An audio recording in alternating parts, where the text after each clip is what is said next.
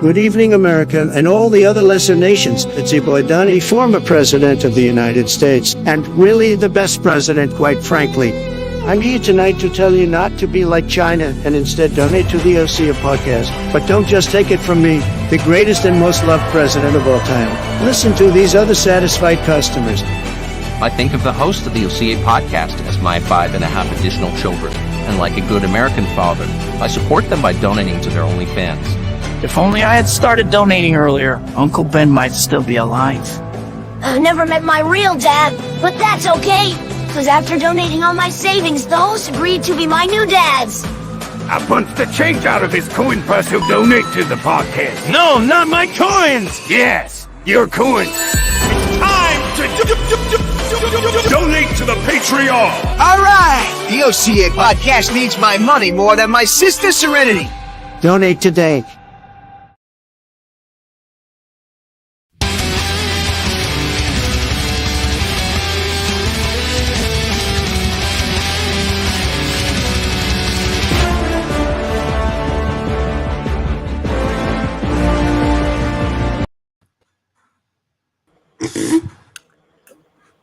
I'm not gonna lie to you. Podcast. That caught me off guard.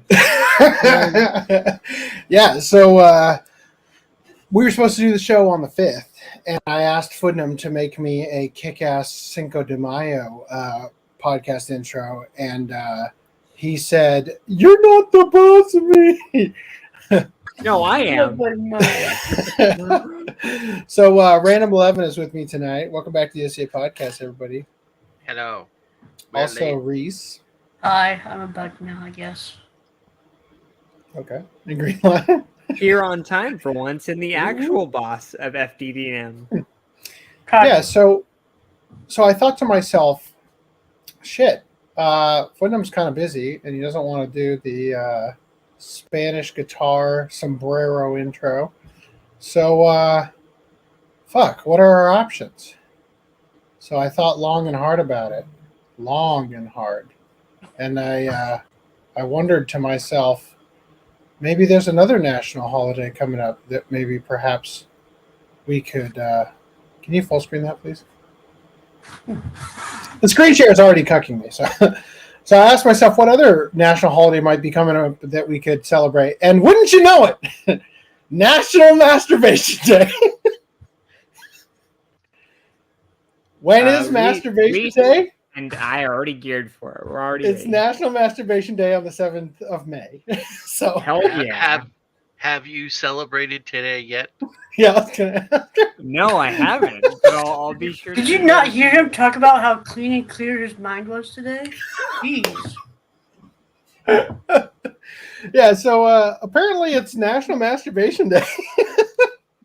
Now, as fans of the OCA podcast, you know that we only want the best for you. Tanga ad. Yeah. So a study has recently found that lots of erections prevent impotence in old age. So when you tune into the OCA podcast, we are providing you with your end-of-life erection guarantee. Thank you for edging with us for 8 hours at a time. You can now show your support for us prolonging your ability to maintain erections by funding the Patreon. Nice. Also, I'm not gonna lie to you. I thought that those were two men on top of that article just now. Wow, racist. I know. And I had to do a double take. I'm like, wait, hang on. All right, so there's the OCA Podcast Patreon. There is also the Anime Collector Patreon. I would love it if that had a lot of funding, because then I would do something about it.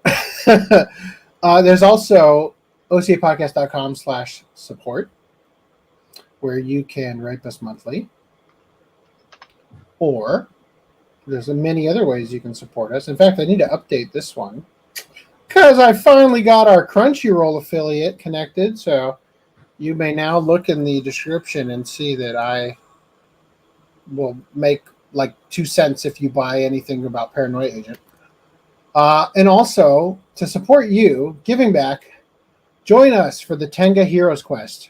Most appropriate day to do that was today, but shipping and handling will probably take longer than 10 seconds. So, yeah, head over to Tenga. Buy yourself a bundle of joy. Boy, that sounded weird, actually. All right, moving on. Yeah. Okay. So, I think it was in podcast 247. We covered this topic. Police arrest Your Name producer Koichiro Ito on suspicion of soliciting a minor for nude photos, right? And it said that the girl was living in Nagano, right? And I made a joke. I said, depending on the age of consent, I was trying to make a joke that depending on the age of consent, it might have been legal, except for the part where they were unmosaicked. And I showed this image that I found by searching Google for age of consent in Japan by prefecture. And this image popped up in the Google image search, so I opened it through there, and we looked at it and made many not very funny jokes about it. But recently, I was going through and updating old docs with some notes I left myself over the past couple months about things that weren't in the doc at the start of the stream that needed to be in it at some point. And I couldn't help but notice this is the municipal health expectancy in Japan. It is not the age of consent by prefecture. So when we were wondering what the fuck does 15.94 years mean, apparently it's health expectancy, not the age you can do it. So I just wanted to start the stream off with that correction. All right, moving through this. The Kumamoto governor is embroiled in a flower scandal. So Governor Kimura was accused of dealing pots of flowers. It's a pretty good pun, I thought. These days, it feels like politicians all over the world are getting away with murder and acting like they're above the law. Take Governor Takashi Kimura of Kumamoto, for example. This guy thinks he can just put flowers anywhere and not be held accountable. Governor Kimura stands accused of giving gifts of large orchid arrangements to acquaintances and facilities such as hospitals and welfare offices. These orchids were officially given to him in celebration of his election victory last March. Large flower arrangements are common gifts in Japan to celebrate new endeavors, such as starting a business like the Anko specialty store pictured below. You can see some orchids just in front of the store and elsewhere here. Wow. This is the photo you had? Oh, I see. This was your sly way of saying, hey, I wrote an article about an Anko specialty store. Click this link. All right. So while the governor can receive such flowers as a gift, the Public Officers Election Act strictly prohibits politicians from giving gifts of any sort to their constituents. I want that. I get gifts, but I can't give any. Sorry, it's the law. Doing so would be considered an illegal donation. Why? That doesn't make any sense. It should be the other way around. Politicians should be able to give gifts, but not receive them. That's how quid pro quo starts. So in a classic bit of political backpedaling, Governor Kimura claims that he didn't give the orchids to these people, but was just putting them there for safekeeping. With the election over, Governor Kimura had to close up his campaign headquarters, but while cleaning it out, felt bad about throwing away perfectly good flowers. His home was too small for them, so he and his wife put them in various places until they could find a permanent place. When pressed by reporters, Governor Kimura said he had a rough idea of putting them in the governor's residence, but there was no time frame for collecting them back. Also, one of the hospitals that received the orchids put them on display with a sign that read, "Received from Governor Kimura." The exact Japanese used on the sign had the word "itadaita," which is a polite term akin to humbly received that shows a great deal of appreciation for being given something. Itadaita. It's like itadakimasu. Yeah. Well, I think it is that's the root. The itada.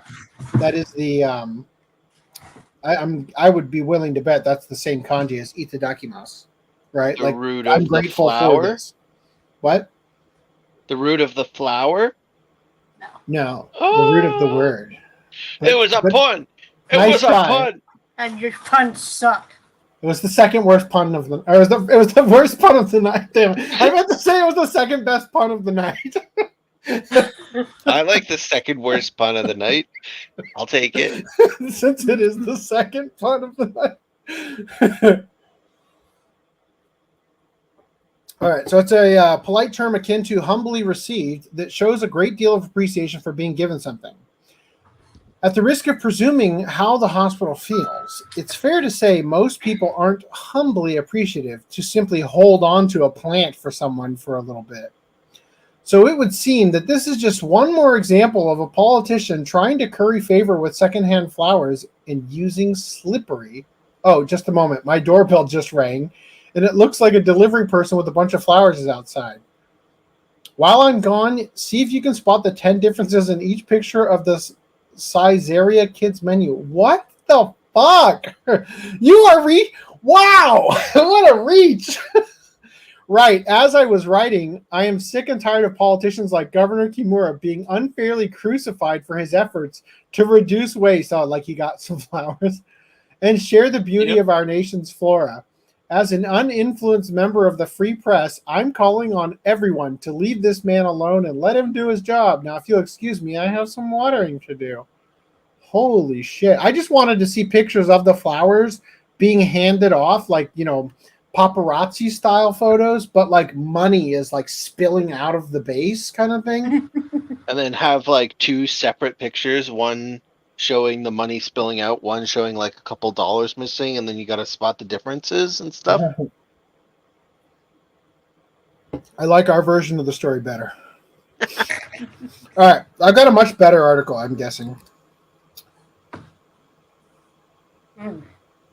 Foreign traveler caught trying to sneak into Japan by climbing down a rope from their cruise ship.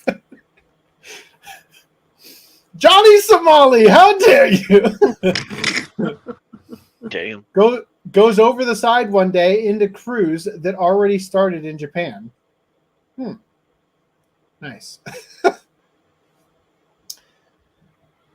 One Monday, the MSC Bellissima started its latest Japanese voyage, departing the port of Yokohama in the evening and sailing west through the night.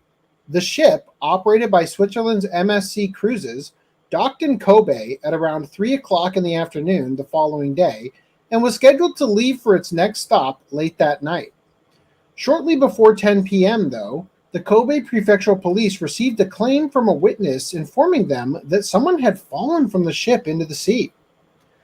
A search and rescue team was dispatched, and after arriving on the scene, they found the man the witness had seen, who appears to be a French man around 50 years old. Now, if you're shocked that a reputable cruise operator can run such a dangerous ship that passengers are falling off of it, even while it's docked at a modern port with calm waters, it should be pointed out that this wasn't an accident that occurred while the man wasn't using the vessel's facilities in ways they were designed for. As a matter of fact, the man had been purposefully trying to leave the ship by climbing down a rope so that he could sneak into the country illegally. As you can see, I don't understand. What's his end game? You can't even buy stuff online in Japan without a Japanese address. As you can see from the above photos of the MSC Bellissima, it is by no means a little boat. Regardless of what point the man started his descent from, it's a long way down. Yeah, it kind of is. How many stories do you think that thing is?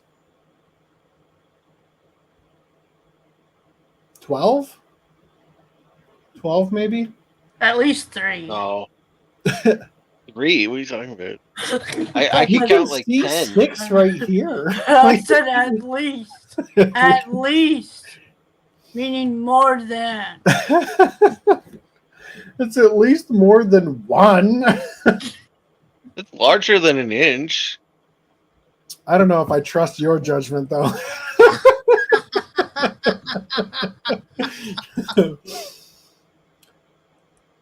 It's unclear if dropping into the water first and then making his way to the shore had been the man's plan all along, or if he'd accidentally fallen from the rope. Though he suffered some scrapes on his hands, he came away from the incident with no major injuries and is reportedly in stable condition.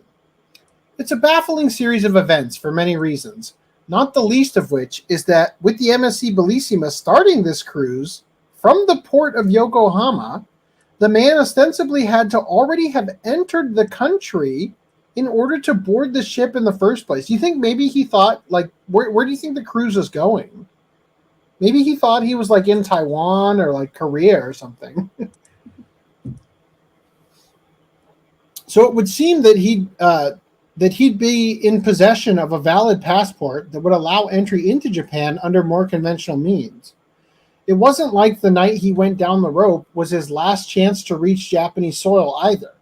After leaving Kobe, the ship's next port of call is Kochi City, and though that's followed by a stop at Jeju Island in Korea, after that the cruise returns to Japan to dock at Kagoshima City before coming back to Yokohama at the end of the cruise.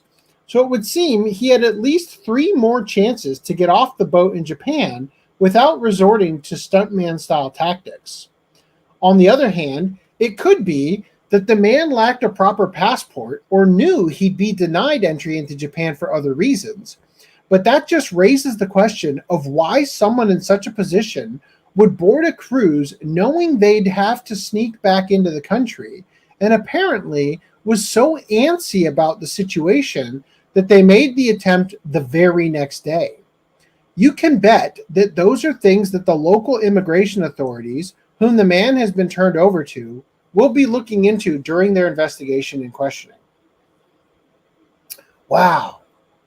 I can't wait to see how that story unfolds.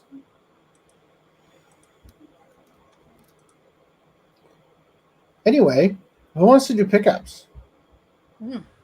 Greenline, I trust you've returned. I have returned, but I didn't grab the thing that I said I was going to grab because it's just too much of a hassle. So I'll tell you what it is, and then I'll show it off later at some point in the podcast future. Cool. It's a frame for my for the production cell of Ranma that I got. I couldn't think of the name. I couldn't think of it. So I got my tax return, and so I picked up on eBay. Whoa! Oh, that's not me, is it? What is that?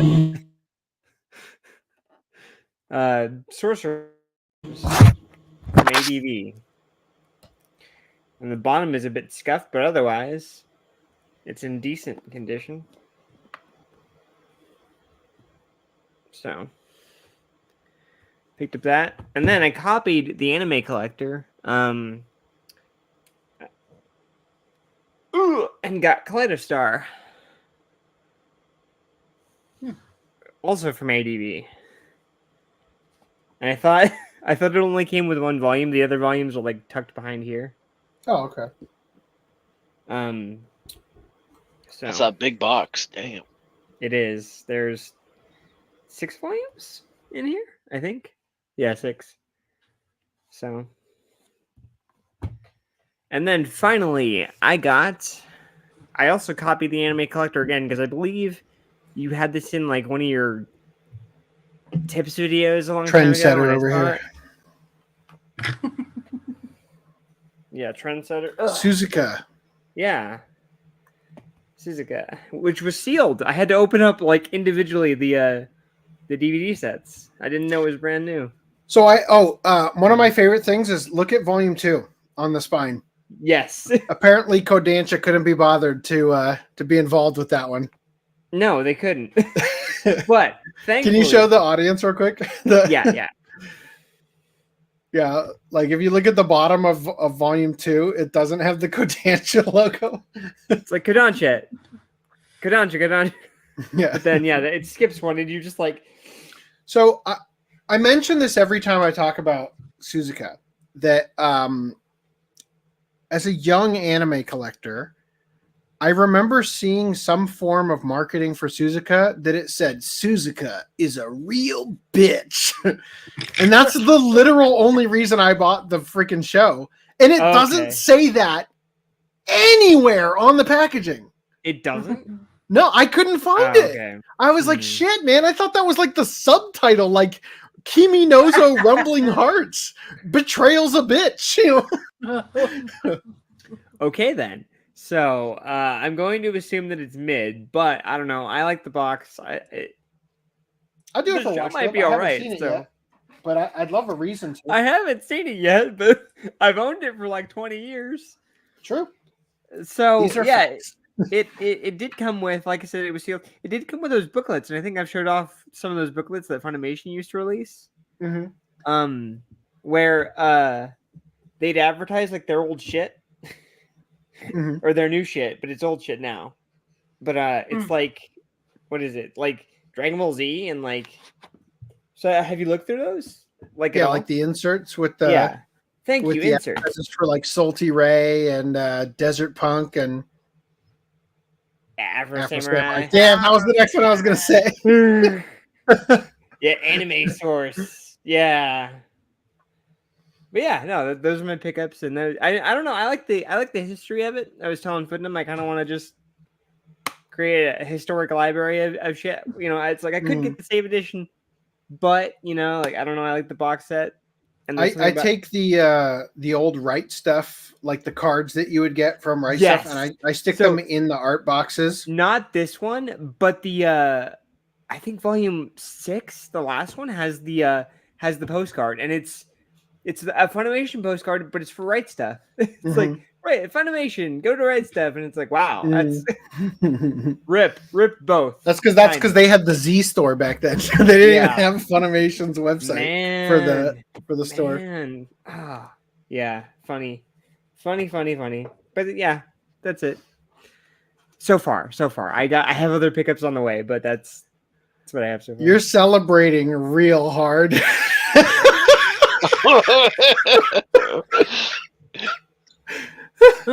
Oh no, I broke it. There we go. All right, so real quick before we go into the Discord pickups, my wife asked me to if we could watch Mashal. so I ordered it on Crunchyroll, and then this last weekend I was in Salt Lake City, right? And my wife, when I got back, she's like, wait. No, I guess it was just Monday. Yeah, because it was after I got home from work on Monday. She's like, 3 packages arrived for you. One of them's from Crunchyroll. I'm like, oh, sweet. My big ass order that I did that has like 80,000 gold in another world or whatever, all that shit that I was been waiting on. And I was like, oh, like I had a thing with that because my card got declined because of the whole shit with my bank, and so I had to like put the card back in. Like, oh, you know what it is? It's Mashal. And my wife got super excited. I opened it up. Nope, it's Blue Giant. So much disappointment and ruined days for her. Disappointed.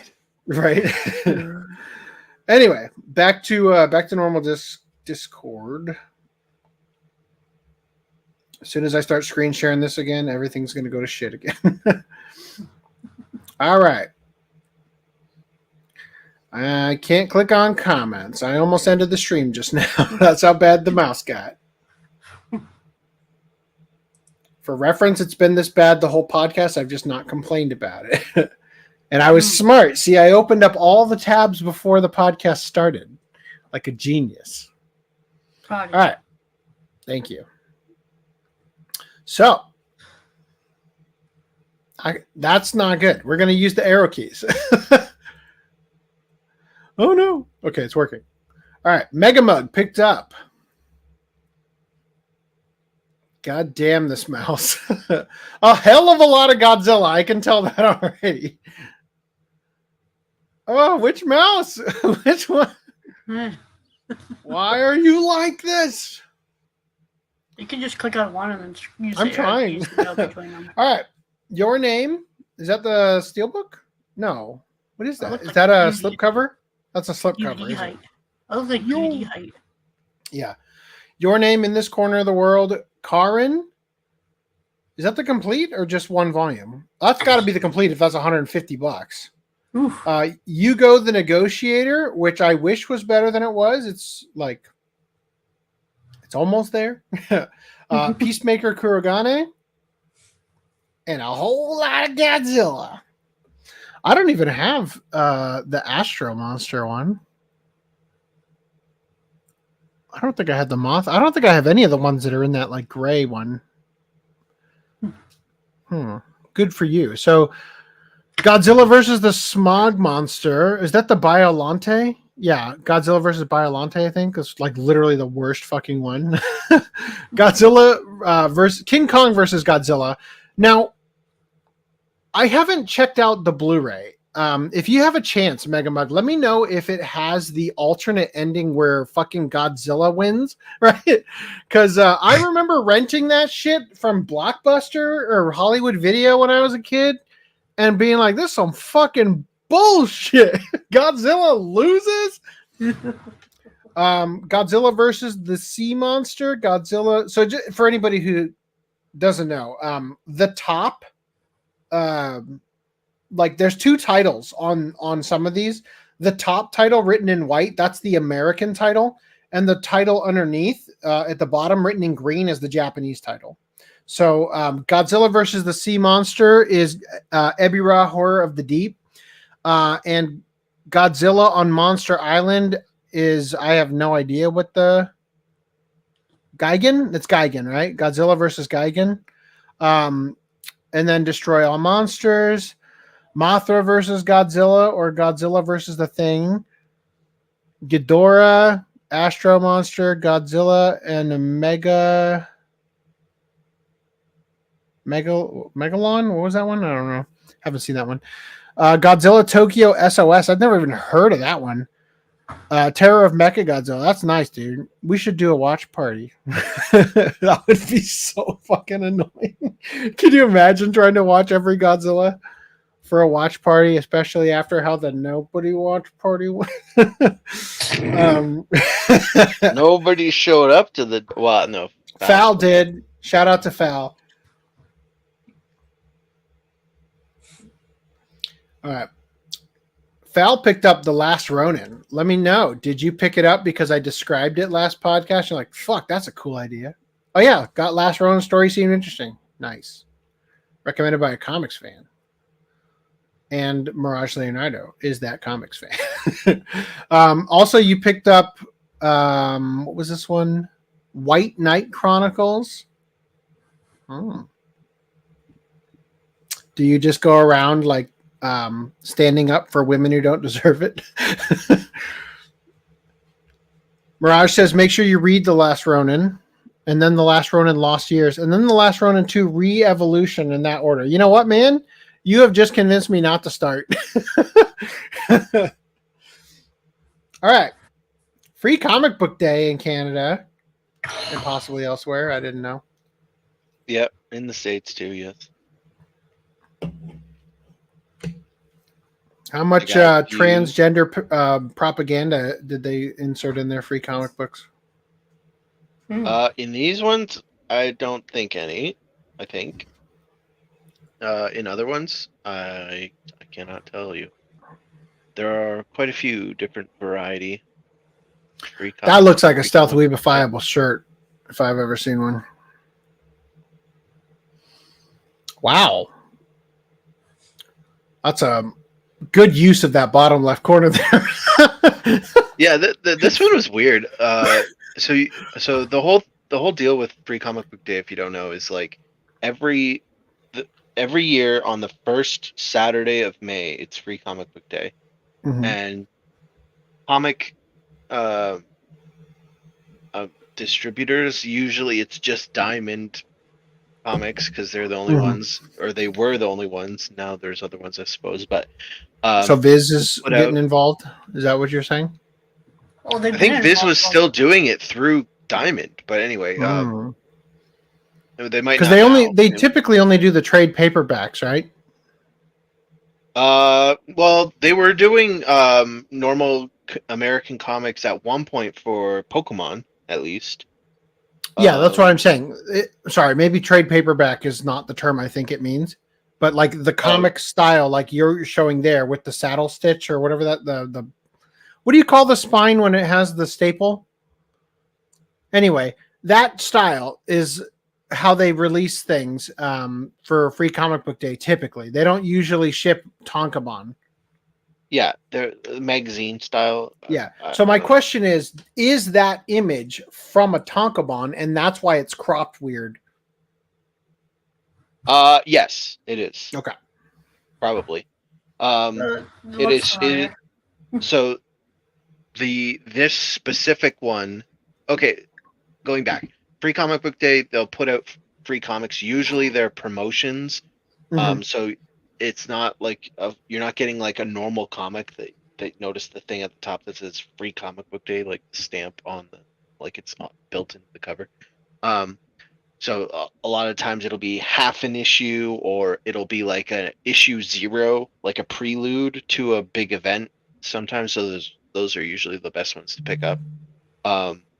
This one happens to be like chapter 1 of Tonkabon, based on novel. I think it's just a novel called The Book of Ace, or Ace's Story. And it's it's quasi-canon.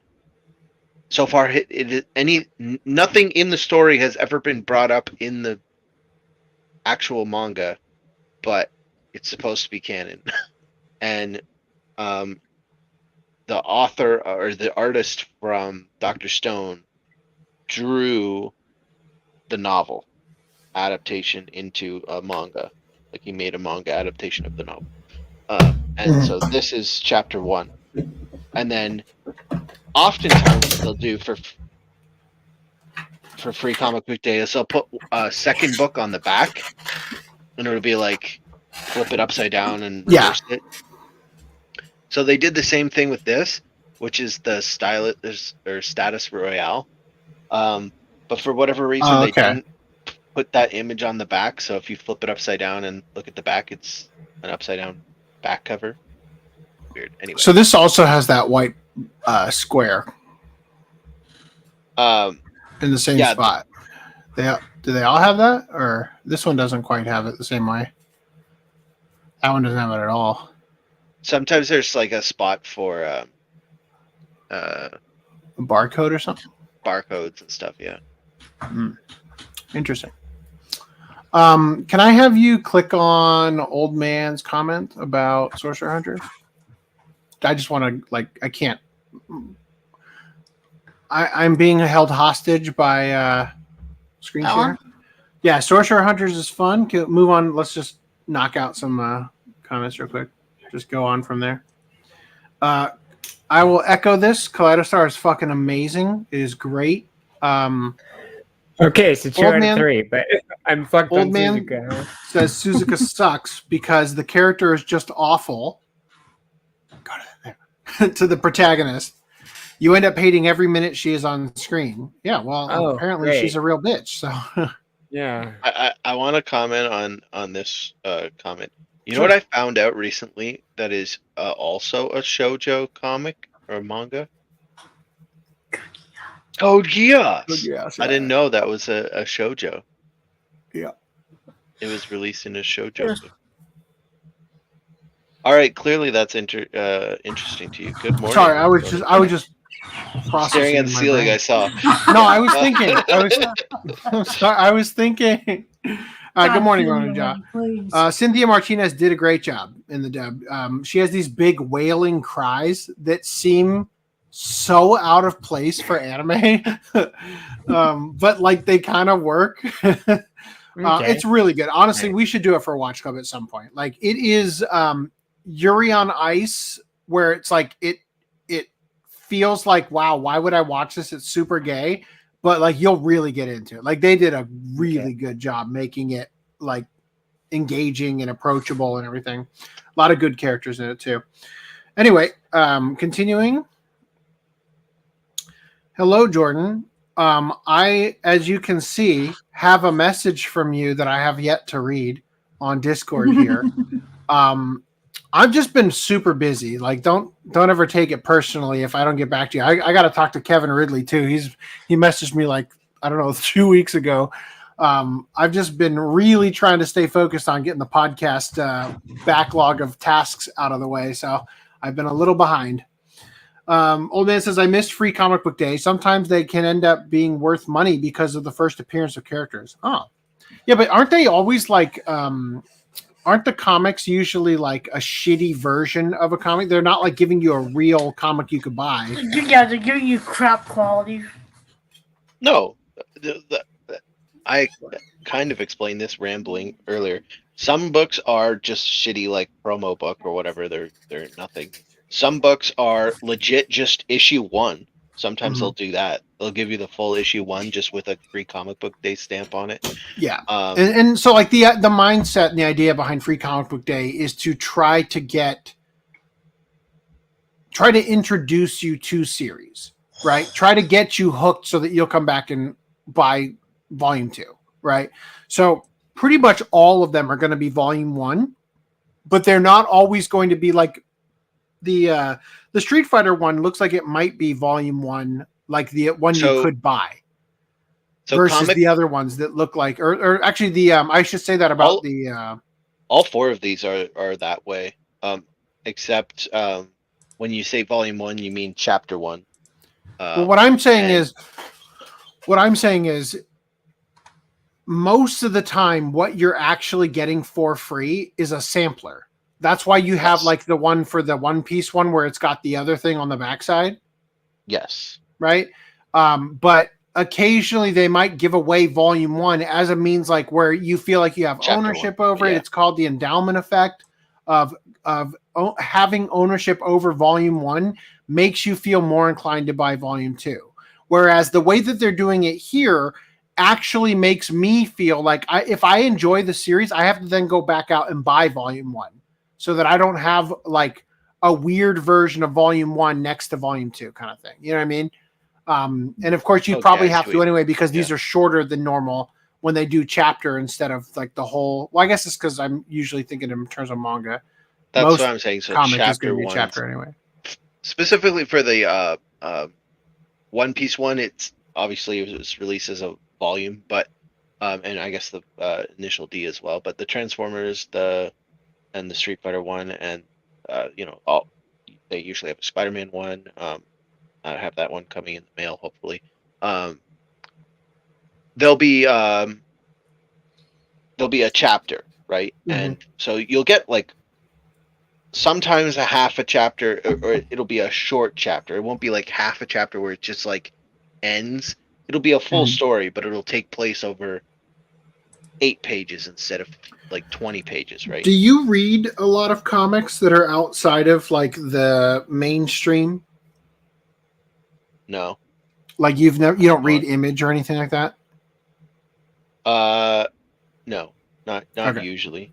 Well, the reason I have ask a few, is because like I have some Spawn books, but I don't usually. Well, the reason I ask is because one day when I went to college, one of the graphic design teachers brought in a crate. I'm talking like a fucking mini crate of comics, and put them in the break room and let them be up for grabs. And I sat there staring at them for like 10 minutes and not a single person went up and grabbed them. So I just got up and I grabbed the entire crate. They're probably all worthless books, but yeah, they probably are. Some of them had some cool artwork, but most of them were just like, who's this character? Like this, like they're not Marvel, they're not DC. Some of them are Image, and they have superheroes in them, but you're like, not only have I never heard of you, I've never even glimpsed you out of the corner of my eye. You know? So anyway, I was gonna say, like, they're sitting in my storage unit. So just in conclusion, the best ones to get are the issue 0, if it's labeled as issue 0, or preludes, like going and you said volume 1. So not always is it chapter 1. Sometimes it'll be like chapter 500, but it'll be generally the start of a story arc. They'll try and get you into that story, right? But yeah, so the best one that I remember, like I don't know if any Free Comic Book Day book will ever beat it, was in DC Comics there was this Green Lantern event called Brightest Day or Blackest Night, and Free Comic Book Day had a issue 0 to that, and that it was like it set up the book. It was pretty cool. Those are the ones you got to look at. So, can you put the camera back on me for a second? I just grabbed this. At conventions, they give out stuff like this, J Novel Club sampler, right? And this has a ton of My Quiet Blacksmith Life in Another World, Campfire Cooking in Another World with My Absurd Skill. Do all of these have Another World in the title? Holy shit. We need to bring Campfire Cooking in Another World, right? My Quiet Blacksmith Life in Another World, Housekeeping Mage from Another World, Reincarnated as an Apple, This Forbidden Fruit is Forever Unblemished. So that's the only one so far that doesn't have world in it. Rebuild World, Perry Rodon Neo, Lady Rose Just Wants to Be a Commoner. Okay, I guess it's literally it's half. It's slightly more than half. Anyway, but yeah. So oh shit, these are I forgot. These are J Novel Club. These aren't even manga. These are oh shit. What's that? There's a Dragon Ball Z G Fuel code in here.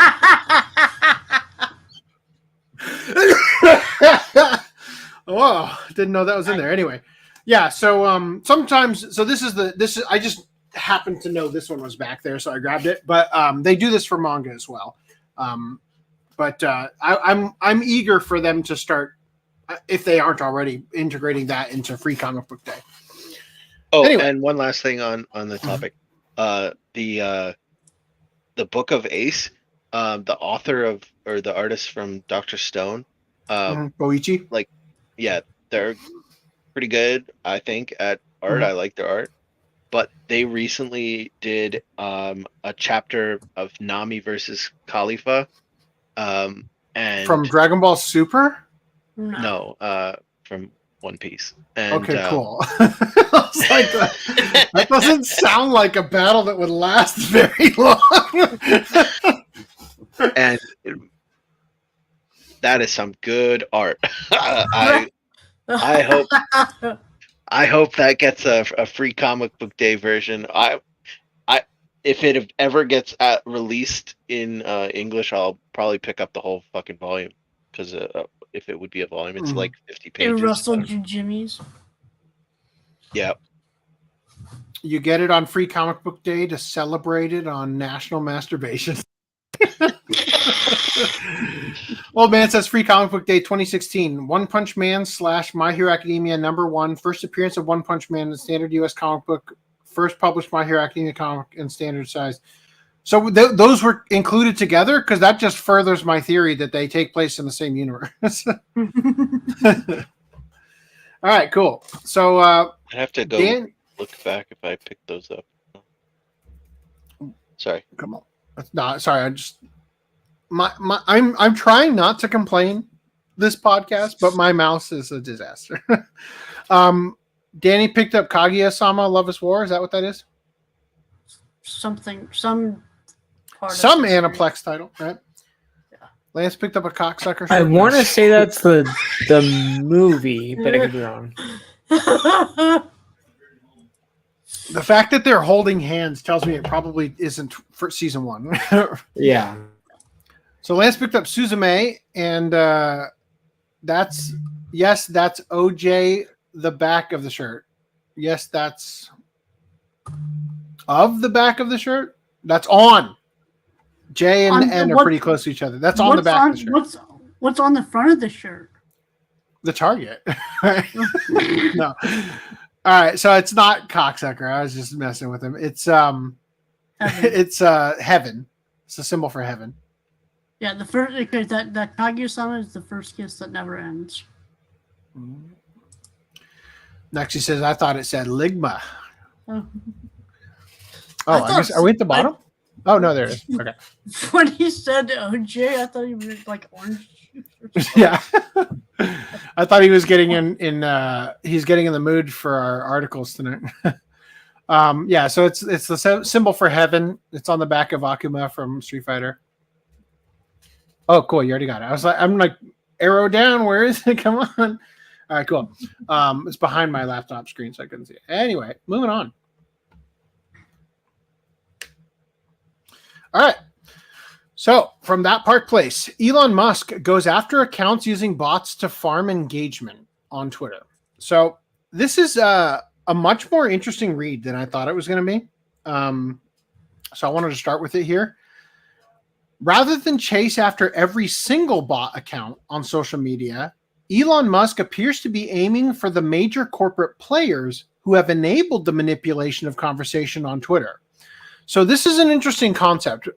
Rather than, as they just to restate it, rather than hunt down every single bot, they're now going to identify which companies are utilizing the bots to improve their public image and ban them, so that there's no longer a reason to put bots on the platform, right? And the greatest thing about that, I think, is that if you banned a company and they said, whoa, we need Twitter as part of our business, like for our social media outreach program and everything, we're going to sue you. And then Elon Musk goes, cool, bring on Discovery. Let's see what we suspect was true regarding, your using these bots and everything. I think that's a very intelligent strategy to drop like a what do you call it? Like a tactical nuke instead of carpet bombing the whole, wasteland. Until, yeah, you know that whole story about like governments trying to like regulate, not regulate, they're trying to get an outcome, right? So there's too many snakes, so they say, well, we're going to put a price on snakes, so you bring us a snake head, we'll give you money. And so then people just started farming snakes to get snake heads instead of going out and killing them. So like, are they not just, is this policy not just asking for more bots because now they know? Because now companies can. Farah claimed she was doing, where she would like bot account followers and stuff in order to get you banned. Yeah, specifically to get someone else banned. Yeah, it definitely seems like something that could be weaponized. But I think that on the back end of Twitter, I think that there are ways of like measuring what the bots are doing and sort of like how they're influence peddling and whatnot. And there might be less obvious ways that it would be, shown to not be legitimate one way or the other. And there's probably, I think we're going to read that there's some appeals process and whatnot. But let me put it this way. If you get rid of a company or even like do something to put them in a limited state or whatever, and then the bots continue for months and months, then you realize, oh, I guess the bots are, like it's illegitimate to target the company or whatever. I don't know. It's like, it's definitely a difficult problem to solve. And it's wreaked havoc on the podcast because it is so goddamn hard to archive tweets now. Like it is such a pain in the ass because of the anti-botting measures. So I'm hoping that they strike a sweet spot here at some point. So it says here, Elon Musk might be back working most of his time at Tesla, but a new problem with Twitter earned a post from him that should send shivers down the corporate spines that were attempting it. As we have been reporting for weeks, a vast conspiracy of paid accounts on Elon Musk's social media platform has been utilized to manipulate trending topics, visibility of ideas, and quiet critics of corporate products. In what appears to be a tremendous number of verified blue check accounts purchased by a third party via long dormant accounts on a black market, corporations have been able to bypass efforts to tamp down on fake accounts posting praise for their products and services. social media analyst, master of the TDS, has been at the forefront of discovering how this new effort developed and was stood up by companies seeking to control online narratives. I think they mean like set up by companies that are seeking to control online narratives. And once he had discovered the process, Musk was quick to take action. So, Master of the TDS here says, breaking another bot account I exposed that was shilling for Star Wars Outlaws has been suspended for violating Twitter's policies. Someone is definitely watching, but who? So I follow Master of the TDS. I've been following them since the beginning of the Gamergate 2.0 stuff. And they post a lot about bots, like screenshot collages of hundreds and hundreds of different accounts tweeting basically the exact same message with, extremely minor variations. But the subject matter is so precise that it's obviously just a variation of the same tweet kind of thing. And they've been, for whatever reason, like autistically tracking this stuff. And I haven't really shown it on stream yet just because there wasn't really a reason to. And now the article is going to kind of handle it for me so I don't have to. But however, even the best attempts have been unable to quell the number of fake accounts being driven to boost corporate desired narratives and overcome real public reactions. Properties like Warhammer 40K, Spider-Man 2, and more all seem to have significant visibility boosts via bot activity. Now, however, that may be coming to an end. In a reversal of who Twitter will be targeting, Elon Musk announced on Friday, April 19th, that he plans to start targeting accounts that benefit from the fake engagement. That's a top-down approach that just might work.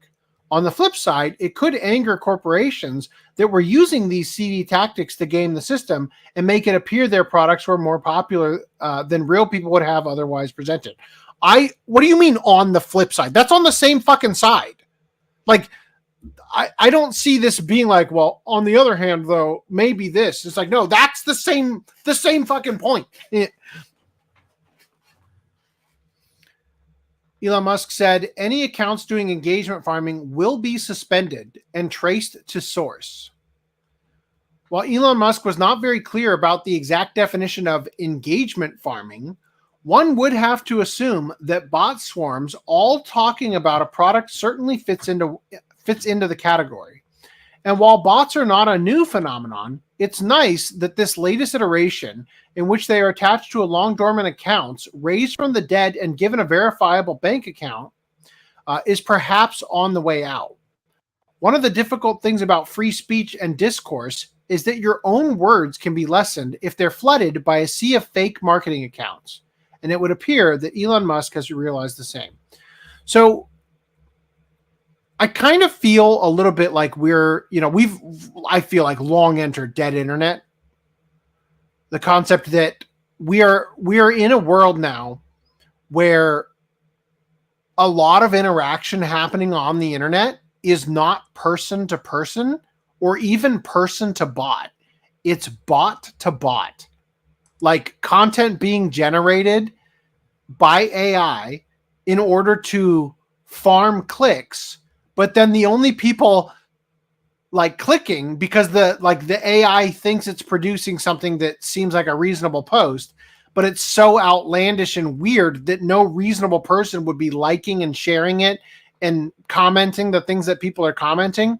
But the bots are seeing what the AI generated and think, yeah, seems like makes sense to have a dog whose tail is an ice cream cone that's eating a walrus. Like that's a perfectly reasonable thing to upvote and comment on, right? And so the AI is getting engagement back from bots that are also run by AIs and whatnot. And then because they're getting feedback on things that otherwise would be dead in the water because the content is bullshit, they're then getting a feedback loop of this content is working, do more like it. And then it just gets crazier and crazier and crazier. Anyway, in addition to this, as an example of just how weird things are getting, I saw this. This is the only bot thing I think we need to share from Master of the TDS.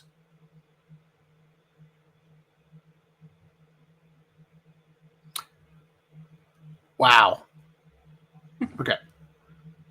No one has been able to explain why this account that has also posted about Star Wars Outlaws is posting about electric cars, but using images that involve Sweet Baby ink.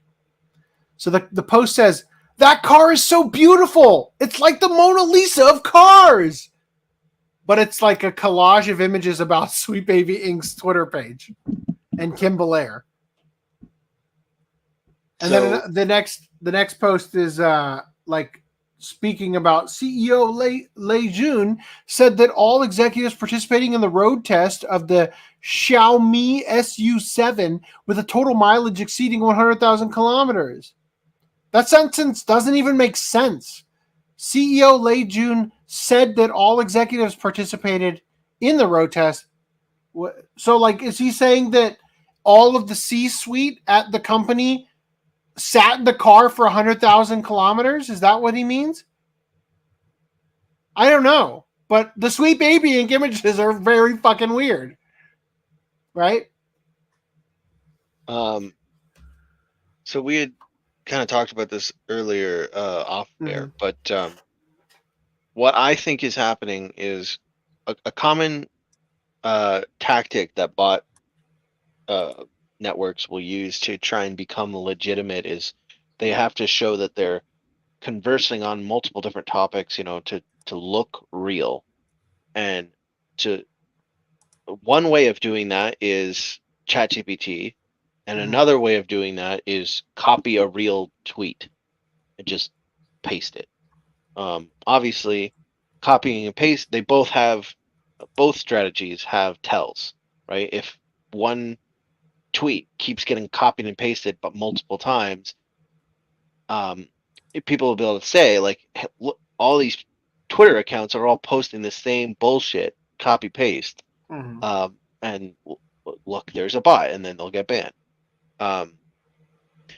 And another tactic that they could use is ChatGPT.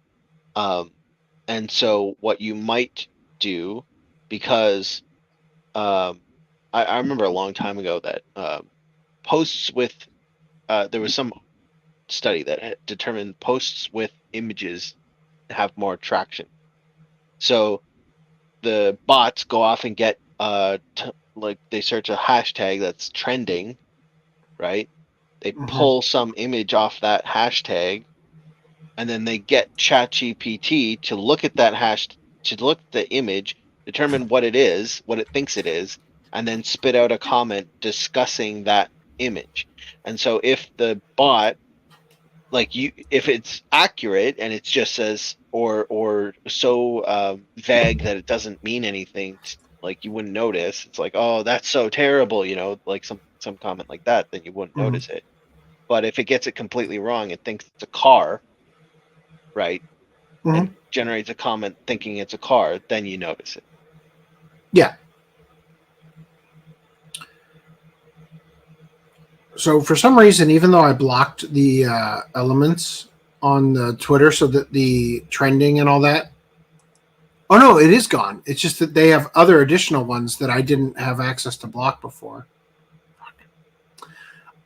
Part of my theory is that one of the reasons why the streams have been a disaster lately is because I have a lot more Twitter tabs open, that we're not showing, and also open because I'm opening them for the show.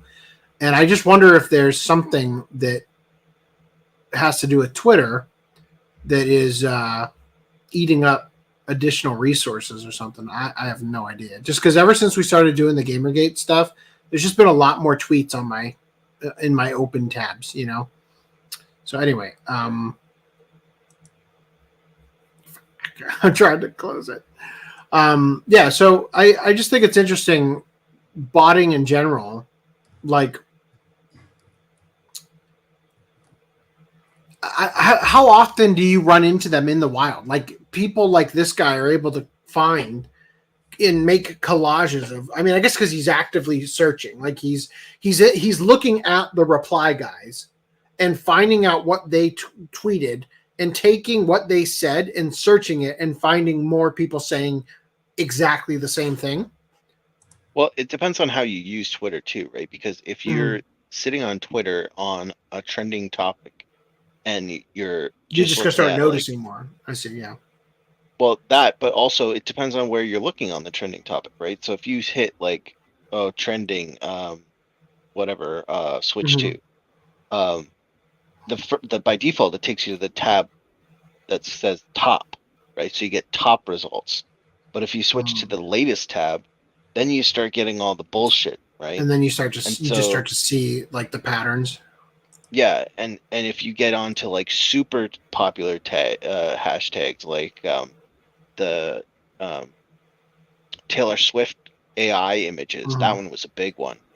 There were tons of bot answers, like just constantly spamming that tag. So it's definitely what topics and where. Yeah, I remember those images real well.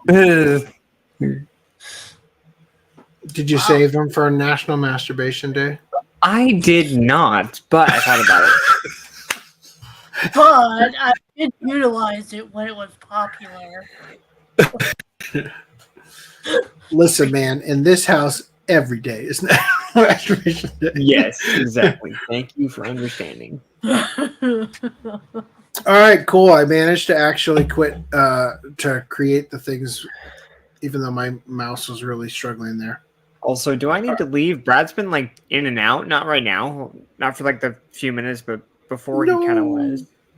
Am I? Yeah, he's been fine for me. This like time. a few minutes ago, like I'd say like 8 to 10 minutes ago, he was kind of choppy, but he's cleared up now. Well, let me know if it gets bad, because okay. I'm really trying to move forward like nothing is going wrong in the podcast. And because it's been too many weeks of disaster after disaster. That train wreck sound effect we were talking about a couple of podcasts ago. All right. So, in Kickstarter news,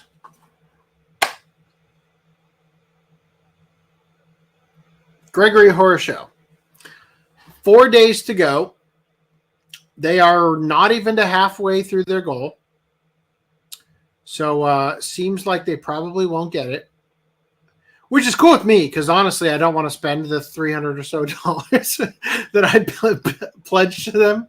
So that's cool. Like I said, pledge it if you didn't want it. Come on. Because I am a collector, Reese, and there is a pilot film DVD Kickstarter exclusive available that I do want and don't want to spend more than $300 for later. He wants it if it exists, but he doesn't want it to exist. Thank you. You're speaking my language. All right.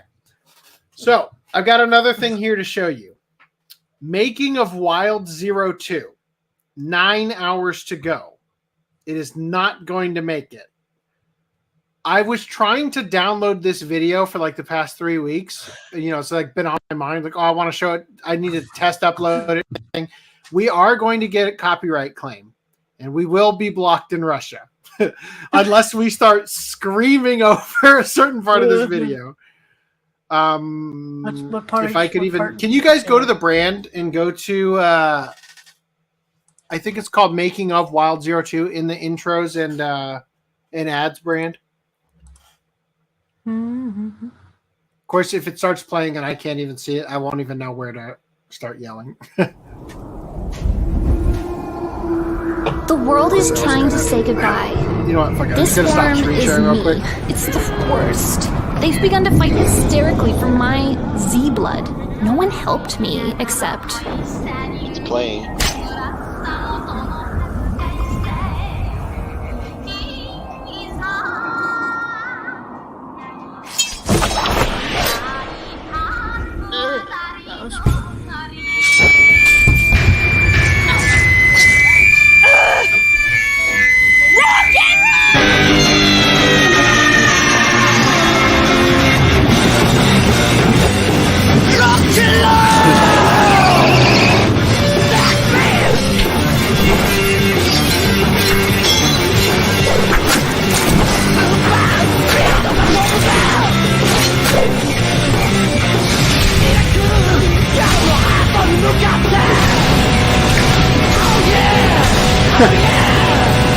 touching Greenline's microphone to see what it all means. Then I know it's over.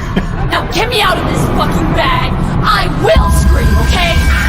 It has very Wait, hold on. what's the word? It's like Kung Fu Hustle meets Kung Fury. Or like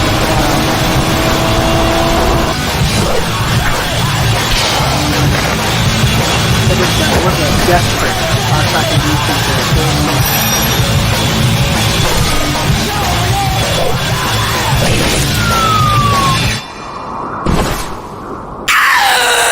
Anyway, at the part when they're carrying her in the bag in a dive floor, that's the part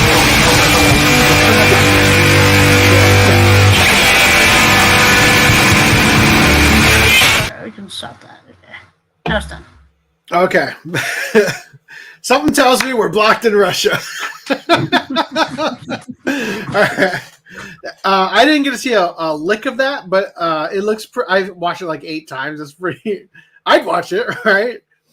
I'd love to see the Wild Zero original. Let me go back to screen sharing. So yeah, that's got 9 hours to go.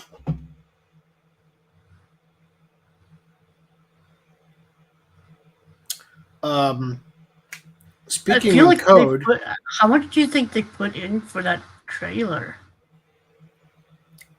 Or like how much do you think they how much money do you think they already dropped into this project on their own? probably a decent amount. But the I don't know. It's a good question. Maybe they still had some funding after the first one, but I doubt it because that was 20 years ago. It's a band. They probably have some money. I just got a text from Apple. Items have shipped. So let's hope that that doesn't take till the 15th, like it says. Wait a minute, the 15th? That changes everything. That's not the 17th. Yes, that's There's next Wednesday. I can. There's one more bend in that letter or number. What? Yeah, and there's one more bend in the number. I can live with that. Can you guys make this full screen again? And then also we need to get caught up on chats real quick.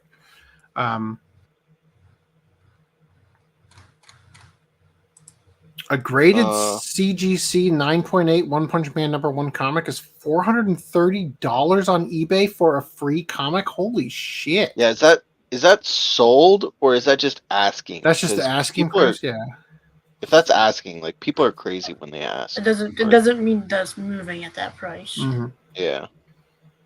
There's a theory that most of the internet is bots. Like only 10 to 20% are real people. I believe it. And that was years ago. With AI writing entire articles now, yeah, it's only getting worse. Yeah. R.I.P.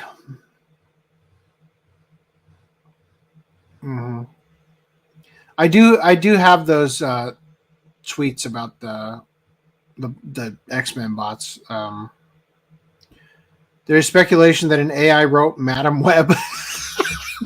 That's how bad it is. Look, man. I don't care how bad the writing is. A human made those nice titties.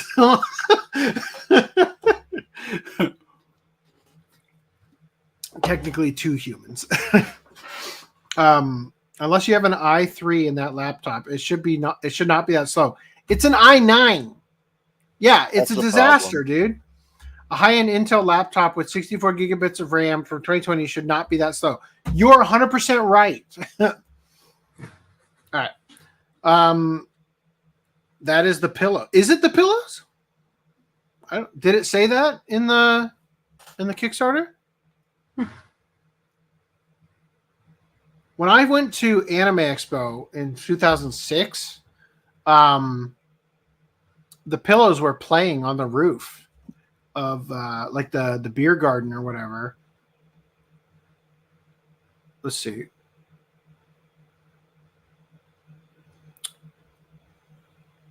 Starring the world famous samurai R&R band Guitar Wolf.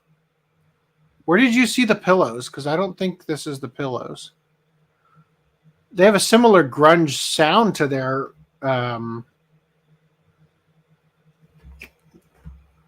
pillows. I don't know. I don't think it's the Pillows. For anybody who doesn't know, the Pillows are the band that does the music at LCL.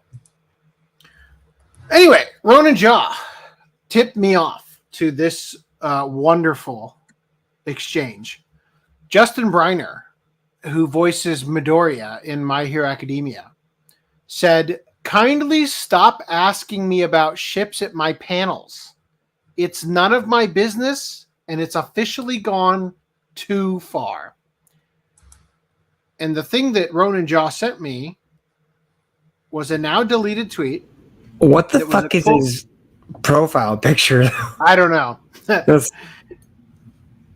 It is a quote tweet addressing that tweet that said, "Video of the question that prompted this tweet, by the way. By the sounds of it, the girl isn't even in the My Hero Academia fandom and just wanted to stir the pot by asking about the weird shippers and make fun of the fandom." Can you guys play the MHA panel video in the same place as the last one? Questions there, and just the first video. Hello. Hi. So I asked the same question at the last panel, so someone might remember. But you know your fandom, right? A little too well, yeah. You know the bad side, right? Of course, yeah. What's your opinion on your ships? Oh my god, how did we get here again? No. Okay, we're gonna keep answering questions after this. It's none of my business, really. And who cares what 30-something year old? Don't you love your ship with Eri? Oh, bro.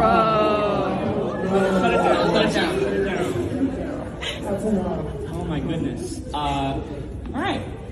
Well, yeah, the internet's wild. So I'd like to point out that, this is just some weird girl who's not even in the My Hero Academia fandom or whatever.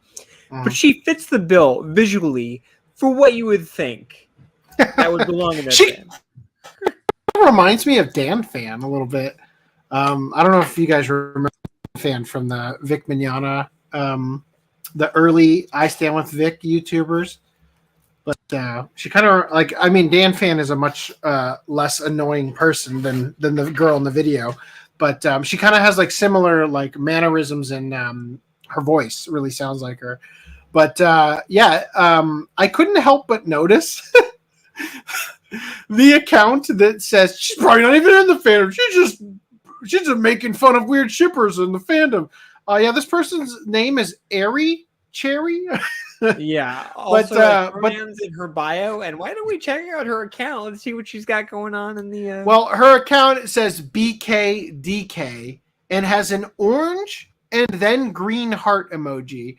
I've already checked out the account, and it is definitely a Bakugo Deku shipper account. So we don't need to do that on stream. I will save you. Okay. I will keep your erection nice and hard for National Masturbation Day. I already saw it. I'm just saying. Sorry. I hope you already achieved your celebration for. All right, Reese, there's another video in that same thing. Can we play that one next? All right, next question for Justin Briner. Hey, Justin. I'm a huge fan of your performance as Azuka Midoriya, otherwise known as Deku! I appreciate it. Well, what's your question? I was wondering what your favorite ship was. If it was Totobaku Deku? I don't really... And if it is Totobaku Deku, I was wondering if you'd like to come over here and roleplay and suck my toes, Deku! Okay, that is not acceptable behavior for this convention. You need to leave. Alright, I'll go back to UA High School, but I'll be waiting for you, Deku! I'm sorry about that. It's okay. Hey, Justin. Hey, what's your question? So you're not a fan of Totobaku Deku, which is completely understandable. Yes, thank you for understanding. But what do you think of Deku X All Might? I don't think All Might and Deku have that relationship. Well, I guess it's a bummer. Who do you ship? I'm sorry to disrupt the panel, but can I go tweet something real quick? So speaking of fitting the bill, is that not the Kyoto? Holy shit! Even like doing the mouth shape of Bakugo and like forcing it for the sake of like, you know, it's just, that is like the most anime. Like I used to joke. Yeah, I think I've said it on my YouTube channel even before. I love anime. I hate anime fans. Like they're fucking annoying, right? Anime is not weird. Anime fans make it weird, right? Yeah. Emotional damage. I totally blame like the other voice actors who people. I'm gonna get so much flack for this in the in the chat, but like people like Vic and other voice actors, like people like I think J. Michael Tatum has probably done this too, and like people who do answer the questions, people who I don't want to say encourage it, but definitely we're not like bothered by it. And they just kept adding on to it and adding on to it and adding on to it. If I were in, I am not a kind, patient individual like Justin Briner is. If I were in his shoes, I would have said, I am not going to police the fandom. Get the fuck out. Like, fuck off with your stupid I'm not question. going to police the fandom, but I'm going to police my panel. Get the fuck out of here. Thanks for one-upping me. That was a much better response. All right. So anyway, if you guys are interested, that individual we were watching the video is Jacob Weeby. You can follow him on TikTok. All good takes except for the ones about Helldivers. All right. Sonic the Hedgehog 3 producer confirms Sonic Adventure 2 heavily influences the film. Big the cat, right? So we were talking previously about who's the extra person going to be. Extra character. We previously talked about a leak that said 2 characters are going to debut. So Shadow will be one. Well, who will be the other one? It's probably going to be Rouge, or it'd be really crazy if it's freaking might be Amy actually, but it'd be really crazy if it was Sally or somebody from the comics. Anyway, it says here, considered a Sonic the Hedgehog renaissance, Sonic fans are eager for any piece of news or rumors regarding Sega's Blue Blur, and the latest word on Sonic's latest motion picture event could be getting fans excited. According to the producer of Sonic the Hedgehog 3, Toby Asher, the third film in the series will take a lot of influence from Sonic Adventure 2, as revealed in a recent interview with Game Radar. Asher stated, quote, "It's going to be this giant, fun, incredible movie that obviously takes a lot from Sonic Adventure 2 and some of the games that I know the core Sonic team grew up playing." So they're going to be chows? Sonic the Hedgehog 3 is set to mark the silver screen debut of Shadow the Hedgehog, one of the most popular Sonic the Hedgehog characters ever. So much so that his motorcycle, which debuted in his self-titled game, was on public display at MotoGP Red Bull Grand Prix of the Americas in Austin, Texas recently.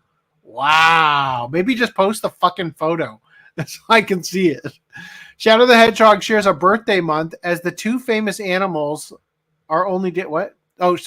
Shadow and Sonic share a birthday month as the 2 famous animals are only days apart, as Shadow first appeared in 2001's Sonic Adventure 2, which was at the time a 10th anniversary celebration of 1991's Sonic the Hedgehog, while Sonic Adventure 2 might have been released on the dying Sega Dreamcast.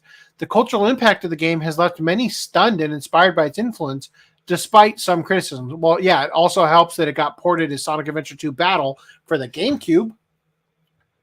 Almost every Sonic game in the past 30 years is considered polarizing in reception. In fact, actually, if it's taking lead or it's taking influence from Sonic Adventure 2, Big the Cat probably won't be in it, because I think he's only in Sonic Adventure 1.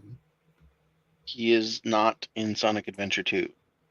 All right. But he might be in other games, but he's definitely not in Sonic Adventure 2. I'm pretty sure he's in At least Sonic as a Adventure playable 1. character, anyway. He is. He's an NPC, I think, in Sonic Adventure. I don't know. Almost every Sonic game in the past 30 years is considered polarizing in reception. You love it or you hate it, but the duality is quite fitting with the trend of Sonic Adventure 2's hero or dark theme through the Dreamcast classic. Most of the story of Sonic Adventure 2 follows the mysterious origins of Shadow and his quest for revenge on humanity for the sins of their past against him. It's unknown how many aspects will be taken from the 20-plus-year-old game, but the main theme of the game, performed by Crush 40, has already made an orchestral appearance in the trailer for the upcoming movie. I didn't notice the way the trailer fucking dropped. Have I looked at it yet? With Keanu Reeves voicing. So I'm guessing the Crush 40 is the. Is it going to be Escape from the City or Rolling Around at the Speed of Sound? You know. Anyway, whatever. I know both of those. I don't know which one specifically is them, or if I think it's both of probably Rolling Around at the Speed of Sound. I don't know the name of that song. Got place to go. Got to follow my rainbow. God damn it! Keep moving on, no matter what lies ahead. Okay, sorry. With Keanu Reeves voicing Shadow and a movie taking notes from one of the most popular Sonic games ever, Paramount is bound to have a hit. However, it does lead fans to wonder where the series could go after a fun motion picture experience this Christmas. I don't know. I don't think that the story of Sonic Adventure 2 is what makes it so good. You know what I mean? Like, the part of, like, when I think about Sonic Adventure 2, the stuff that I remember is the music is goddamn incredible. Like, every single track is awesome. The Chow Garden is fun. Right? Like, those are the two things, right, that really stand out in my mind. The actual, like, playing it, like, the controls are wonky and kind of annoying. Grinding was fun. Yeah, but like you would routinely accidentally jump off or like not quite make it to the thing you were jumping to. Yeah, that's true. I mean, it was kind of cool, like just the concept of it. Like, you know, that was around the time when soaps were popular. For anybody who doesn't know, anybody who didn't grow up in the best age, the 90s, in the early 2000s, there were these things called soaps. There were shoes that had like a plastic, like where your arch is, and you could grind like on like the corner of stairs or like railings and stuff with them, like you, as if you were riding a skateboard down them, but just with your shoes, because they had the plastic covering on the sole of the shoe in order to allow you to do that. And that's basically what Sonic does, grinding down rails that are like impossibly tall in some levels and don't make any fucking sense. They're just floating around a goddamn pyramid. But it was fun and it was cool because you're like, oh, it's so fucking cool. He's got soaps. He's like grinding. It's awesome. Everything's so cool, right? But in retrospect, it's kind of cheesy and cringe. But the Chow Garden was fun, and that's all that matters.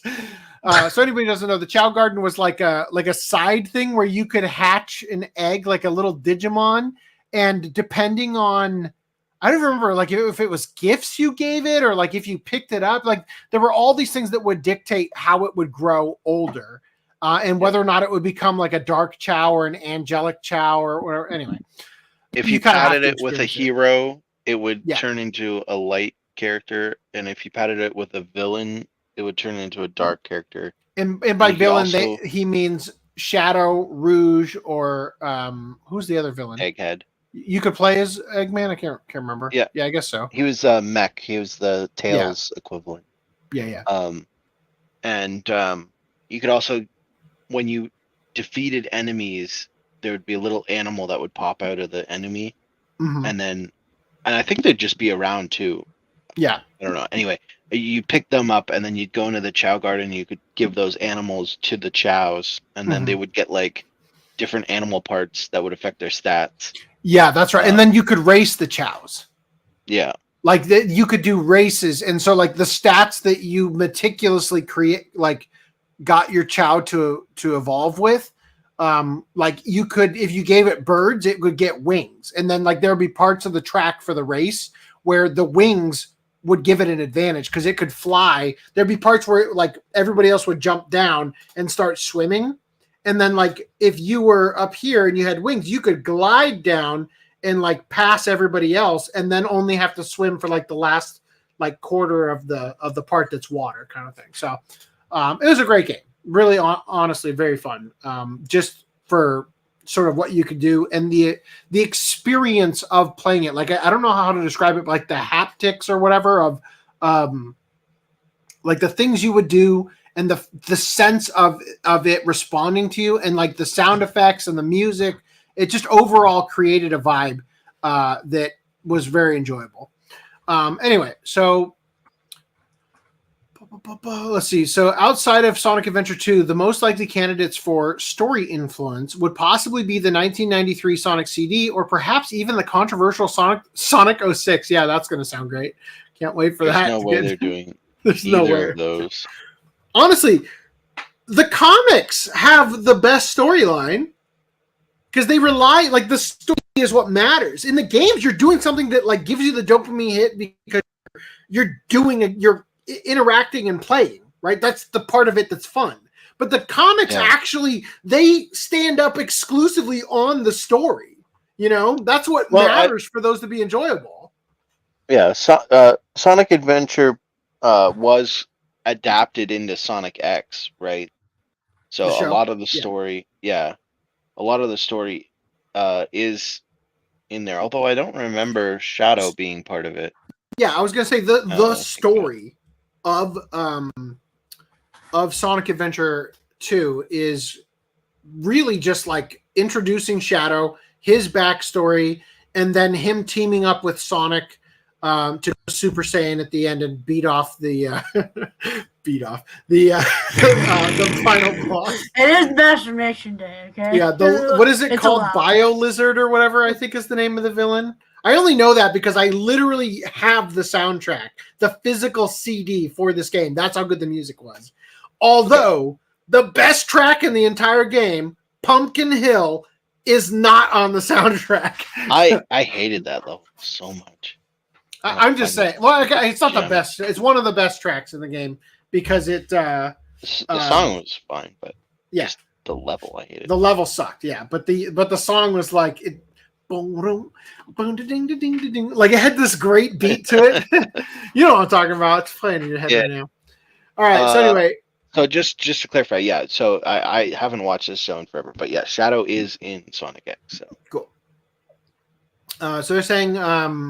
However, after the poor reception to the delivery of the storyline in Sonic 06, many ensuing Sonic games gave the story a backseat to varying degrees of success. Games such as 2013 Sonic Lost World and the failed Sonic Boom spin-off game contained very little focus on the storyline, and 2017 Sonic Forces was seen as serious and cheesy in all the wrong way. The recent success of there is not a single Sonic fan that doesn't adore the comics. Why are you not focusing on the comics, right? Like, it's the most important thing. The recent success of 2022 Sonic Frontiers shows that the series is starting to amp up the story approach again. But could a future Sonic game have a story and world that could have enough of an influence on the kids of today to be worthy of the silver screen by Hollywood? Fuck, man, in the comics, they have like apocalyptic future, like freedom fighter shit. It's fucking great. Whether or not the series continues remains to be seen, but until the time comes, gamers and Sonic fans alike can say blah blah blah, whatever. I think we're done. Any other thoughts before I move on here? Nope. Well, I clicked on my desktop by accident, and now I lost my. Here it goes. Fuck. God damn it. Hold on. Okay, there we go. And then I gotta click here so that I don't cuck my. No! Mouse, where are you going? Stop! Old Man says the reviews for most of the Sonic games were so bad after Sonic Adventure 2, I never played them. Mm-hmm. They were bugging me. It's good to see Sonic becoming popular again. I know what story. The game they need to adapt is Dr. Robotnik's Mean Bean Machine. Like, I want that to be the final boss in it. Is like they just meet up with Dr. Robotnik and they just play that game as the way they decide who the winner is, right? Would they play Dr. Robotnik's Mean Bean Machine in the movie, or would they just play Puyo Puyo Tetris? Puyo or Dr. Mario? Yeah, I don't know. I don't know if they could play Dr. Mario. Puyo is the same game. Yeah, the exact same game, right? Without the skin. Yeah, it's so Dr. Robotnik's Mean Bean Machine is the Super Mario 2, right, of Sonic games. Yeah. Doki Doki Panic or whatever that was. All right. Yeah. Anyway, so the live action City Hunter movie is now available. It's on Netflix. There may or may not be a watch party in the future. I would love to watch Club City Hunter, but it's pretty long. So I was thinking maybe we could do a movie, one of the City Hunter movies, maybe the new one that Discotech released with the dub. But I would very much love to watch this. Yeah, Shinjuku Private Eyes. Anyway, moving on from here into streaming news. Baki Hanma versus Kengan Ashura has a trailer. But more importantly, the film is coming to Netflix on June 6th. And once again, I'll just say I predict Baki is going to win because they're drawing it in Baki style. They're not doing the CGI from Kengan Ashura. I bet it's going to be a tie, and they'll come out better for it. Yeah, they'll be best friends. But they're definitely... No, well, okay, yes. I don't think that he's going to kill Oma or, like, beat him so severely that it would, like, ruin the fandom. Obviously, they're not going to do that. That would be retarded. But I think that because it's being animated in the Baki style versus, the other way, I think that Baki's side is going to shine more, just naturally, simply because they're going to be focusing on the art style and they're going to be animating in the style that caters to how they do Baki versus Kengan Ashura. Anyway, also, where the fuck am I going to put this in my bookcase? Under A for a Netflix film. Oh, god damn it. All right. In other news, a Japanese anime channel was forced to remove Yosuga no Sora from YouTube. Watch club button. Eroge anime adaptation Yosuga no Sora ran into issues with YouTube guidelines thanks to its incestual sex scene when the Japanese Amazon Prime video channel Anime Times tried to run the show on YouTube for a limited time free viewing. While the series was available for a small amount of time, people soon noticed that YouTube had automatically taken down the anime due to violating community guidelines, and on May 1st, Anime Times officially announced that due to reasons, distribution of the series would be stopped. You can host it on the OCA podcast website if you want. I would love traffic. Many pointed to the sex scene as the most likely offender and joked about how somebody behind the scenes actually thought the scene would get left alone by YouTube in the first place. Here's some Japanese reactions. Quote, "It's impossible for YouTube. When I watched the final episode in front of my family, the mood completely froze. If it's you porn, you can show it. I was wondering if it was okay for YouTube. It wasn't. The anime that challenged the limits of what was allowed on air on TV. People always mention about the erotic parts of Yosuga no Sora, but it's one of the rare anime which actually shows the sex scenes. Even eroge adaptations don't usually show it all the way. So it was groundbreaking in that regard." Well, yeah. All right. Watch Copan. Released by Media Blasters. Okay. In other news, Crunchyroll is updating their pricing for Mega Ultimate fans with upgraded benefits and more anime. Wait, hold on. So you're going to charge me more and you're going to claim you're giving. This is the fucking pizza party in lieu of a pay raise, if I've ever heard it. You get more anime. Yes. So are you telling me that you're going to offer me anime that you're not offering to the other tiers? Or are you just going to say we have more anime because Funimation finally fully dissolved and it just infiltrated all of Crunchyroll with I think more anime means they're just getting more anime season by season like they normally do.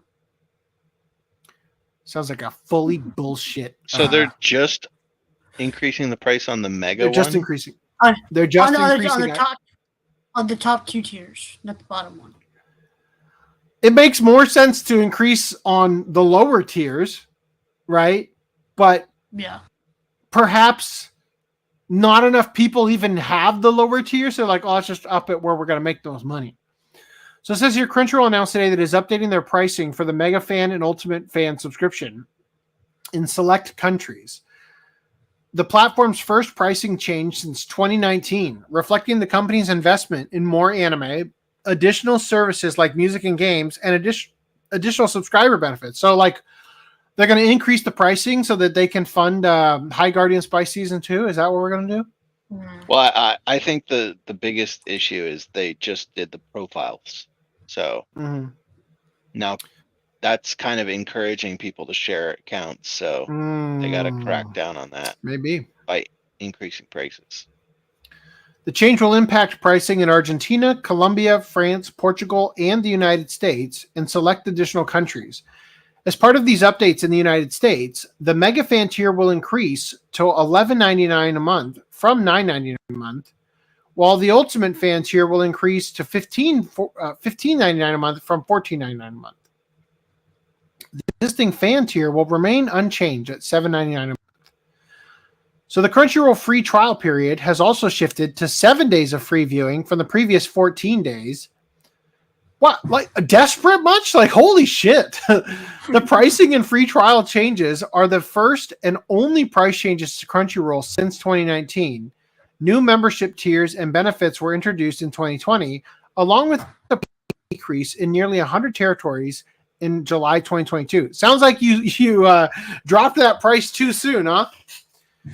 Read on below for a full breakdown of the new Crunchyroll pricing tiers for the United States and what fans can expect from each one. So the fan tier that is not going to change at all offers 5% off select products at the Crunchyroll store, free U.S. shipping on purchases greater than $75 or a flat $7 from the Crunchyroll store, early access to pre-orders and exclusives. Mega Fan, the $11.99 a month one, is 10% off select products at the Crunchyroll store. Free U.S. shipping on purchases greater than $50. Access to a growing library of games. Oh man, I go to Crunchyroll to play fucking games. Am I right? Yeah, Maze Quest, my favorite game. Everybody in the comments like, fuck the games. Yeah, seriously, it's like, wow, it's Bejeweled clone I could get to play if I pay $11.99 a month. Where's my free Canadian shipping? Stream on up to 4 devices at a time. Offline viewing with an exclamation point, as though that fucking matters in most cases.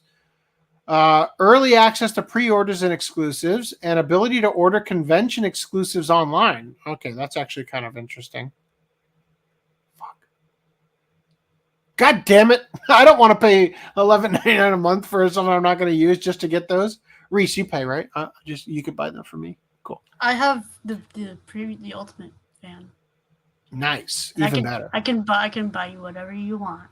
Oh, yeah. 50% off. All right, so you get 15% off, right? So tell me, what I read here on the Ultimate Fan tier, what's new to you?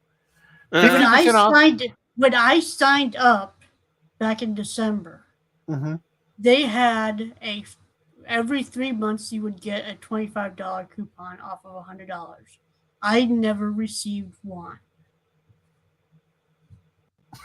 So you're telling me that you probably won't be getting that exclusive swag bag after 12 consecutive months of subscribing? Well, I'll probably get the swag bag, but okay. Well, so tell me if any of these are new to your has this improved your thing at all? Right, 15% off select products at the Crunchyroll store. That's free U.S. shipping on all purchases at the Crunchyroll store. Access to a growing library of games. Oh my god, are you excited for that? Oh, I'm so fucking hard right now. Yeah, stream up to 6 devices at a time. Never used Offline that anyway. viewing, early access to pre-orders and exclusives, ability to order convention exclusives online, and an exclusive swag bag after 12 consecutive months of subscribing to Crunchyroll. None of that sounds appealing at all, except for the ability to order convention exclusive items. The only reason that's appealing is because sometimes they'll do fucking Akon or, you know, like Anime Milwaukee or something, like just some random convention that I'm nowhere near that they've got exclusives for. Or I go to the fucking convention when it's in California and they're sold out in like 10 seconds. You're telling me you don't want a t-shirt with Crunchyroll and a Hime-chan or whatever the hell her name is on your shirt? No. My main reason was the 15% off and free shipping on no matter what size order I made. That's pretty cool. And then the streaming library, I can watch it wherever I want. Yeah, it sounds like you could lower your plan to Mega and have the exact same benefit. No, because he doesn't get 15% off. And I just paid, and it's a $50, and you have to it's also a $50 minimum. If I want to buy a set, just one set, that's less than $50. You know, and then I can find something else. Well, it doesn't say $50 minimum there. So $16 times 12 months, $192. And free, right there in the middle column, second thing down. Free for the free shipping. Oh yeah. Sorry. On Ultimate Fan, free shipping no matter what price. I could buy a $1 thing and you get free shipping. I see. Like Amazon Prime. Okay, so let's see. So you would need to buy $1,280 worth of stuff on the Crunchyroll store a year to have it pay for itself with that 15% off. Yeah, I can do that. Buying stuff for Footnum and utilizing it that way, and but the freaking. I mean, the free shipping is harder to calculate. That's definitely also beneficial. Yeah, for sure. But it's also how much is shipping normally from Crunchyroll? Like $4 or $5. It's a $20 flat fee to Canada, so I have to imagine it's less than that. Yeah. But I mean, I spend a lot on Crunchyroll, but I can't imagine spending $1,000. Like, yeah, in a year. I mean, I would spend $100 a month. I would spend that at Right Stuff a year, but Right Stuff I only pay for fucking the Got Anime membership. Yeah, that was only $17 a year for 10% off. Let me do something real quick here, Reese. What happens if the moment before Right Stuff disappeared, you bought the Got Anime membership? You were supposed to get a coupon. Yeah, you were supposed to get a coupon, and coupons until your membership would have effectively ended. Covered this with the whole changeover thing. Yep. Can we get these comments on screen real quick? Get caught up. Hello, the cool 2C. Will Crunchyroll's upgrade include subs on time? Because I'm tired of seeing all the comments saying, "Where are the subtitles?" No, I don't think they will. But if they charge more and they run it through AI instead of paying their subtitlers the already meager wage that they were getting, maybe. They release content without subtitles? I'm confused. I've never seen that. What's this about? I don't know. Is this like when people comment on my Anime Planet tip video asking how to watch anime on it? And really, it's just that the people are fucking stupid and can't goddamn read the pinned comment that says, "No, you can't fucking watch it, you stupid idiots." Okay. Sorry, I had to get that out of my system. Okay, so yeah, we are discussing the benefits. Didn't they get rid of the yearly memberships? Did they? I think as in you pay monthly now. I think you can still buy a yearly. Like I've But seen. you don't get a discount for paying yearly. I don't know. Yeah, you but probably do. I remember seeing at Walmart like a 12 months like gift card, but for the bottom tier. I think what they do, if you scroll up, I don't know. There's The fan tier, like when you go to sign up. There's one where it's like, hold on. It's like this is the monthly price if you buy yearly, and then if you want to be charged monthly, it's actually even more than the No, I don't. advertisement. I didn't get that. I didn't get that when I signed up. They had a yearly plan just for the fan tier, and it was just basically the same, all in one chunk. This is hyperlink. I guess I could just fucking click on it and find out. Except for my mouse just drifted right off target. I'm not touching it. That's what I'm dealing with. Features. Yeah, let's click on that. Yeah, can we get back there? Is it a fucking Ouija board? What the fuck? Are you done? So the Mega Fan in Canada, the Mega Fan is $12.90 or $12.49 a month. Oh shit! I'm getting good at this. And then $124 a year. So you save 2 months by doing the year. I didn't get a yearly option when I signed up here in the States. Did we discover that there was a shortcut key to end screen sharing? Yeah.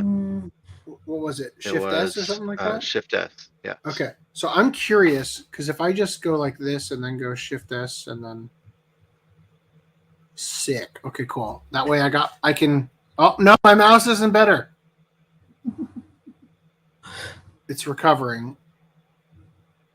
It's still pretty there it goes. What the fuck? It does this thing where like it gets real fucking big. It takes up the entire screen, and then it's like it's better. Like anyway, so if I go to try Mega Fan free for I don't want to do that. Compare all plans. Let's click on that. We don't seem to have the ultimate plan though. We just have fan and Mega Fan per year. Skip free trial? Maybe that's because they don't want to ship us the swag bags for free. Yeah, that's probably what it is. Oh, they also don't want to give you free shipping on any order. No, definitely not doing that. Your ultimate fan is going to be like $35 a month. So yeah, I'm looking at the bottom of the same page we were just on, and it doesn't appear to have an option for paying yearly versus monthly.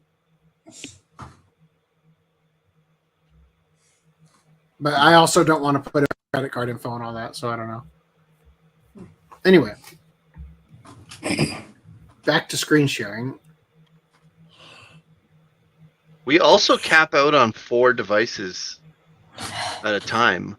You have a plan. You should just get on Reese's plan. You should just pay him like $5 a month and get on his plan. Pay him? What the? It's free for him. He's spending $1,000 a year at Crunchyroll. I also paid just because I can watch stuff because I got the new TV last fall. It has a built-in Crunchyroll app, which is so nice. It sounds like you should just let me have your account. I don't adhere to your socialist propaganda, Randy. Get the fuck out of here. The it's most not annoying socialism thing, if I pay you. He wants it for free. He wants. I know. Yeah, I know. Freeloader over here. Doesn't he also have my YouTube Premium account? No, you're thinking of Putnam. Oh, who did I give it I to also then? have it too. I have it. Yeah. So Reese, I scratch your back, you give me your Crunchyroll membership. They're fine either way. So they recently added the profiles, and I'm like, great, cool. I went to go look at for like viewing, isn't it? Not for like when you're buying it stuff. Yeah, I think it's just for the streaming stuff. Although I guess if you save the credit card on file, the shop might have an issue with sharing accounts. I don't know, but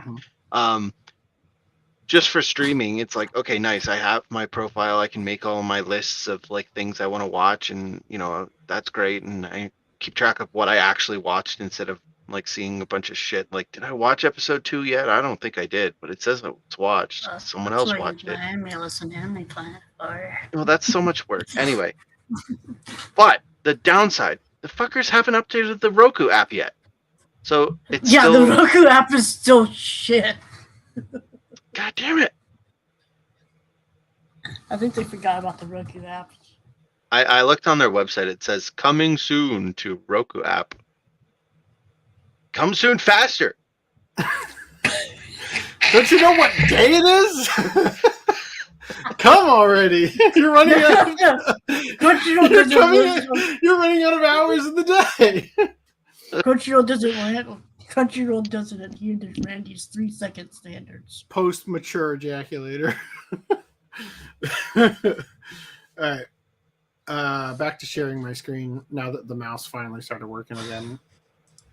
Let's ruin it. Okay. Well, in other news, yes. For National Masturbation Day, speed is the key, right? Right.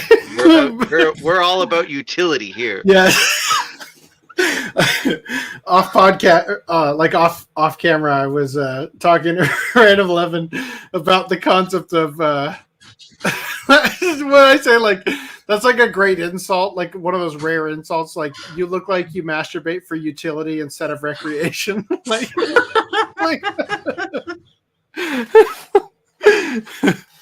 utilitarian masturbator shirt win.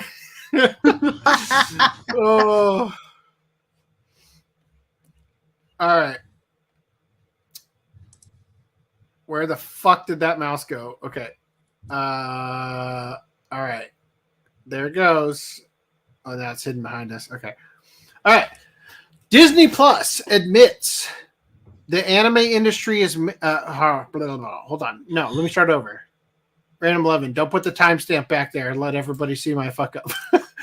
Disney Plus Japan executive admits anime industry making a shift towards more acceptable expressions in order to appeal to wider audiences. The irony here is that when you appeal to wider audiences, you appeal to no audiences, except for brain dead morons. In finally giving confirmation to the bitter truth that many fans of the medium already knew, Disney Plus Japan boss Takuto Yawada has admitted that the wider anime industry is actively attempting to change its core identity in an attempt to make the medium more appealing to global audiences, particularly those located in the Western world. If, for whatever reason, we ever became so profitable, I'm talking just like we had money rolling in for whatever reason, I absolutely would find, like, what's his name? Francis Ford Coppola is making a movie.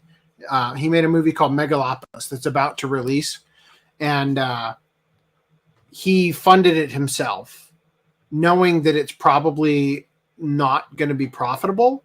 Like, no studio would even take it, kind of thing, because it's a passion project that he's doing, like, as a love letter to his late wife or something like that. But it's like personally funded, right? I want to give people who grew up watching like Violence Jack and Ninja Scroll and whatnot, I want to give them the thing that says, look, do whatever the fuck you want. Like, make the thing that you've been dreaming about, and let's just let it happen, and I'll fund it, and we'll produce it, and you can have it whatever you want. And we're not going to censor you. I'm not even going to tell you, like, no, you can't do this. No, you can't do that. Right. As long as it's clear that you're actually, you know, working and not just fleecing me for more cash kind of thing. You can do whatever you want. Like, that's the world I want to live in, where wealthy people like Mr. Beast talked about funding a reboot to Naruto with better animation. Right. I want to live in that world where people start patroning, you know, other, like, to get away from this nonsense of like the politically correct must cater to every person on the planet. Diversity is the only thing that fucking matters, and you got to make sure that every anime has a black guy living in Japan in the back of the school, in the classroom settings. You know, you just got to have every member of the rainbow. I just want people to make shit that actually like comes from the heart and isn't some algorithmic, you know, identity fulfilling thing to try to pander to China and the rest of the world, you know? So, to the disbelief of many fans, the House of Mouse's entry into the anime business has, admittedly, surpassed expectations. Launching an anime-only streaming hub named Disney Plus Star. When the fuck did that happen? In October 2021. Oh, no, I meant that question as where were we when that happened, or when that was announced that it's called that or whatever. Anyway, we knew that they had anime. I don't think we covered that they had a specific hub for it, though. The entertainment conglomerate has since outpaced some of their. A specific hub is like Netflix has like a category for it. Oh yeah, I'm just saying I didn't realize they had like I'd never heard Disney Plus Star. It's like when you go into Disney Plus, they have a Marvel section, a National Geographic section, a Star Wars section, a Fox section. Maybe, yeah. I've never heard of Disney Plus Star either. That's why I think it's weird, because like go to Netflix, it's not called like Netflix Star when you go to the anime section. The only place that was stupid enough to do that was fucking Amazon with Anime Strike. Yeah, look how that happened. Yep, good job. I can't wait to see that happen to you too, Disney Plus. So anyway, the entertainment conglomerate has since outpaced some of their more established rivals in acquiring an impressive and popular catalog of exclusive content, including Bleach, 1,000 Year Blood, Ranger Reject. No, are they talking about Stars, like the subscription to Stars? I think that's a different thing. God damn it. Where was all this news? So Disney got Go-Go Loser Ranger and Sandland? Yeah. At least in Canada, yeah. I mean, Viz is going to release Sandland over here. Yeah, I think we have to watch it on Hulu, though. I don't care about watching on Hulu because I'm going to watch it on DVD, on Blu-ray. Right. DVD. Yeah. I'm going to watch it on Blu-ray, I'm going to watch it on YouTube. I'm going to upload it to YouTube in 10-minute increments and watch it that way in 280p. 240p, yeah. Yeah. So, having overseen the service's continued growth ever since its inception, Iwata was extremely informed on the current state of the overall anime industry when he was asked about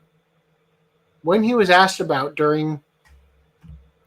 Iwata was extremely informed on the current state of the overall anime industry when he was asked about what? When he was asked about it during an April 2024 interview with Japanese news outlet Monton Web.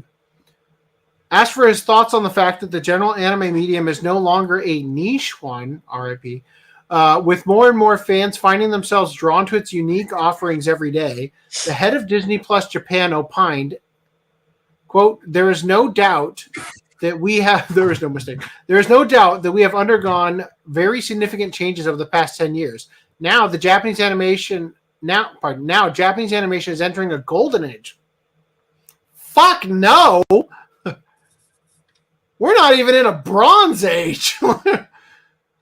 What has changed compared to 10 years ago is that we used to think of the business as a set of videograms and TV broadcasts, and we used to make works for people who could buy videograms, he explained. We were making films for people who could buy videograms. Videograms are still around today, of course. Who fucking calls them that? But streaming distribution has become more common, and the target audience is no longer limited to the domestic market. The rise of streaming distribution is why it has spread globally. We need to go back. It is playing a very large role as a communication tool for users around the world, and I believe that Japanese animation is still in the process of evolving. Today, Japanese animation is entering a golden age, he acknowledged. Compared to 10 years ago, what has changed from something that was aimed at a limited number of fans is that people started thinking about the business of videograms and TV broadcasts and bought videograms. Okay. Videograms are still around today. Why are you saying the same fucking quote twice? But distribution has become more common and the target audience is no longer limited to the domestic market. The rise of distribution is why it has spread globally. It is playing a very significant role as the communication tool for users around the world, and I believe that Japanese animation is still in the process of evolving. Iwata then revealed that a few years ago, the North American market was growing, so we focused on storytelling that would be in Asia. A different genre was achieved, and we, as creators, were conscious of the fact that we had to focus on domestic, North America, and Asian markets. Now, however, the same fun and excitement can be experienced at the same time in any region. That is how common Japanese animation has become around the world. What we thought was for the Japanese market is now accepted in all regions. I believe that the market has matured to that extent. Their curiosity piqued by his mention of anime's acceptance on the global stage. Montanweb then asked Iwata, Japanese animation has a history of unique evolution that is not found anywhere else. There is even a kind of radicalized expression. When it comes to distribution to the world, is it necessary to change the style? In turn, the Disney exec opined, quote, I don't think there have been any major shift. The fundamental storytelling, the precision of the action, etc. have not changed, but there may be a shift towards adopting more acceptable expressions. In order to be seen by many people, expressions that do not hurt or mislead people should be taken for granted. Fuck. That is not a negative thing, but perhaps an evolution. When videograms were the focus, there was a tendency for only those who wanted to buy them to do so. But our awareness is changing because we are now distributing to a larger market through a service that can be viewed at any time by adults and children alike. However, despite the industry's growing focus on Western audiences, Iwata attempted to assure the outlet that when it came to which works to distribute on Disney Plus Star, his main concern was that the given anime provides and viewers, great job, with a worthwhile story. I want to reiterate that our primary focus is on the best storytelling. We don't have a specific genre or style of work in mind. And since our service is viewed by a diverse audience, we don't focus on any particular genre. To this end, Iwata took a moment to address the widespread concern. Fucking goddamn it! Who goddamn writes on? They just put Nerdigans Inc. That's got to be Packer Girl. If I meet you, I am gonna just give you a 1, 2, 3, 4 slap. Like, fucking proofread? God damn it.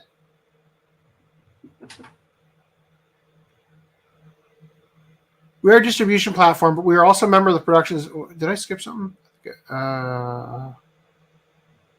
Yeah. Iwata took a moment to address the widespread concern many fans have held regarding Disney's motivation in acquiring the exclusive global rights to big-name franchises such as the aforementioned Bleach and Macross. We understand that Disney Plus's exclusive distribution of Japanese animation has been met with a certain amount of surprise. We are a distribution platform, but we are also a member of the productions we distribute. So we want to contribute to the excitement of these productions, not just stick our own distribution, such as tie-ins with movie versions like Sandland the series. The best example of this is the expansion. How do you fuck it up this bad? The best example of this is the expansion, is our collaboration with Kodansha.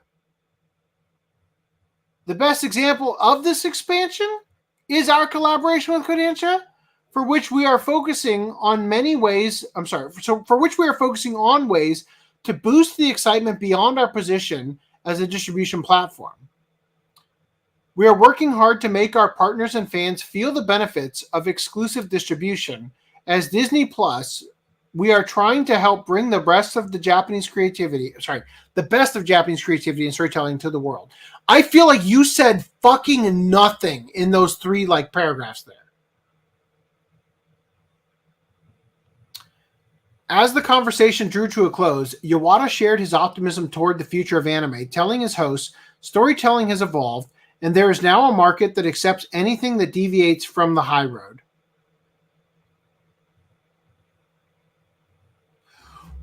What the fuck does that mean? Storytelling has evolved, and there is now a market that accepts anything that deviates from the high road.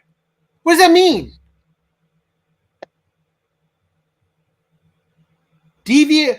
What does it mean for a series to exist on the high road, and deviating from it is accepted?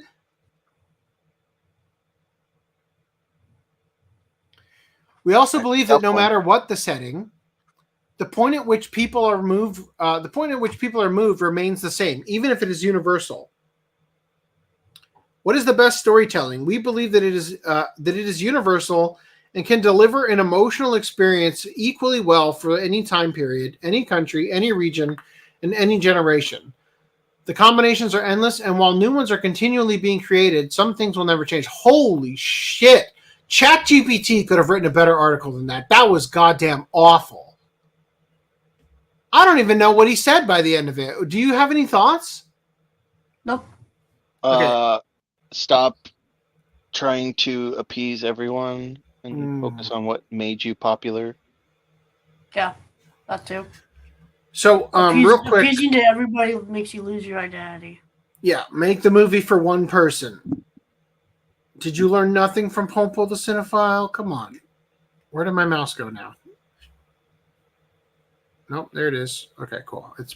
It's back. I'm in control. Okay. I'm just going to move this up to this screen. I'm having a hard time, I'm already having a hard time reading these fucking articles because of how poorly written some of them are. Shots fired. Old man says, oh, rip, he's gone.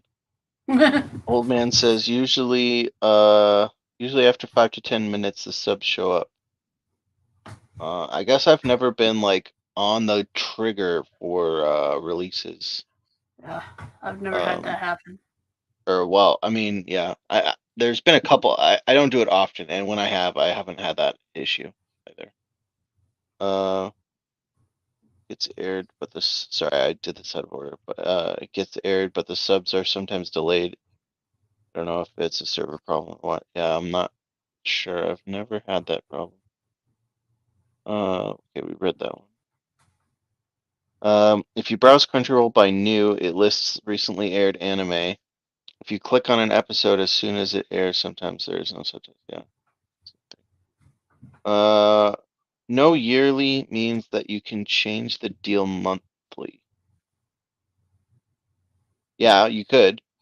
Except you won't get the swag bag if you do the ultimate thing.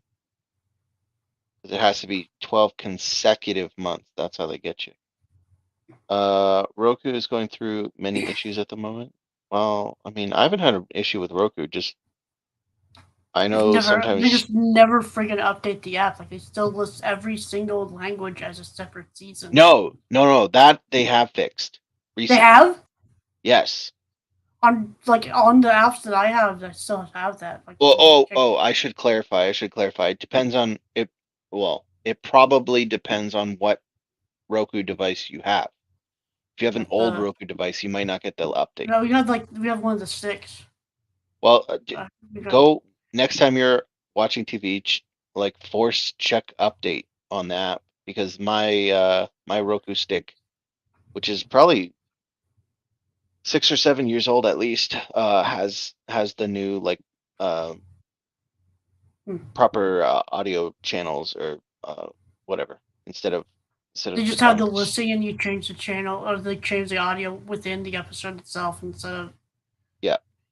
Although there's still it's a little bit buggy because I was watching Solo Leveling and it hit episode 7.5, which is only in Japanese. I don't think they dubbed it. Yeah, that was a recap episode. Yeah, because it was a recap episode. And then after that, it had kept everyone accurate in Japanese. Well, yeah, it kept the setting when it went, because I just clicked next episode. It kept the setting in Japanese, and then it wouldn't give me the option to change it back to English. So occasionally there are still bugs, I suppose, but it does have the feature in theory. Why not crowdfund the what AC was talking about? Yeah. Being a producer. It's a lot to ask to crowdfund, that's for sure. And then you see the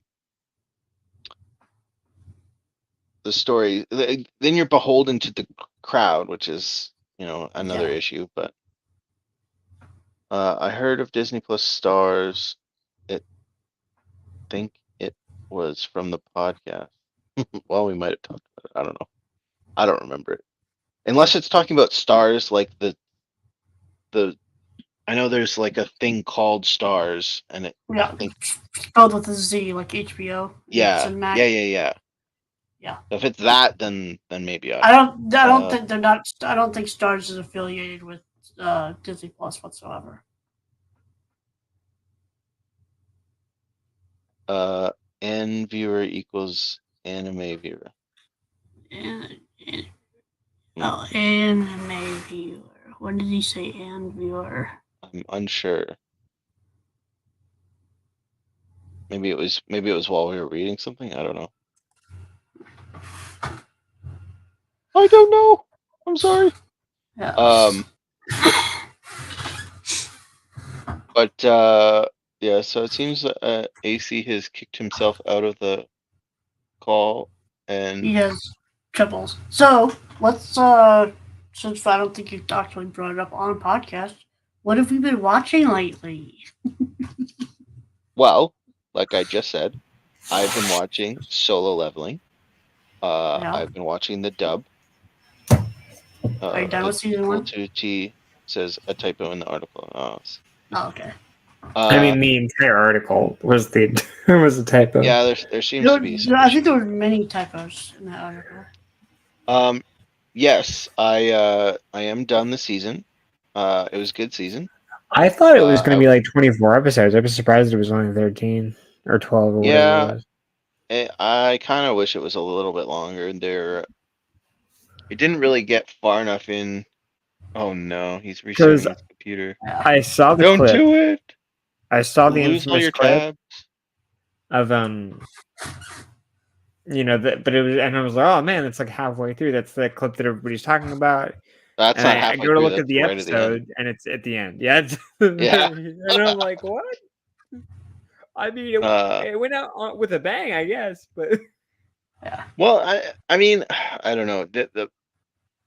I know fans of the show, or I guess fans of the manga or whatever manhwa, are all hyped about that line, and okay, I understand, but like in the context of the show, that line at the end is not really impressive. It's like, okay, I get it, but there's nothing to back it up to make it cool later, because the show just I don't ends. get the Like, context. that's the last The context bit of the frame, show. or no? Only that well, I'd have to spoil it, but like only what's in the episode, right? Like he acquires something. Like, okay. But we have no context of what that thing that he acquired could have potential for. So yeah, it's going to entail. Yeah, it's kind of hard to say, oh, that was hype. Like, maybe if I rewatch it after season 2, it might be hype. But right now, it was just kind of like, okay, and which is kind of funny because I heard the Japanese dub, they kind of just say the word with nonchalantly, and people were pissed. They're like, oh, you didn't say it good enough, and they were pissing off they were harassing the dub voice actor. Just they were like, you better say it right, blah blah blah, and then he was on TikTok saying like, you better be don't harass me, you better be careful. I'll say it like, some make like wakey line. wakey. Yeah. So I think I think his performance was great throughout the whole season. have no complaints about that. But again, it's just the context of that line was not appreciated by me or on me or whatever. You know what I mean? So in the context of that article, I honestly think that anime has been censored for like the past. Well, honestly, for you could argue since its inception, right? Because like I'll be watching something, I'll be like, oh, that was cool, and then I'll find out later, oh, here's the manga version, and it's like, whoa, what the fuck? Like, it's not entirely different, but when it comes to like more lewd stuff, it's like there's certain things that's like that was way more lewd in the manga. Like, what the hell? Yeah. And so already, like 10, 20 years ago, they were already censoring stuff, which was kind of a bummer. I kind of get it, but now it's just like I fear that it's going to become even worse off than it was, you know. But that's just me. I mean, yeah, you know. I guess it's not a huge spoiler, but the line is "arise." Yes, and he says I know. that. Yeah. Well, no, it's literally sorry. It's literally going to be the subtitle of season 2. Solo Leveling Arise. The cool 2T was asking. That's what I was. Oh, okay. I thought you were talking to me. I'm like, wait, what? No, Elves was more lewd than the manga. I don't know what Gushing L was. Gushing L? Gushing L. Gushing over magical girls? Oh yeah, Gushing over magic. Yeah, Maybe. more lewd than manga. Yeah, that show was wild. Yeah, I saw a clip of like one of the final episodes. I'm like, whoa, whoa. Speaking of more lewd than the manga, I saw a TikTok where they were talking about Mushoku Tensei and the oh man, what's the main character's name? Ridius. How he, like, in the show he's kind of just like a badass, you know, and then he dies or whatever. And no one likes him. But in the, I guess, light novel, he's like a pedo, and he like taking pictures of his niece and gets kicked out of his house, or like his brother's house or something. That's what I heard on TikTok. Like, he's like completely worse. So people are complaining about how he's like a perv when he's reborn, and then like with that context, it's like, oh, I guess that kind of makes sense. Yeah, kind of makes sense. Yeah.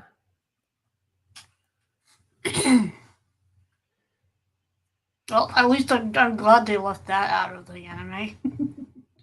I mean, there's definitely some stuff in there, like when he's going at his cousin or whatever. It's like, so honestly, for the better, but that's just my opinion. You know, the irony, like, don't censor things, and it's like, oh, they censored that one, and no one seems to care about that one. Right, that's true. I guess there is some cases where it makes sense. Rise's gushing got censored by TV tropes.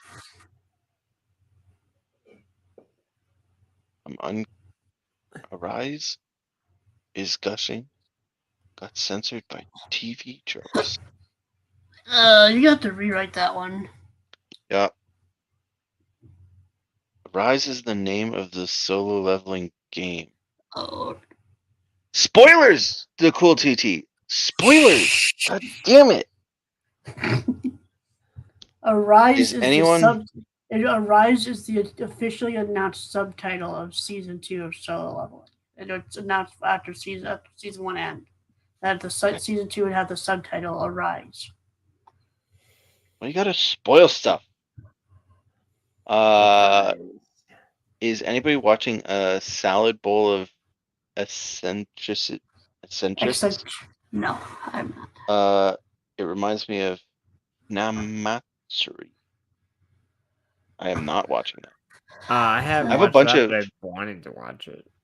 Yeah, I have a bunch of, now that I have Crunchyroll profiles, I have a bunch of anime that I have put on my list that I will slowly try and get through, but it is a long list of old like last couple season anime that I gotta work through. That I started watching it and then it's like I stopped watching it and then it's like, what episode was I on again? I don't remember. And it's like, Did you finish or it's like, Freerun yet? no, I don't think so. And then the other thing is like it's like a dilemma of choice, right? Where you're like, oh, what do I watch? It's like I don't remember even what I want to watch right now. Like, what's on my list? I don't even know anymore. So now that I have a list, this decision making gets much simpler. As far as what I'm watching this season, I have a list on my Anime Planet and my anime list that I utilize. So I've been watching as a reincarnated aristocrat. I'll use my appraisal skill to rise in the world, which is pretty fun. Follows this kid you can see like everybody's like innate abilities like leadership and diplomacy and that kind of stuff. So he's basically building his group based on what meritocracy basically. And also Bartender Glass of God is really good. I watched the original one years and years and years ago. Also the Black Butler Public School arc was pretty good. Chillin' in Another World with level 2 super cheat powers is okay isekai trash, but whatever. Delicious in Dungeon, Kaiju number 8, pretty good. Konosuba season 3, Mushoku Tensei, My Hero Academia. Mysterious Disappearances is okay. Remaster is pretty fun. The Spice and Wolf remake. Oh, okay. Oh man. Okay. So okay, I apologize. I understand what's happened now. So the Arise ads on the channel. Oh no. Yeah. If it's a spoiler, then OCA spoiled it by making them run Arise ads on the channel. So What's Arise? This comment is it a game or something, like a mobile game? Yeah, that's literally what he said. Well, I don't know. No, I think it's a video game.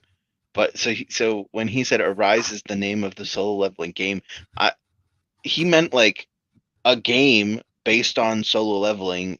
The name of it is called Arise, but I thought he meant like in the anime, like there is a game called Arise, and so I thought it was spoilers, but it just seems to be a product that I haven't heard about, which makes more sense. But and wouldn't be a spoiler. Also, family and friends. Old Man says you all gotta watch Hinamatsuri. It's funny as hell. It's not ecchi, so you can watch it with the family and friends. I've not heard of it. I will. I've heard the name, but that's about it. Add it to my. I have in Crunchyroll. They have like Crunchy lists. Mm-hmm. I've made sorry, I accidentally added it to my watch list. I don't want to do that. I have a Crunchy list called Maybe Try, and there you go. I just added it to my Maybe Try Crunchy list. and that way, when I'm like, what do I watch? What? There's a ton of anime that's like. You should watch Remonster. That's pretty good. No, I specifically did not add that to my Crunchy list. Wow, you suck. Didn't look good. Did the goblins get to you? No, just the vibe from the preview image. Just didn't vibe with me. AC said that feel free to keep going through the manga news. I don't know if you want to pull up the manga news. My stuff over here. Where were we? I gotta find the doc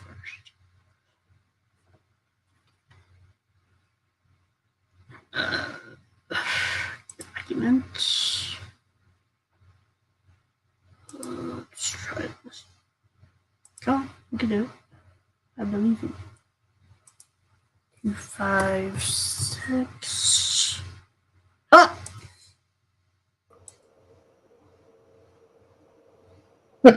Forgive.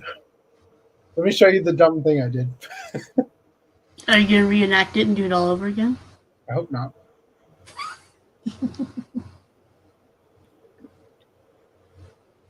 I'm not logged in. Pardon me. So, on a Mac, in the top left is the of your window is like the minimize, maximize, and close option. Mm-hmm. And in order to go full screen, you without like it's weird. Mac has this thing where if you click on the maximize one, it makes it a new screen. So in order to keep it on the current screen but make it go full screen, you have to do like Command Shift or Command Option and hit that button. Well, on Opera, for some reason they're stacked vertically instead of horizontally. So I went to go do that when I moved the StreamYard window to that screen, and I hit the X instead of the maximize thing and closed Opera while I was in the middle of what we were doing. And then when I opened it back up, so like last podcast, that it was such a disaster that I actually I was forced quitting Opera in order to stop screen sharing so that I could get control of my mouse back to open more tabs and then jump back in. But every time I would open Opera up again, I wasn't logged in to StreamYard, so I'd have to like go to all that process.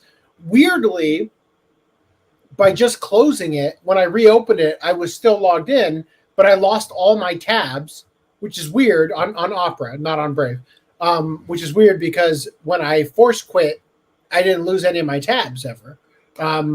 But then I couldn't get back in. Like I was jumping in and it was just like the wheel of death. So anyway, seems to be working now. I apologize for the delay. I trust you guys have definitely not just sat here doing nothing, right? We sat here doing nothing. Fuck! You didn't even celebrate National Masturbation Day. We were just about to go into manga. Well, and then you popped in. But we still need to do theater release news first. Okay. Yes, go please do it. I'm gonna leave again just for a second because I have to log in because I joined the call because the window was still open. That must have been what happened before. Yeah, so I joined the call, but I'm not. I'm sorry. I'll be right back. Sorry about this. So, were we done with what were we on? The Disney Plus thing? Industry making a shift towards more acceptable expression. Yeah, go on to the Leiji Matsumoto Interstella 4.5. Okay.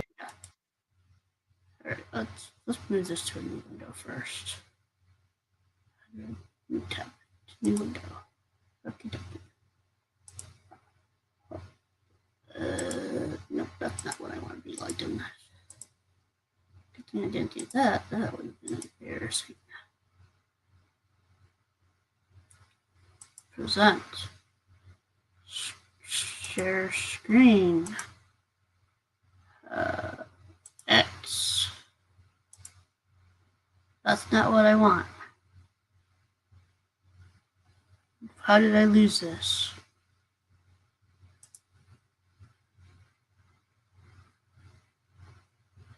I am terrible. I'm sorry.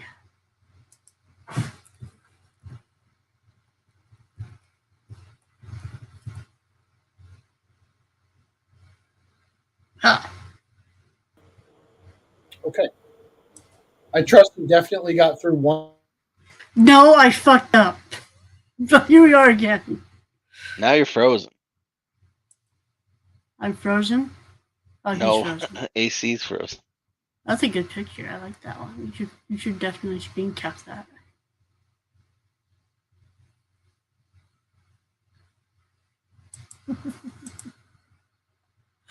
So all right, let's move on. Interstella 5555, Interstella 45, Interstella 5555. I don't know how you're supposed to say it. The 4-5, I think, is the Daft Punk, the story of the Secret Star System. 4K remastered to screen on June 14th at the Tribeca Film Festival. So hopefully this is better than what they streamed on Twitch like a month or two ago. That looked like absolute garbage. Yeah, right here, like that this guy's saying. Well, yeah, 4K remaster sounds promising. Yeah, hopefully. All right. I should have opened that in a new tab instead of. Okay, so Hopefully also the audio is good. Yeah. Also, I saw this while we were live. I'm gonna have AC added to the doc.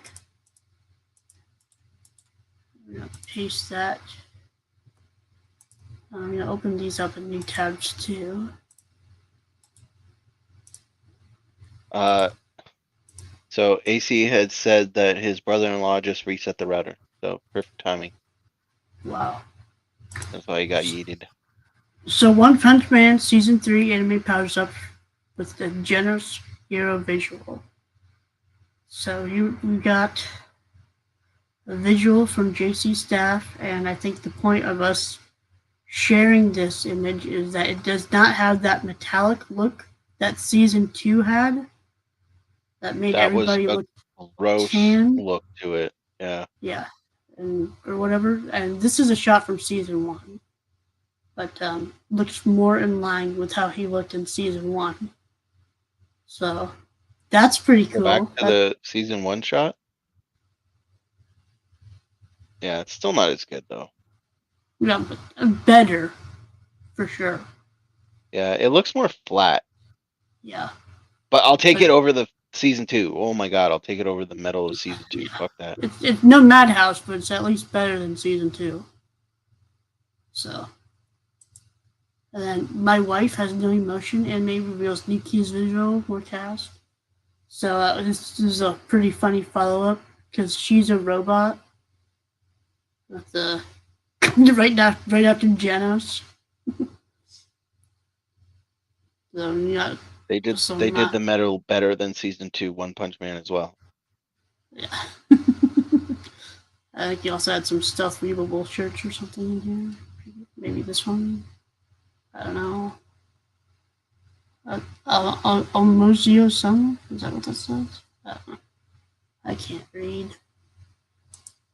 And Tougen and Anki, Legend of the Cursed Blood TV animated announced for 2025. So, this is giving me Blue Exorcist vibes. Yeah. I'm gonna say, definitely looks Blue Exorcist-y. I mean, like, there's like 5 anime characters that are just copy pasted across all of anime, right? So. Yeah. And if I remember correctly, like the logo. I'm gonna pause this before I spew something up. Where's the there? Yeah, it looks like almost exactly like the Blue Exorcist logo. Like in the way it's the layout of it. I'm not as familiar with the logo to know that, but I know the character looks similar. Yeah, the character definitely doesn't have the pointed ears or anything, but yeah. All right, so I saw this while we were live earlier. We proudly announced that the animation Angel's Egg will be remastered in 4K under the supervision of director Mamoru Oshii. Please look forward to the completion in 2025 for the 40th anniversary. So Angel's Egg is getting a 4K remastered. I thought that would be pretty cool to share. Make sure that that's getting gets into the doc. All right. I have not heard of it. You've never heard of Angel's Egg? No. Greenlight, have you? Sorry. Sorry, yeah, I've heard of it. Yes, I've heard of it. Have you seen it or no? No, I haven't seen it. I saw it like way early when I was getting it, and like I had like a checklist of going through what anime should like beginners watch or what anime is like must watch, and Angel's Egg was on it. primarily because Mamoru Oshii, who obviously directed Ghost in the Shell.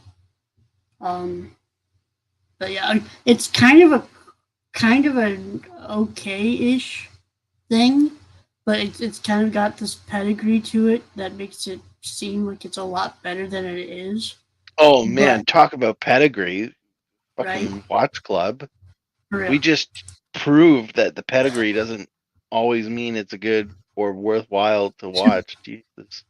Kanye likes Angel Lake. Yeah. Wow.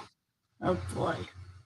Alright, let's get back into manga news.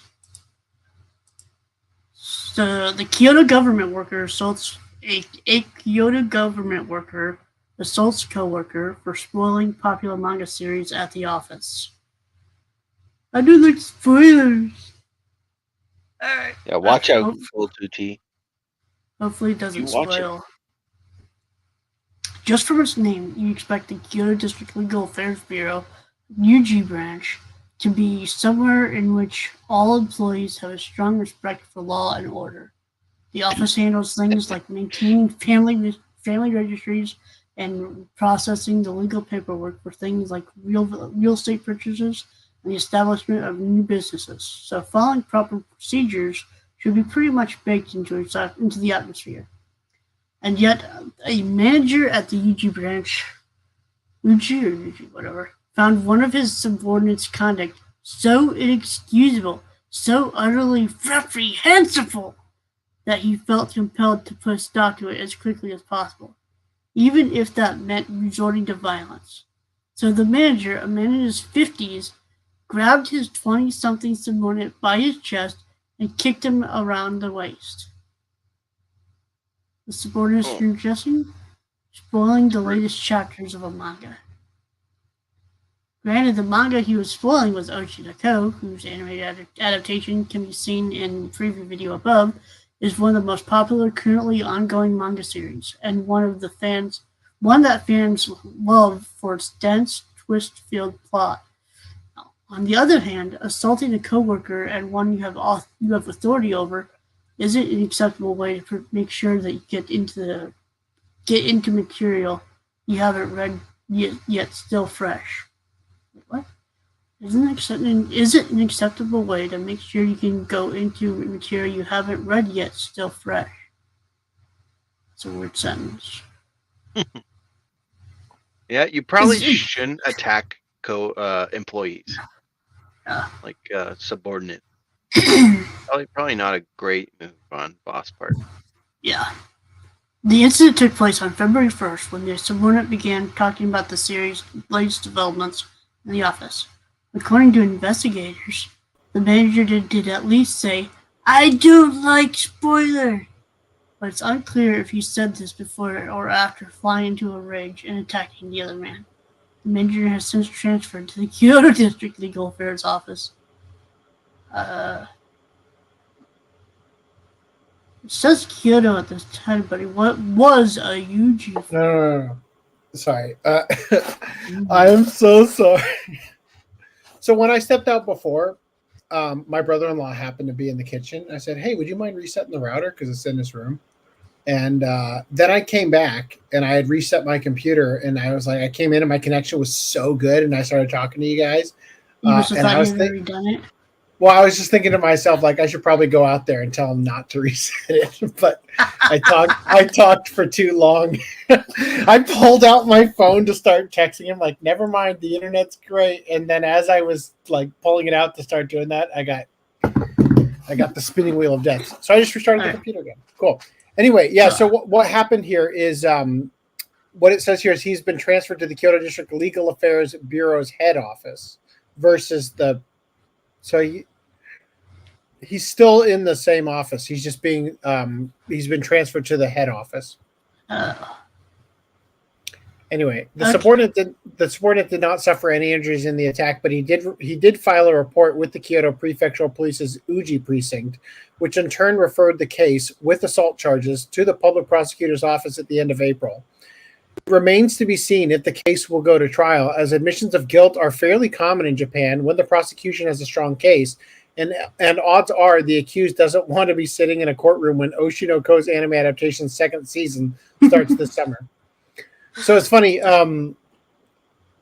I originally accidentally had this article in there twice. Once from once from Niche Gamer and once from Sword News 24, because the Niche Gamer one mentioned Oshinoko, and it seemed like it used the images from the anime, so I thought it was an anime spoiler thing. And then the manga one just says manga, and then I read them. I'm like, oh, this might be the same thing. So fortunately, I wasn't too stupid this evening. I'm gonna send you. I put it in the private chat. You probably don't earlier this evening, but you're probably not there anymore. I covered something about Angel's Egg getting a 4K remastered. Oh, cool. That I saw. I'm gonna send it to you on Discord to add to the doc. I put it at the end of it, at the very end of Anime News. Thank you.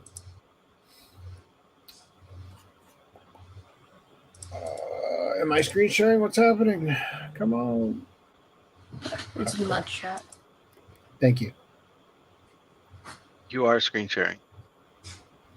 I'm just trying to close these tabs. Damn it. I'm watching the view count just drop. We're doing so well. We're doing so well tonight. I'm just trying to close the tabs that you guys already went through. Yeah.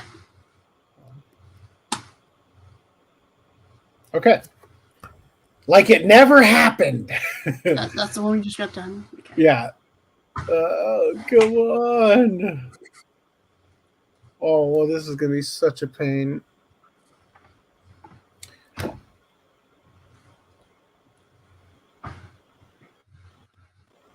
Okay. So you guys remember we talked about that voice actor for the Dead by Daylight game that voiced the unknown? They died. Yeah. Ooh. So Josh Moon says the transfer voice actor from Dead by Daylight for the Dead by Daylight killer, the unknown, has died. The actor complained that the unknown was a transgender stereotype because of the outfit below. The obituary post says it was complications from an autoimmune disease, but declines to state which one.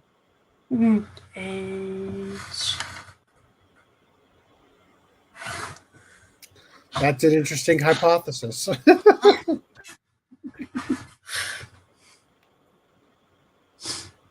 So it says Zoe Alexandria, the voice actress for the unknown, has unfortunately passed away. She was battling an autoimmune disease. Rest in peace, and thank you for everything you gave the Dead by Daylight community and your amazing music and talent. Her obituary will be linked below. Okay, so this is actually from the voice actor saying, illness update statement. Over 2 months ago, I decided to permanently stop treatment for my autoimmune illness.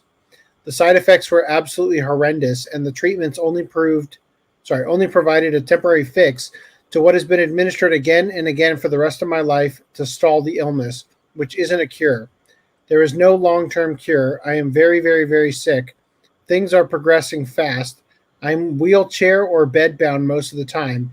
I had 16 seizures yesterday and over 30 stiff person attacks. What the fuck is that? I assume when they just can't move anymore. Oh, fuck. I had 30 stiffies yesterday. Like we read earlier. Yeah. That the more stiffies you have, the more longevity you have. Yeah. Apparently it doesn't work. The main thing I've learned is that life is too precious to focus on things beyond those you love and those who love you. Oh, except for like bitching about Dead by Daylight, making the like yeah, right. That seemed a little bit. Love is and always has been the answer. Jesus, our Lord and Savior, taught us this. I have failed numerous times at acting Christ-like and sharing my faith through my actions. Very strange turn here, right? I'm sorry I wasn't a better example. Know now that Christ is and always has been the answer, not the church. Church is not inside your building walls. It's you alone and you alone with your Creator. For those of you wondering, we nailed everything down a while ago. I have GAD65 based non-paraneoplastic limbic autoimmune encephalitis. Josh, did you not even read? And GAD65 based fifth person syndrome. Indicated in my latest blood test, my autoimmune markers are off the charts. Please know you are loved and valued. The God who made you loves you unconditionally. Things will get better. Wow. That's awful.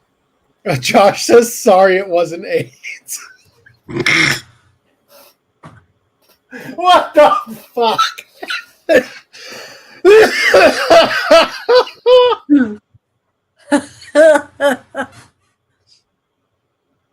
That's amazing. All right. Rest in peace. She, her.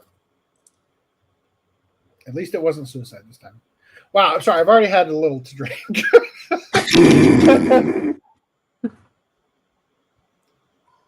All right. Let's. 245. Fuck. Maybe we should skip this.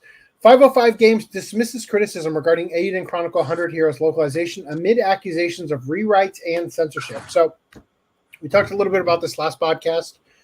Just offhandedly, the localization was kind of terrible. The English localization for Eiyuden Chronicle 100 Heroes is being scrutinized, signs pointing to yet another rewritten JRPG. Being the third most funded video game on Kickstarter and the most funded in 2020, Eiyuden Chronicle 100 Heroes launched last month. Highly praised by critics and most players, its localization has come under scrutiny due to other JRPGs suffering censorship and translation that becomes a full-blown rewrite.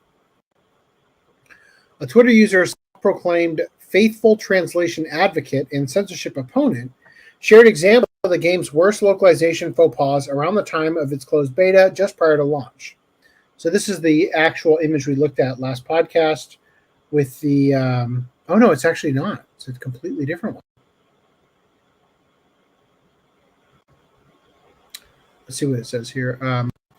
These include modern lingo such as get good and chud in a fantasy setting. The latter not even used correctly. Wow. Added non sequitur metaphors you'd usually expect to see in a 4Kids production, and the unironic use of the mocked Joss Whedon-esque line. Well, that was a thing.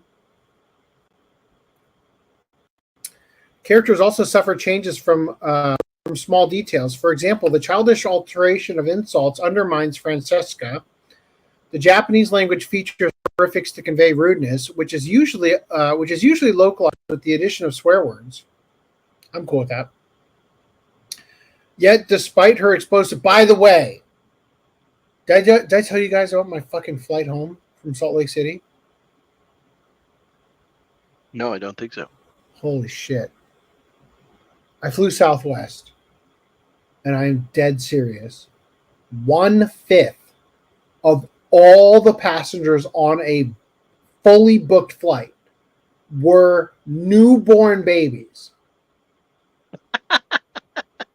And I wish 100% of the flight were newborn babies, because the actual adults were worse. It was the rowdiest fucking flight I have ever been on. There was a guy, not right behind me, but the row behind that, full-on abusive asshole, berating his girlfriend the entire 2-hour flight. It wasn't just him. Like, there was some family reunion or some shit going on. When I first flew to Salt Lake City, we couldn't even get out of the airport for over an hour because something was happening in Salt Lake City to where it looked like when we were driving away that we were trying to enter Disneyland. That's how much fucking traffic was exiting the airport. And there was not a single hotel with vacancies in Salt Lake City.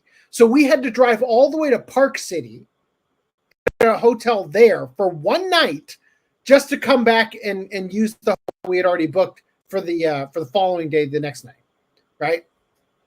Disaster, right? And flying home, I shit you not, if you played every single Quentin Tarantino movie simultaneously, you would hear less F-bombs than what I heard on that fucking flight. It was unbelievable. Anyway, rant over. So let's see. So oftentimes when Japanese language honorifics features honorifics to convey rudeness, it's usually localized with the addition of swear words. Yet, despite her explosive temper and composure devoid ranting, Francesca never utters a single swear in English, only getting close with "mother forsaken." There are people who say there aren't swears in Japanese. There's truth to that in a technical sense, but with politeness registers, a character that is speaking in an extremely rude and vulgar manner should have that conveyed. The localization here does not. It should be noted the ESRB gives the game an everyone 10 plus age rating. I don't want to read these. I'm sorry. I'm not going to do this tonight. The character Leon also seems to have changed from the original script. While still childish, she seems far more bratty, impatient, aggressive, and with dialogue that tries to make her even more quirky. The Twitter user opened their thread with that very case. Eiyuden Chronicle 100 Heroes came out and is a victim of botched disrespect or localization. Here's a thread of a few examples. Okay. So in the Japanese, Leon says, "Oh, you've got a lens too, Noah. Heh. And look, come on. There, you can see it for a moment, right?" To which gets changed to, "Leon, you've got a lens, Noah. Well, ladies and gentle wolves, so rub-a-dub-dub." This is the one that we covered last podcast. "Don't be a flub. There, did you see the glint?" The line is infamous due to an old meme mocking liberal anime localization at the time. What the fuck? It poked fun at itadakimasu, often said before meals, would be translated as rub-a-dub-dub, thanks for the grub. A jovial take on grace. Rather than citing any particular show, the meme stuck as an example of poor localization. Rather than avoid such comparisons, the localizers did it twice. While attempting to open a gate using a rune lens, Leon says "open sesame" in Japanese, an understandable and fitting gag. In English says "rub-a-dub-dub, open you schlub." Holy shit. No, thank you. I'm done. Another bizarre moment comes shortly after the party defeats the golem pulverizer. In Japanese, Mio asks, "But what is that huge thing?" A logical question after being ambushed by an ancient technological guardian. Yet in English, prompted by Noah saying, "Got him," the female samurai quips, "You sure it's a he?"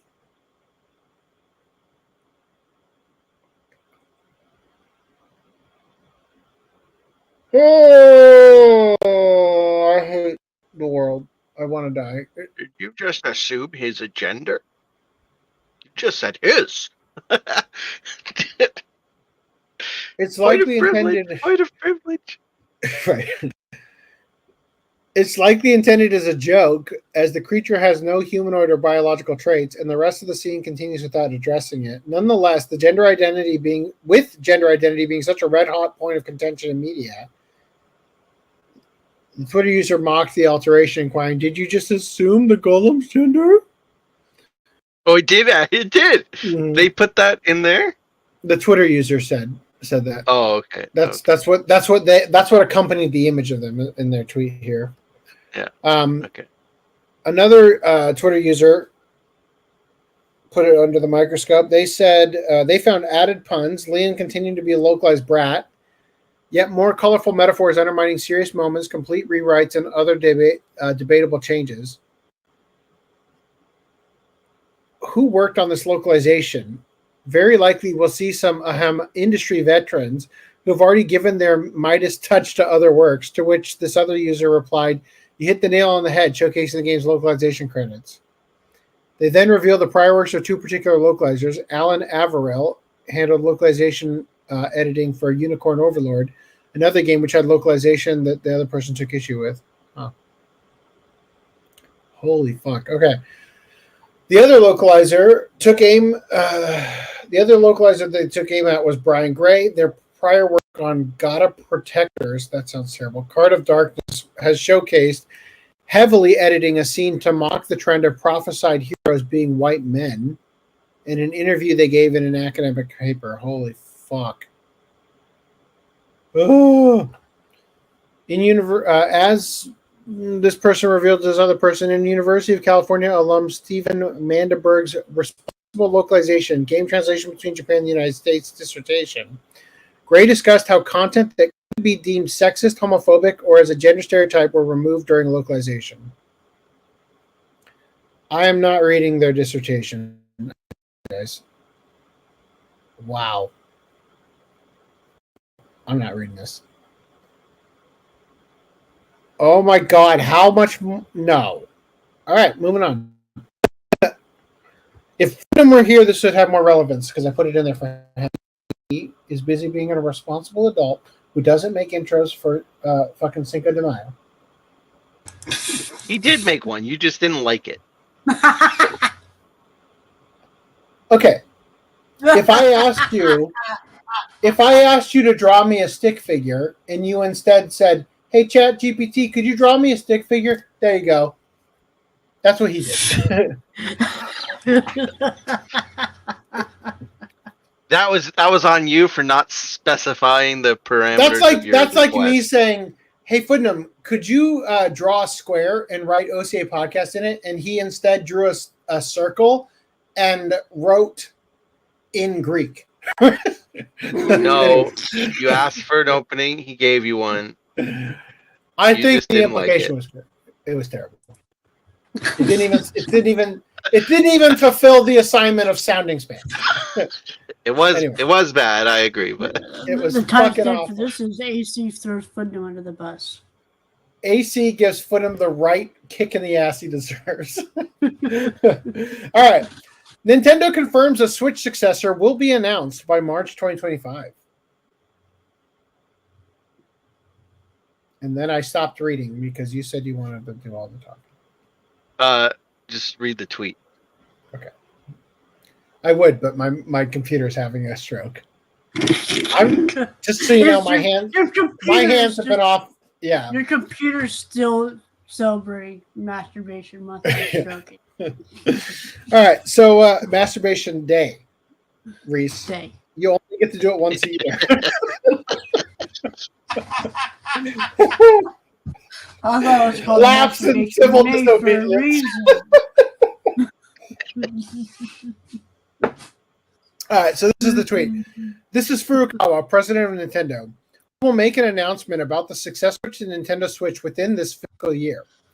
It will have been over 9 years since we announced the existence of Nintendo Switch back in March 2015. We will be holding a Nintendo Direct this June regarding the Nintendo Switch software lineup for the latter half of 2024. But please be aware that there will be no mention of the Nintendo Switch successor during that presentation. Yeah. So generally in June, there's the E3 presentations that happen, mid-June, and Nintendo usually does Direct during that time. This year there is no E3, but they're still doing the Jeff Keighley's. Are they still doing E3 at all? Period. No, it's done. Like Okay. E3 is not happening anymore. But they are still doing Jeff Keighley's like Summer of Gaming or whatever. I don't know if the June Direct will have anything to do with that, or if they're just doing a June Direct because may as well continue the trend of June Directs, even if it's not supported by the other people doing E3 presentations as well. So they say it'll be in their first, within this fiscal year. Their fiscal year ended at the end of March and it starts, April 1st. So that means between now and March of 2020, the end of March 2025, they will announce it. In theory, that means that they will announce it next March at the latest. presumably with the release date of, holiday of 2025. But a lot of people are speculating that they will announce it, and including me, they will announce it sometime in August or September and release it in March, just like the last Switch was released in March of 2015. Oh, okay, hold on. I thought they said they announced it in March of 2015. Sorry, the Cool 2T No. has made an incredible observation. I said it's not suicide, and the Cool 2T says, well, technically. God damn it. Can you click that last? Oh, there it goes. If you stop taking medicine that keeps you alive, what would you call that? It is. Ladies and gentlemen, we got it. Anyway, I'm glad you had to interrupt me and the timestamp for that. That's great. That's not interrupting the timestamp. The timestamp is going to steamroll right over that. Come on. Chop, chop. Get back to it. Pedigree agent, yeah. So it was the original Switch was announced in October of 2014 and then released in March of 2015. So I could see that happening again. I would think that they will do it the announcement a little bit earlier than that, because the Switch didn't have, the Switch was coming after the Wii U. The Wii U was notoriously underselling, doing terribly. And they kind of announced that they were working on the Switch a year into the Wii U, because if you remember maybe it was 2 years in, I don't remember how long, but anyway, at the time it was doing poorly. And then they made this announcement that they were moving into the mobile space, and they didn't want people thinking that they were done with consoles, like Sega or whatever. So they said, along with that announcement, don't worry, we're still working on the next thing. So once they said that, everyone's like, well, we're not buying a Wii U now. So because we know you're working on the next thing. And so because it was doing poorly and because they already kind of announced it, the Switch happened. And basically take their own sales because of it. Yeah. Wouldn't it be crazy if Sega just came out and said, "Hey, we're getting back in the console game," right? Yeah, I think that would not go well for them. No, not at all. Especially since they can't make games that anybody wants to play. Yeah. But so there's different circumstances for the Switch, but for this time, they've now announced the new thing. They've announced the announcement, right? So if you're a prospective buyer of a Switch, right now, you're probably going to make the assumption it's either coming out this year still, which I doubt, or more likely in March. Yeah, it says they're going to make the announcement within the year. So the Japanese fiscal year. So the Japanese fiscal year is April 1st till March 31st. Yeah. So fiscal years are not countrywide. The Nintendo's fiscal year is April to March. No, that is the year. That is the Japanese fiscal year. I mean, okay, but more importantly, when a company says their fiscal year, they mean the company's fiscal year, and not all companies follow the same fiscal year. So, well, the Nintendo happens to follow the standard Japanese fiscal year. All right, so it's Nintendo's. It'd be kind of weird if they. Wouldn't taxes be screwed up if they followed a different fiscal year? Well, it depends on when they incorporate. That's the whole thing, right? So if you incorporate in October, then your fiscal year starts at a different time. I mean, I guess in the sense that the podcast started in June, so that first year has only 6 months worth of data versus every other year in terms of how well we've done. That's my understanding. I could be wrong. That's my understanding of fiscal year. Well, whatever. in any case, Nintendo's for sure is April to March. So it could be any time between now and March, which I said earlier. But anyway, the announcement. But I expect they will announce it sooner than later because they don't want people to say, well, this next thing is coming out whenever and speculate on when it's coming out and then not buy a Switch now. Whereas if they tell people as soon as possible, hey, this thing's coming out in March, then they might say, well, I can't wait till March. If it's not coming out till next Christmas, like 2025 so Christmas, they're being vague intentionally to not, like they want you to know that yes, there is going to be a successor, but they're trying to make sure that you don't think it's coming, around the corner. So you wait on everything as you sort of described. And they go on to say here, like, we will be doing a direct, but please be aware there will be no mention of the Nintendo Switch successor during that Nintendo Direct. As in, like, I think, like, just so you know, yes, we are doing a direct. We are going to announce this thing, but please, expectations for this one. Don't be manage your expectations. We are not going to be like unveiling it at this direct. So just because I'm telling you now, it will be announced within the fiscal year. Don't get your panties in a bunch when we don't say anything in June. Yeah.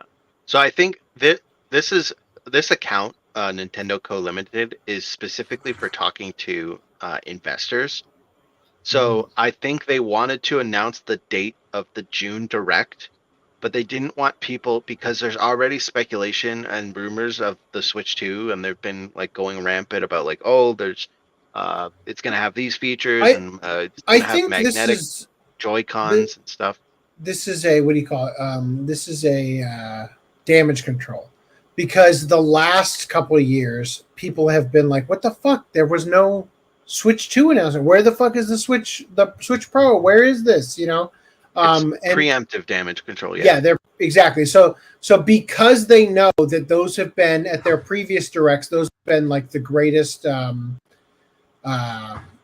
criticisms. Right? That they're just trying to get out ahead of it. Like, yes, we are going to announce it. Calm your tits. Also, we're doing a Nintendo Direct, but double calm your tits because we're not going to talk about it there. We have a special time we're going to do it. So I think this is more so, in my opinion, this is them announcing the Direct in June, and then because of the rumors and everything, they're kneecapping those expectations and saying, but you're not getting that yet. You're not getting Switch 2 yet. And I don't so, even but they want have Switch 2. but they have put a date on when they will announce it. At least they've put a limit on it, right? By next March. Do you think? So now, do you think the Switch 2 is going to be like the PS5, where it's just a beefy PS? Probably. That's every rumor has pegged it as basically being that. So Switch 2 is really just Switch Pro.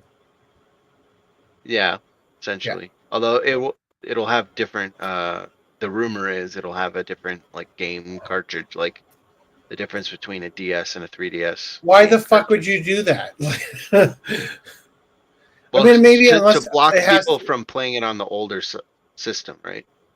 Like if it has a certain, like if it's like, well, you could play this on a Switch, but you'll get like 1 frame per second. So we're just gonna say no, don't do that because we're not really. I mean, I haven't tried to play a PS5 game on a PS4, but I just imagine it's not going to work. No, it wouldn't. Anyway. Yeah, so that's basically it. There was some person I was talking to that said there's some question of whether or not in the Japanese version it said this fiscal year or this fiscal quarter. This is the official Japanese it's definitely not this Twitter fiscal account. Quarter, because June is in this fiscal quarter, and it's not going to be announcing in June.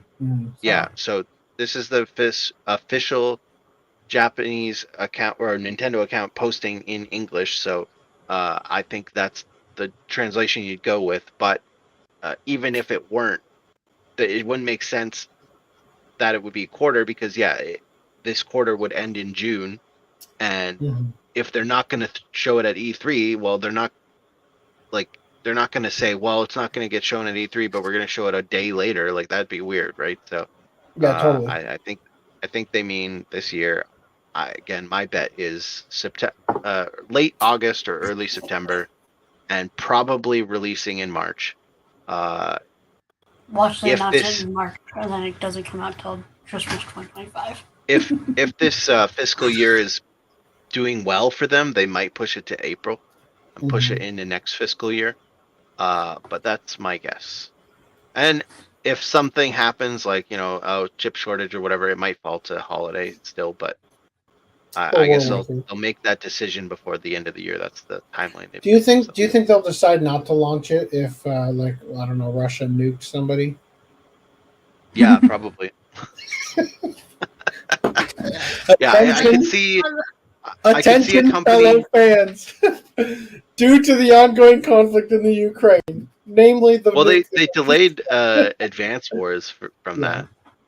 But no, like seriously, like if World War III starts, I could see them saying, we're due to uncertainties in the market, we're just gonna sit on our pile of cash, For now. and not do anything.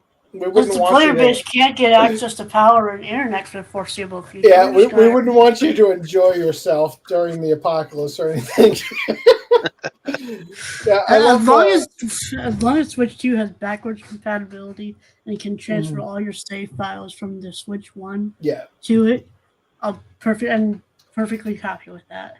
Yeah. The other thing I really hope they don't fuck up is the NSO.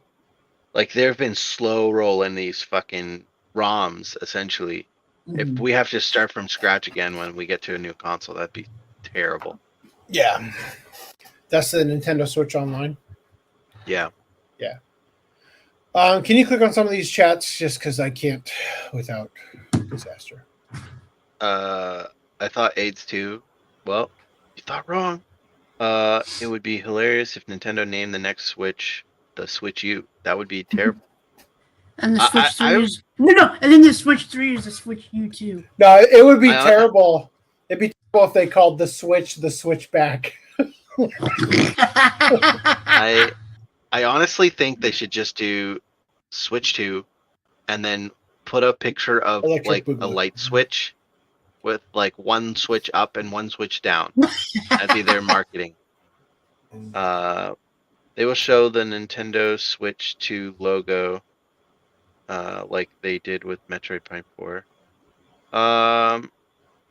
No, I expect whenever they do announce it, I expect the same type of announcement as the October announcement of Switch, which they had like people running around on the rooftop and stuff. I think they'll have a similar significant big grand thing.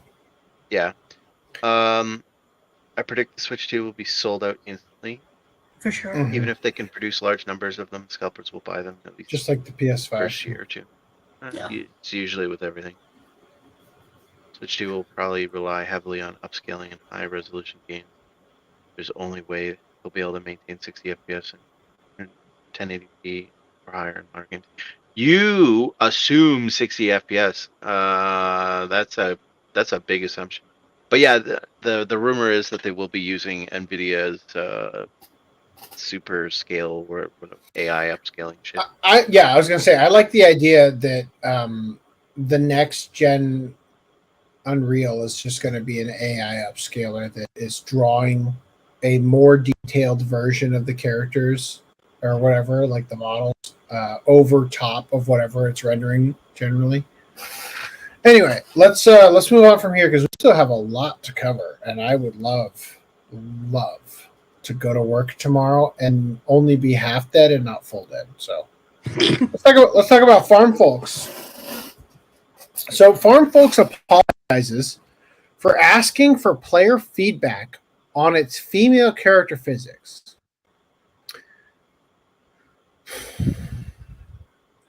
So, I mean, it looks like Zoomer Fortnite. Oh shit, that is really leaking all over my pants there. Sorry, I'm defrosted.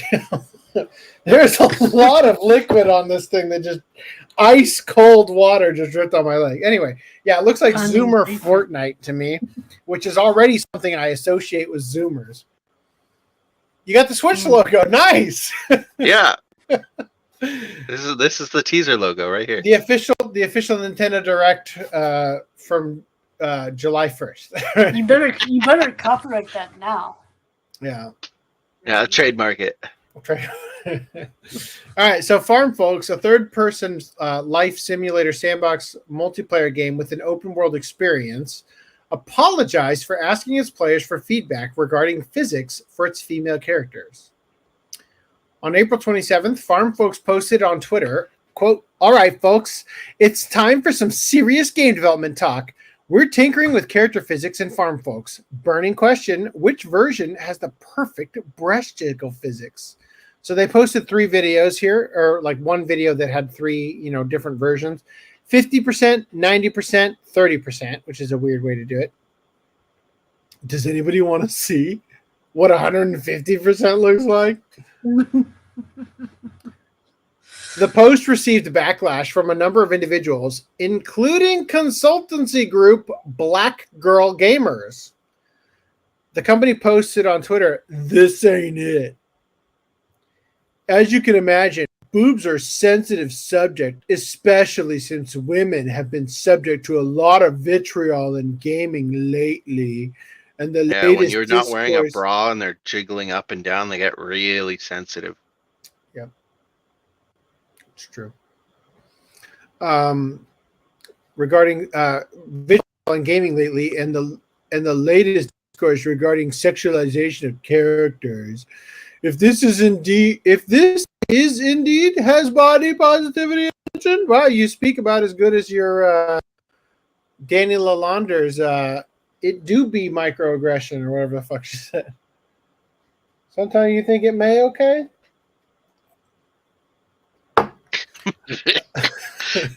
Additionally, why is it funny every time?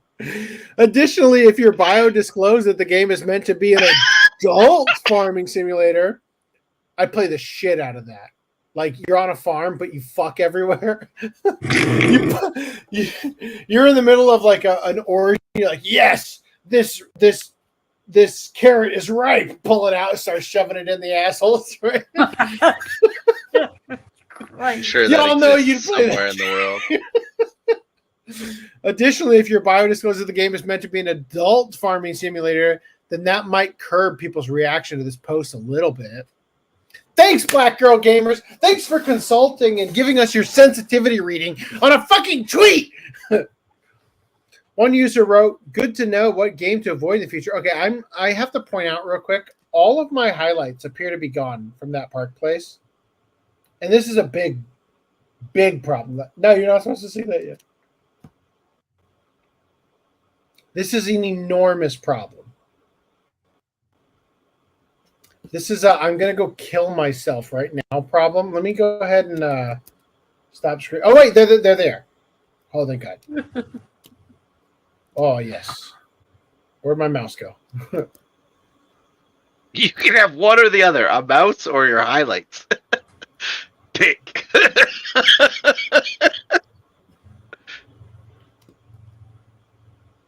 I choose the adult farming simulator. All right. Let me just go ahead and... Is there a shortcut key to refresh a tab? Control R. Is it? Yeah. Saves the day. Hey! Another posted, longtime backer Farm Folks. I've enjoyed watching the development up to this point. This post, though, not so much. Not the wholesome content we've come to expect. Thank you, runs with pencil. However, many of the comments shared their opinion on which physics option they preferred. Oh, I'd go with a 50%. Just jogging. 50% is my first choice. Close second, 90. Just add a slider in the settings. 30% for me, 50%. But I think it should depend on the type of top worn and size of breasts, if that's possible. Thanks, Tyronus. Still more shared their thoughts. Sorry, but I find this completely unnecessary. 50%. It's there without just being a solid, rigid body, and it's not dead or alive. So yes, it's a happy medium. We need to know. I mean, how can we be sure? 50% seems right if we're talking no support or minimum, but active person-wise, 30 is more likely. Steve, sports bras are a blessing. So despite the seemingly overwhelming majority engaging with the post in good faith, Farm Folks issued an apology. The company posted to Twitter, "We want to apologize. Quote, we'd like to address a recent post where we came to our community asking for feedback. Our intent is always to connect and grow with our players, but it's clear that we really missed the mark on our recent community feedback post. For that, we all sincerely apologize." Every one of these apology posts has the same. It's like a ChatGPT where it uses the what's that word that it uses all the time?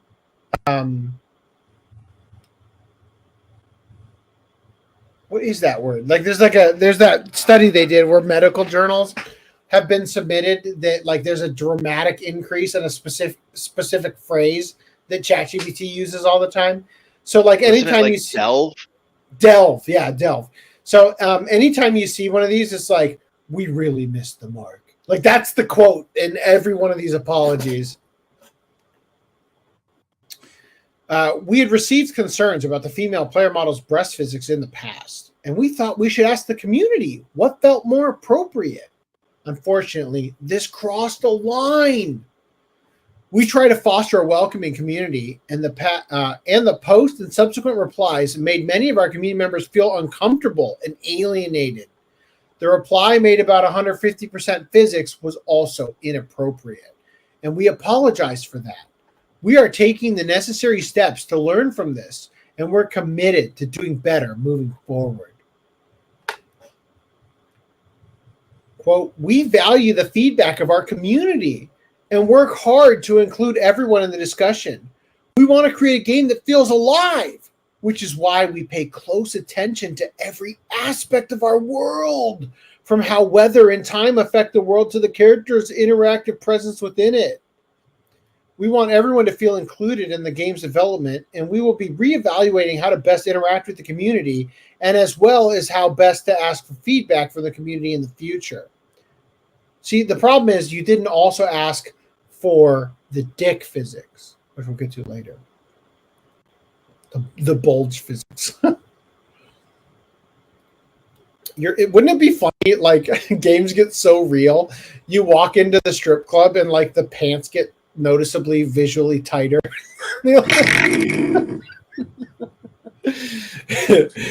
Your input is instrumental as we continue to develop Farm Folks. We'll keep sharing updates and progress on Twitter and Discord. Your enjoyment and how you choose to experience our world is our utmost priority. Thank you for being a part of our journey and for your support and understanding as we go. Anyway, so continuing. After apologizing for asking for feedback for its female character physics, Farm Folks CEO implies gamers are incels as part of a Kotaku hit piece. I feel bad for these developers because they have just like destroyed any chance that they're actually going to get any sales whatsoever. Like the people that he's attacking as incels were not going to play this game to begin with. And the people that he's attacking for incels opponents aren't going to play it because of the breast physics tweet. So Alex Kolshakov, the CEO of let's do Command R.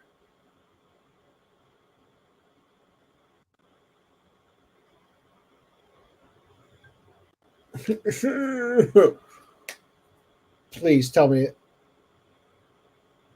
where are my highlights, because there are definitely things in here that I highlighted in red as in a go ahead and skip the shit out of this because it's a recap. There it is. All right, so Alex, there's another part. Alex Kolchakev, the CEO of Crytivo, the development company behind Farm Folks, implied gamers are incels as part of a hit piece run by Kotaku's senior editor, Alyssa Mercanti. Koshikov allegedly spoke with Mercanti for over an hour after his game issued an apology asking for players' feedback for its female character's physics. Here's his recap of the stuff we just read. Isn't it nice to be able to skip all that shit? First, addressing the original post, he explained, the wording was silly. He would later elaborate, the original idea was, yeah, we spiced it up with a joke, which was the problem. But the general idea was to make sure that we're doing the best, that we're doing breast physics right. Because our game is very immersive. God, it looks so fucking immersive. Can you imagine? Look how immersive that looks.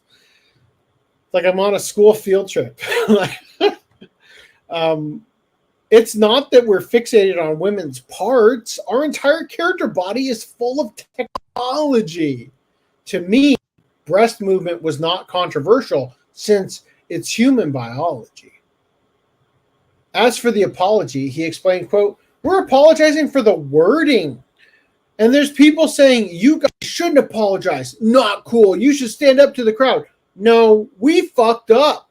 We're happy to apologize. He also confirmed it will have female breast physics regarding elegant, tasteful breast physics, like the ones in Celluloid. Implementation, I still think we're going to do it. Like, don't worry, we're still going to give those knockers a swing.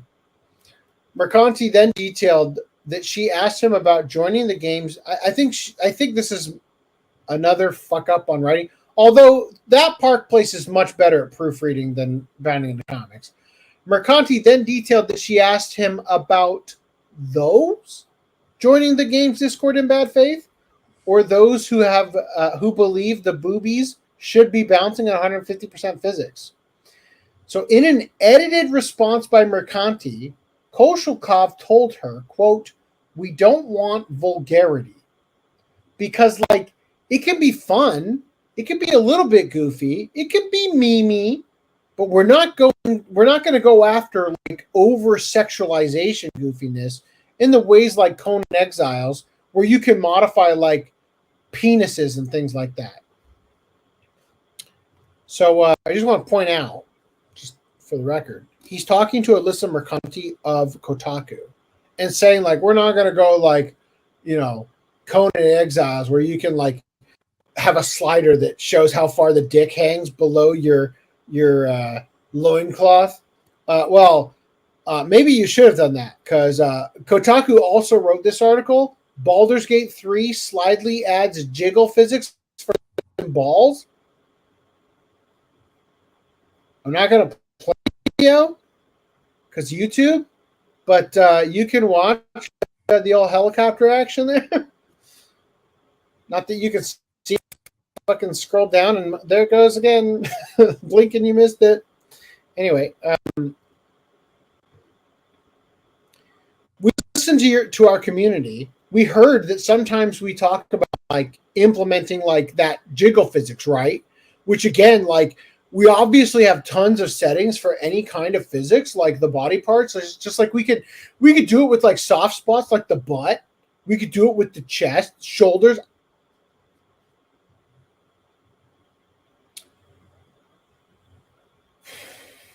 How fucking fat do you have to be that your shoulders jiggle? Right? That's a little weird, right? Anything's like, we're just assigning it. It just makes it immersive, he continued. I don't know why I'm giving this Russian guy like a surfer accent. Next he shared, but to answer your question, no. We don't want to attract nasty people. We don't want those. We have some limits, like as much as we want to give it, but it's so controversial.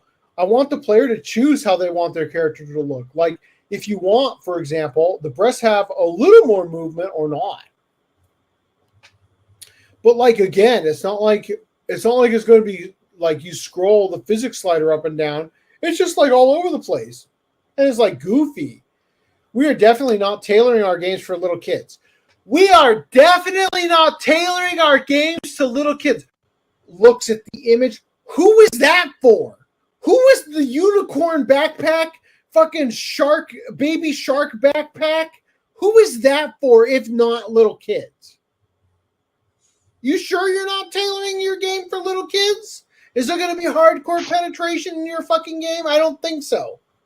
We want to spice it up for people to have action, to have fun, he said. Koshikov would reiterate to Mercanti, the goal is for players to properly represent themselves in the game. We're not aiming for over-exaggerations. The goal is to make it very elegant and very sensitive to women and their bodies. What consoles is this game coming out for? Who fucking cares? Nobody is going to play it. Despite the reason I ask is because the language that he's using is very similar to that language that Xbox used when they put out their you should make sure that you don't focus on women's body parts and make sure men cry in your video game. Make sure men experience more emotions than anger. Despite farm folks sexualizing the jiggle physics, Koshikov then attacked gamers. So again, he's saying here that farm folks is the one who sexualized them by going who wants to see 150%? Oh! Save it for National Masturbation Day, bro.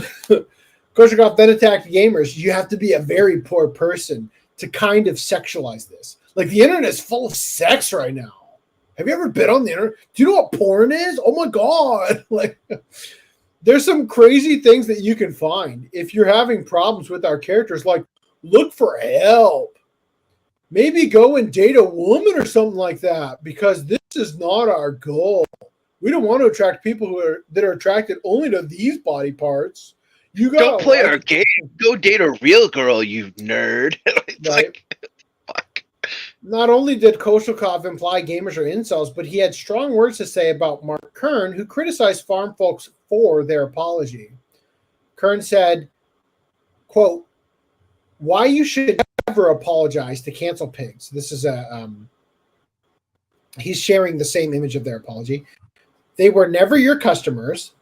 Don't buy games/comics. They will ask for more and more and will even blast you for your apology.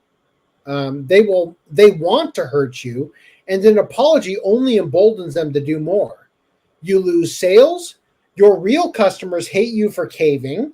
You leave money on the table. You have an obscure indie game, and it's hard to stand out. You literally missed your change.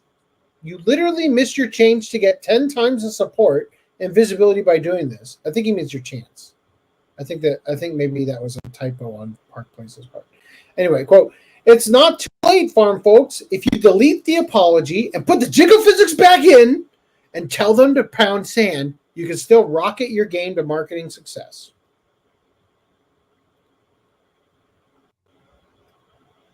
Koshikov commented to Mercanti on Kern's post, fuck that! I don't care what he thinks. I'm apologizing for structuring it badly. If we were to rewind the times, we would skip that. The CEO then added, quote, we don't want to be a part of the culture war. We don't want Kern to give us any recommendations. We prefer to evaluate it from what we consider human character. We want to be sincere with our fans and do good. We don't want to get into that kind of dirt. I see this as the biggest problem in the United States. All the people are very divided, he stated. There are two camps, and everybody's throwing stones at each other. I'm more on the side of we need to, and it sounds a little bit silly, but I think it's about uniting and finding a language between each other. Anyway, I couldn't help but find this the perfect opportunity to throw in this tweet I've been holding on to. It's time to stop fighting and worry about the important things in life. This is a Japanese Twitter account saying, I was planning to go to America to see uncensored pussies, but it looks like there's a civil war going on, so I hope it calms down soon. I want to ejaculate while praying from Japan.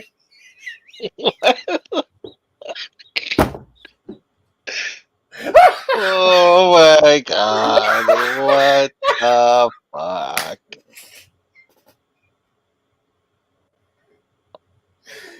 So all these people who are like protesting for like Palestine and shit, it's like, what about the people who need to protest over this poor Japanese person's inability to see uncensored pussies due to our conflict? We need to come together and make it so that this man can enjoy some uncensored pussy in the United States. Whew! Oh my God. Incredible, right? Truly incredible. All right. In other news, continuing on this topic.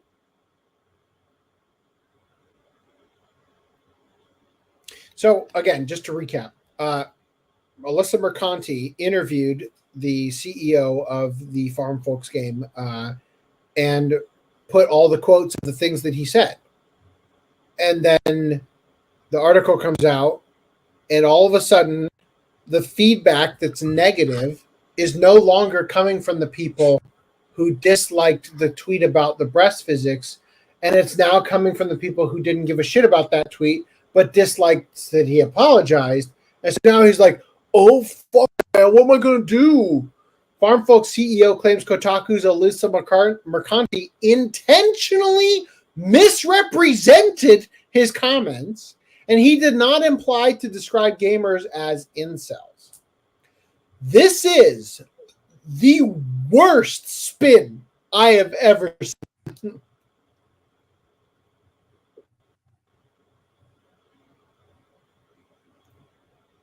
Also, I don't know what you think your game is, but Farm Folks is the fucking worst title of a game that looks like Zoomer Fortnite.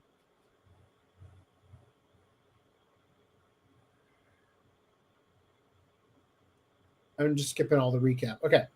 In an interview with Kotaku, Mercanti reported that Kolshakov informed her, quote, you have to be a very poor person to kind of like sexualize this. Like the internet is full of sex right now.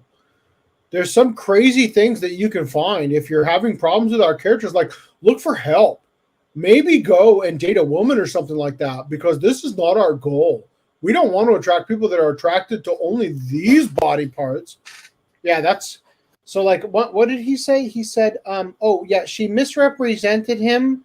He did not mean to imply that gamers are incels, after saying that exact verbatim quote right there.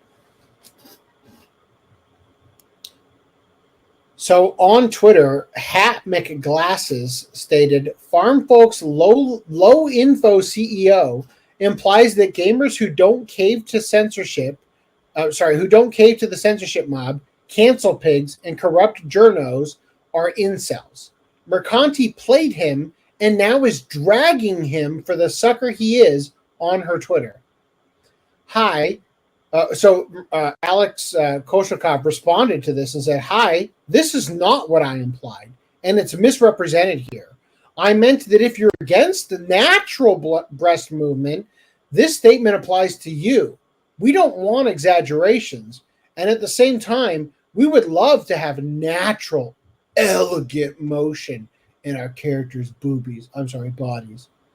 We only want natural stuff, but we were the ones that asked about the 150%. Exactly. I don't like, cause I saw Vera had done a video about this, and she sort of like gave him deference. I'm not giving him deference. I'm pulling a Vera and throwing him in the fire instead of holding his feet to it. Koshakov would elaborate in another response, quote, my comment was actually directed towards the people who have issues with natural body emotion in our games, not towards the people who appreciate it. I think it was intentionally misrepresented. I think you're a fucking idiot who sits on the fence and waffles back and forth to try to never take an actual stand, but just, make friends with all the people who are trying to attack you and just trying to keep your fucking head low, and you're doing a terrible job. That's what I think. When you give him that voice, it is kind of a little bit biased on how smart he is. I can't do a Russian accent. I'm sorry. I could try. When pressed regarding the specificity of his comments, Koshikov stated, "It might be because of the limited English vocabulary." I can't do it. It sounds like it might be because of the limited English vocabulary. And I thought I expressed myself clearly. I feel like it's misrepresented intentionally. Please feel bad for me, please. Don't you want to have a kitty backpack at my game?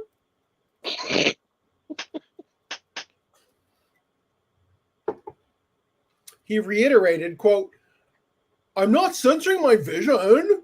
We're going to have character body physics in the game. Our apology was for bad wording." No, your fucking apology stated, "Look, we crossed the line.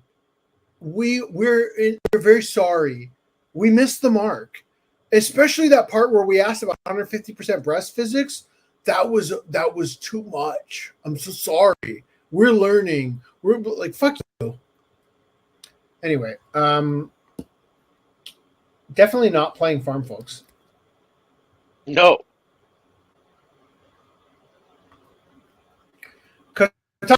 Mercanti gloats after being accused of intentionally misrepresenting Farm Folk CEO's comments about gamers. Truly an attractive woman. Kotaku senior editor Alyssa Mercanti. Whoa. I need my highlights, so I know exactly what I can just fucking skip right over. Come on. Highlights. Yes. Kotaku senior editor Alyssa Mercanti gloated after being accused by Crypto CEO. Oh, I'm glad that didn't get highlighted. That should have been a big old skip that because the fucking headline said the exact same thing. Look at all this stuff we get to skip. Isn't that awesome? All right, cool. Mercanti seemingly got wind of Koslikov's comments and posted to Twitter, quote, "I said this to him during our interview, but the Farm Folk CEO attempts to not be political are very naive in the current climate. His replies are very telling. You got pulled into a culture war because you don't have a community manager who knew that titty physics wasn't the move, Chief." Oh, no. Then you apologized. Then the titty physics gooners got mad that you apologized. And then I interviewed you. Them's the breaks. I mean, I definitely don't agree with the community. Hit the tweet about the breast physics thing. Like, when Lady Dimitrescu showed up and people were like, "No, I'm in horny jail," and like all that shit, like that, all of that got a pass because she's safe horny. Like, honestly, this should not have been a gamble. Nobody should have had a problem with this, even the people who were like the safe horny crowd, right? Obvious fucking joke and stuff, like playing it off. Nobody is looking at these characters and literally beating off to them. Nobody. They are not, even by adding exaggerated, like whip you in the face breast physics, not sexy. They will never be sexy, right? It's an obvious fucking joke. And the only problem this guy had is that he let pearl clutchers dictate that what he did was wrong, when in actuality it was a fucking joke, and any reasonable person could have seen it that way. Yep. So Kosakov took issue with Mercanti and published a conversation the two had in DMs. He wrote on Twitter, quote, "Hi, Alyssa. You've been using me as a tool against your nemesis, and I'm not sure if it was intentional or accidental. You misrepresented a few of my points. In our dialogue, you agreed that it's all cool to have women's breast movement in games. You reached me for clarification yourself and then refused to share it with your readers on Twitter. The DM show Mercanti reaching out to Kosakov, inquiring about him describing her reporting as being intentionally misrepresented. In response to this inquiry, Kosakov stated he's in attack mode now. I can't. You've roboted. You've roboted. Yeah, you're back now. Welcome back to reality. Okay, cool. I went up from 1 bar to 2. That's good. I strongly believe that this sentence was taken out of context to support a specific narrative and goal. I believe it's part of a larger context where you and I agreed that having a breast physics in the game is acceptable. The quote that you shared was my response to people that are offended by the breast movement in the game. I'm clarifying that I meant, okay, so I'm going to wind this back a little bit. I do kind of understand what he's saying now, right? Like he's saying that you misquoted me. You took a quote of me addressing people who didn't want to have any of the breast physics and applied it to me talking about people who decried me for apologizing over the breast physics, basically. I still don't necessarily agree with him. Well, he's still dumb for just apologizing. Oh, Fucking unless that was out of context, but I can't see that being out of context. Even if it's out of context, I think it's a retarded. Like the guy's fully retarded. But,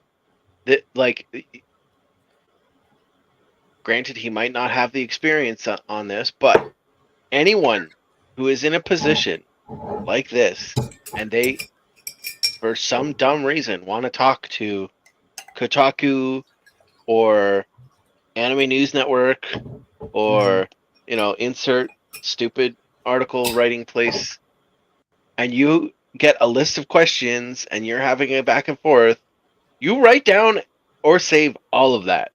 Mm-hmm. You make sure there's no way that they could take you out of context. Because she's gonna go on to say that the conversation was transcribed, and you can tell it was because the quotes are fucking egregious with and then we would be like sort of like this, like all that shit got thrown into the quote. So clearly it was a phone conversation or a Zoom call or Skype or whatever, right? Yeah. So he says, I strongly believe the sentence was taken out of context to support a specific narrative and goal. Oh, that's great. A Java software update has just interrupted the stream. Get the fuck out of here, Java. Okay, get out of here, Java. You're old, ancient technology. No one likes you.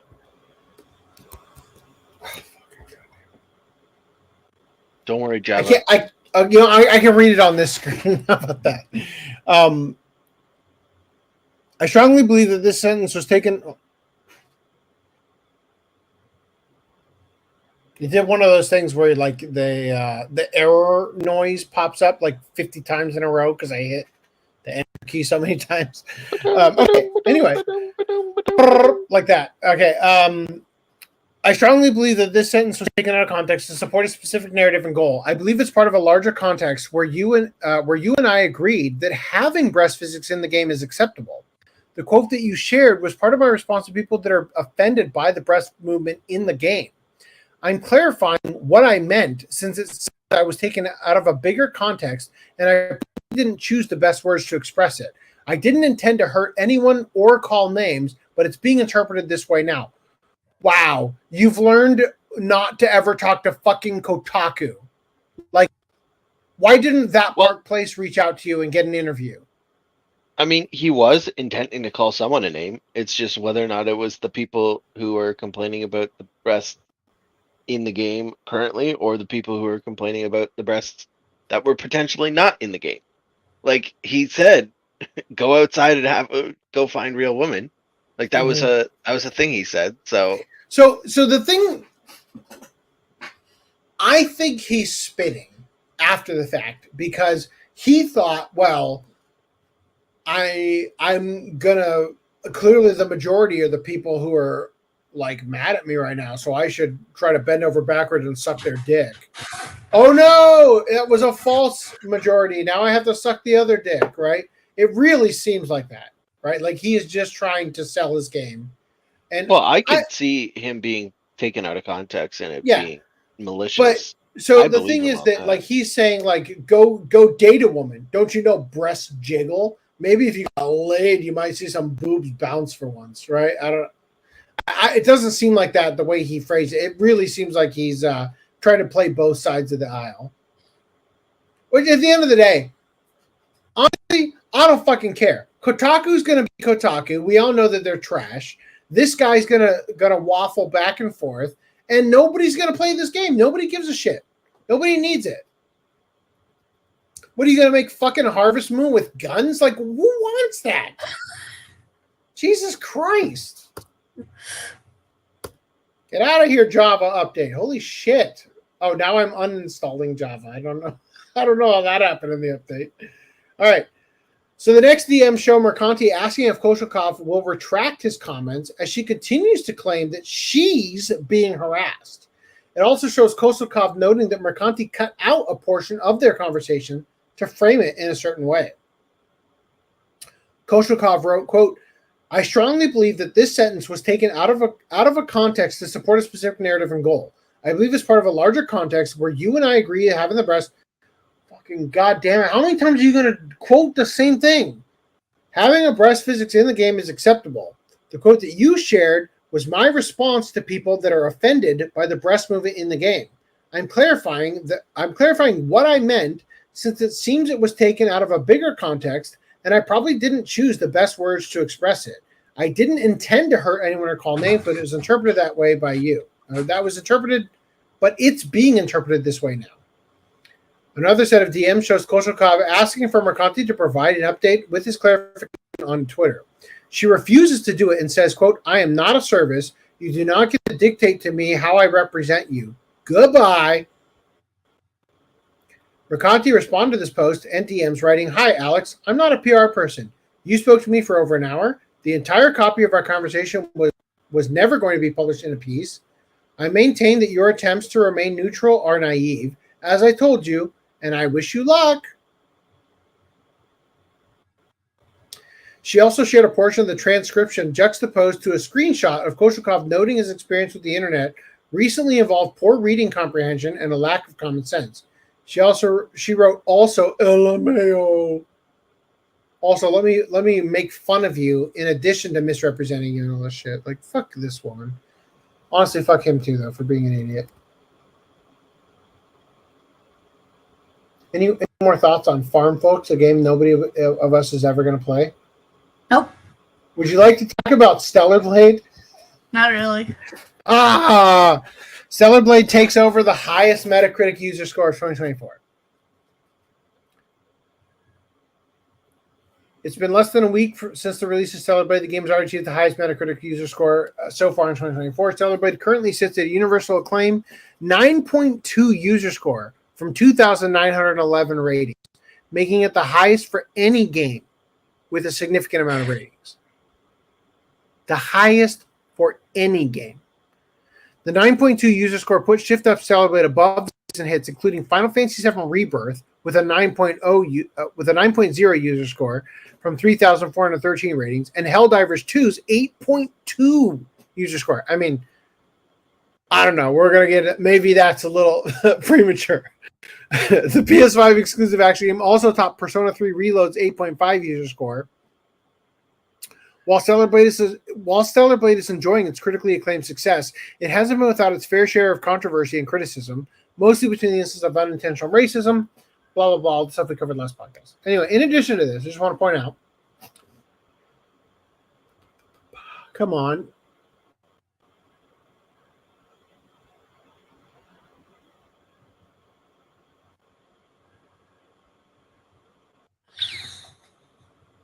Any second now. Thank you. Stellar Blade also launched at number 1 in the UK physical sales chart.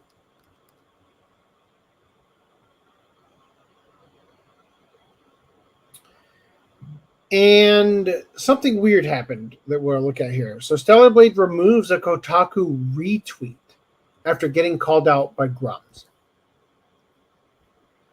So the official Stellar Blade account on Twitter has removed a retweet promoting a Kotaku article after it was called out by former World of Warcraft team lead Mark Kern, who is leading a campaign to uncensor Stellar Blade.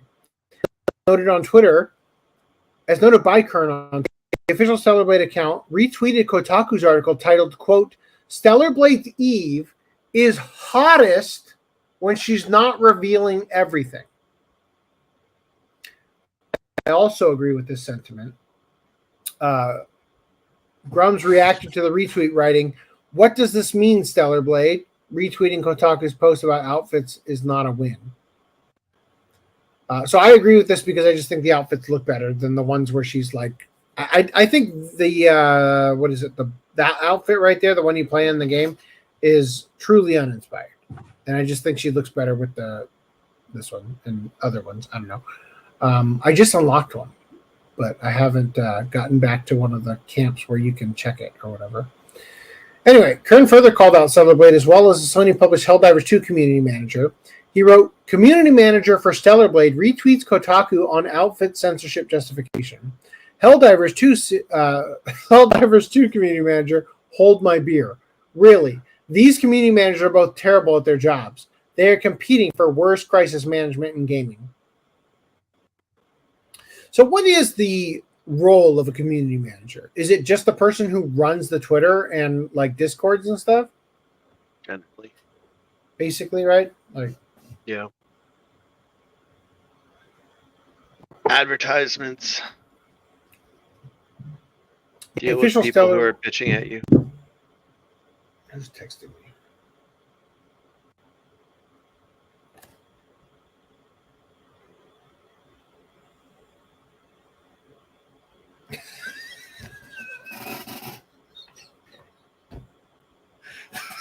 Can you full screen me for a minute?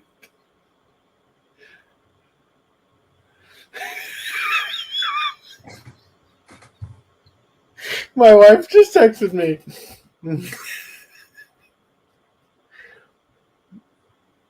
"Oh, I just noticed that glowing spot behind you is Vic's crotch. He's upside down. LOL, I've been trying to figure it out for 5 minutes."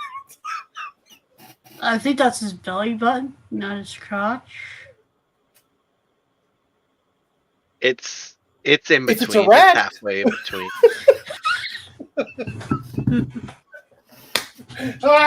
No. So your wife's have been enamored with Vic's crotch for 20 minutes. You should be worried. Well, put me back in the old layout with the full screen and everything. No. The layout with the screen share. Yeah. So it would be a little bit more like, what is that? What's going on behind him, right?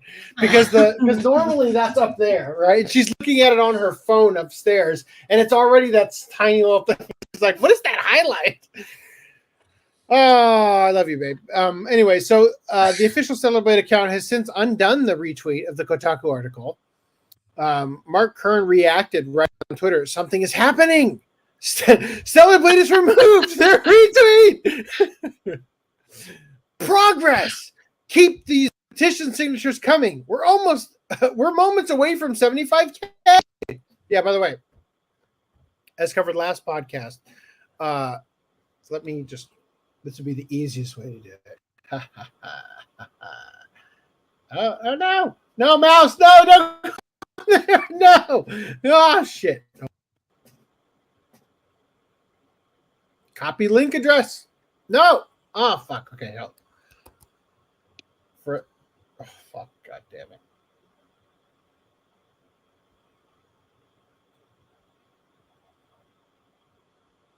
Please, mouse. Oh, my. Okay, fine. I will.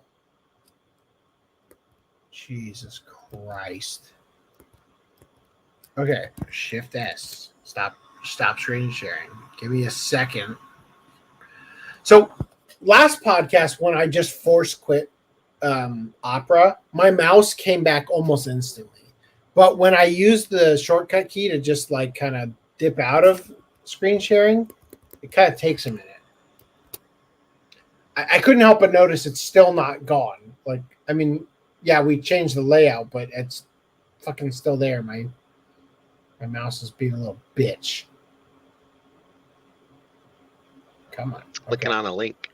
I'm trying to copy the link address. There we go. I got it. Mission accomplished. Oh, that's funny. Look at Cool2T's comments. All right. Rip Vic. Oh, yeah. No, the other one, the one above it. Yeah, so I just shared the change.org petition. The effort here for Free Stellar Blade is to get 100,000 signatures that will be printed out and delivered personally to Shift Up's headquarters in Korea and also to Sony's headquarters in California. That's where they're located, right? Anyway, back to screen share.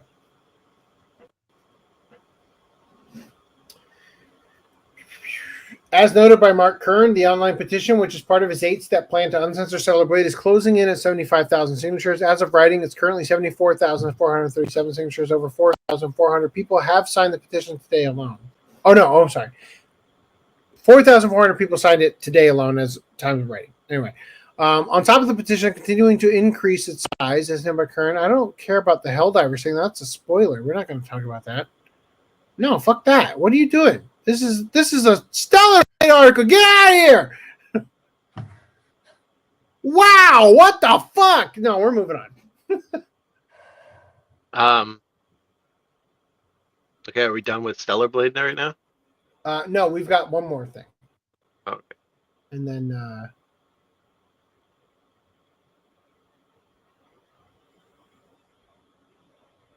come on.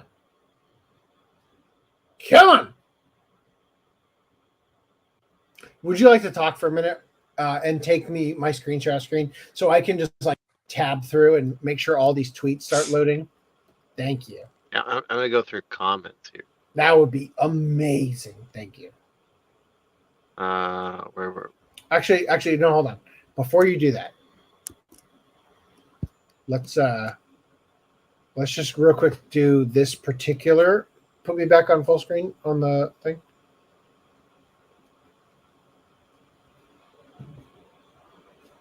Veridark shared this.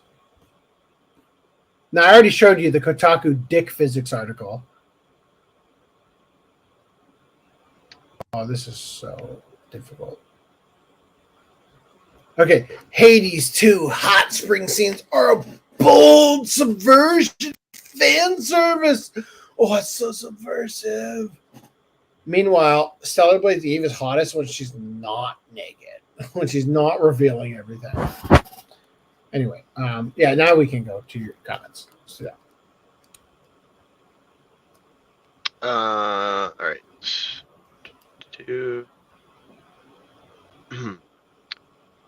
We're sorry we considered what our customers would prefer. We should have catered to the people who won't buy our product. Farmed folks dev. Oh, dear Lord. Farm folks should have used a slider. But they know that if you add a slider, you get canceled.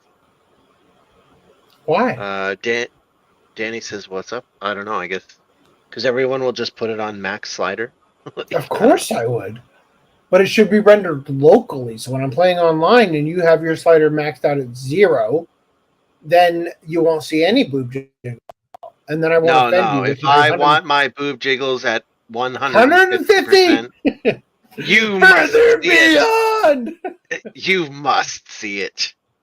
A console that can do a guaranteed 60 frames per second and 1080p, I'm okay with that.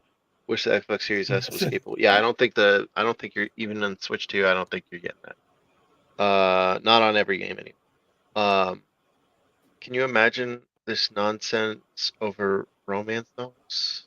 Not too sure what that is. I think because romance novels have like there's spicy content romance novels, and no one seems to give a shit. Why would an OnlyFans model not want video games to have a bit of spicy animations, eliminating the competition? Is Alyssa Mercanti an OnlyFans model? Is that what we're getting in here?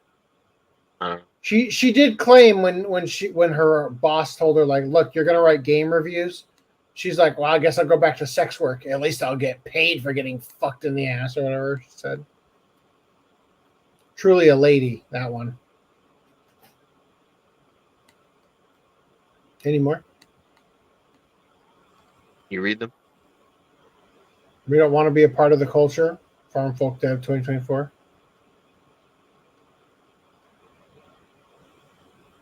But they are okay with sending these people towards real women. Like, we don't want to have anything to do with these people, but we should tell them to go date real women. An apology sometimes would be used as a gesture of reconciliation, like a move for a peaceful solution. Now it is only the first move towards the cancellation of the guilty. Yep. If you apologize for the thing I accuse you of, it means you're guilty and I'm justified in murdering you. Does AC think Guargura is for kids? I don't watch Guargura, but I no, probably not. No.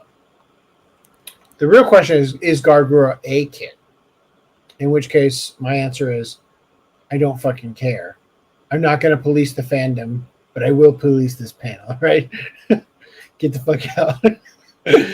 As Random 11 so eloquently put. An apology to cancel culture is like feeding your foot to the sharks, hoping they will leave you alone afterward. That is a really good way of putting it, actually.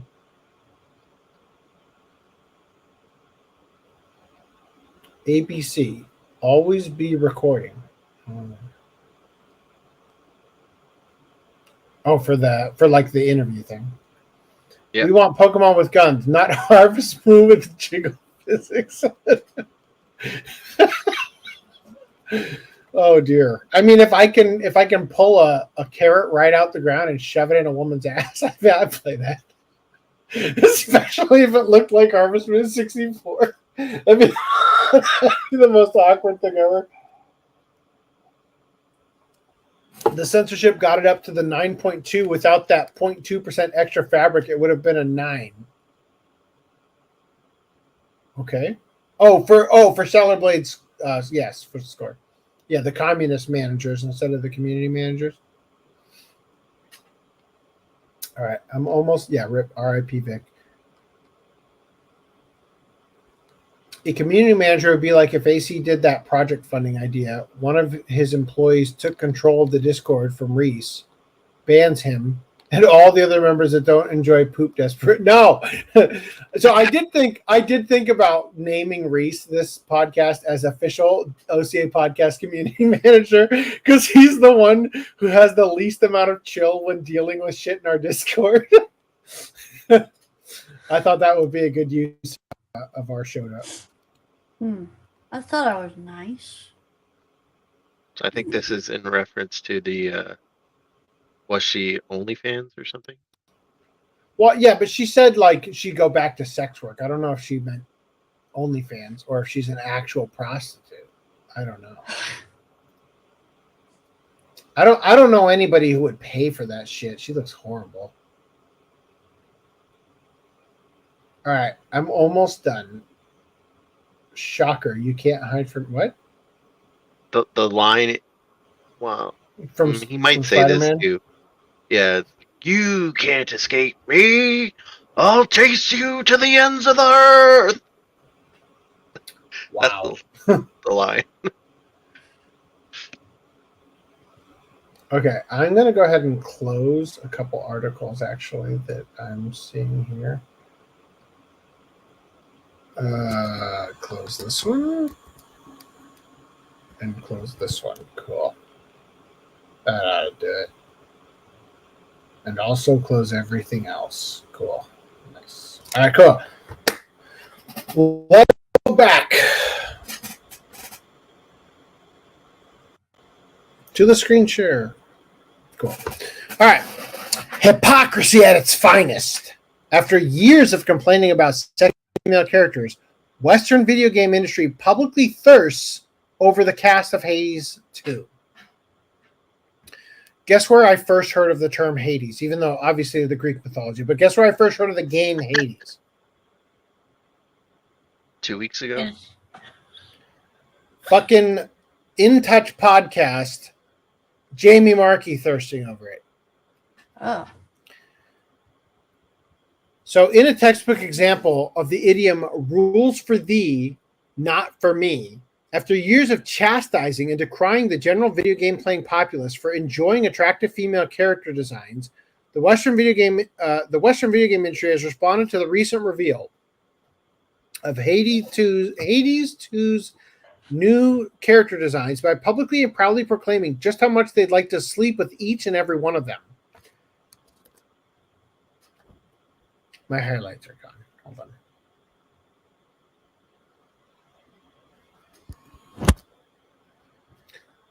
Fuck it, we'll wing it. All right, cool.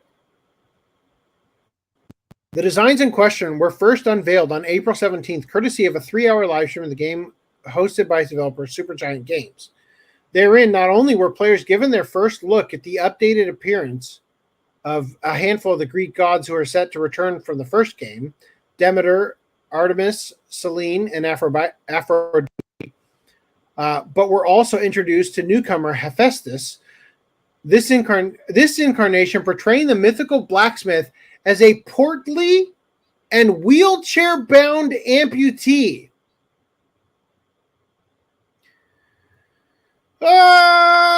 Despite having spent the past few weeks accusing anyone who dared to enjoy the attractive design of Stellar Blade's protagonist Eve of being everything from incels to pornography addicts, near immediately after Hades 2 made its character reveals, members of the wider video game industry, in particular, and unsurprisingly, video game journalists, took to the internet to celebrate just how sexy the aforementioned Greek gods are,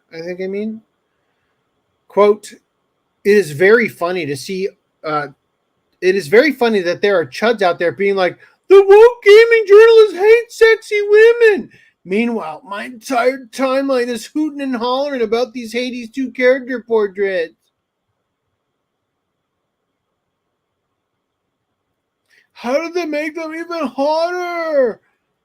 They made them hotter! Kotaku senior editor Alyssa McCarthy, who readers may know for having authored the site's now notorious defense of Sweet Baby Ink, took particular interest in Aphrodite, retweeting her design and questioning, Mommy? Sorry.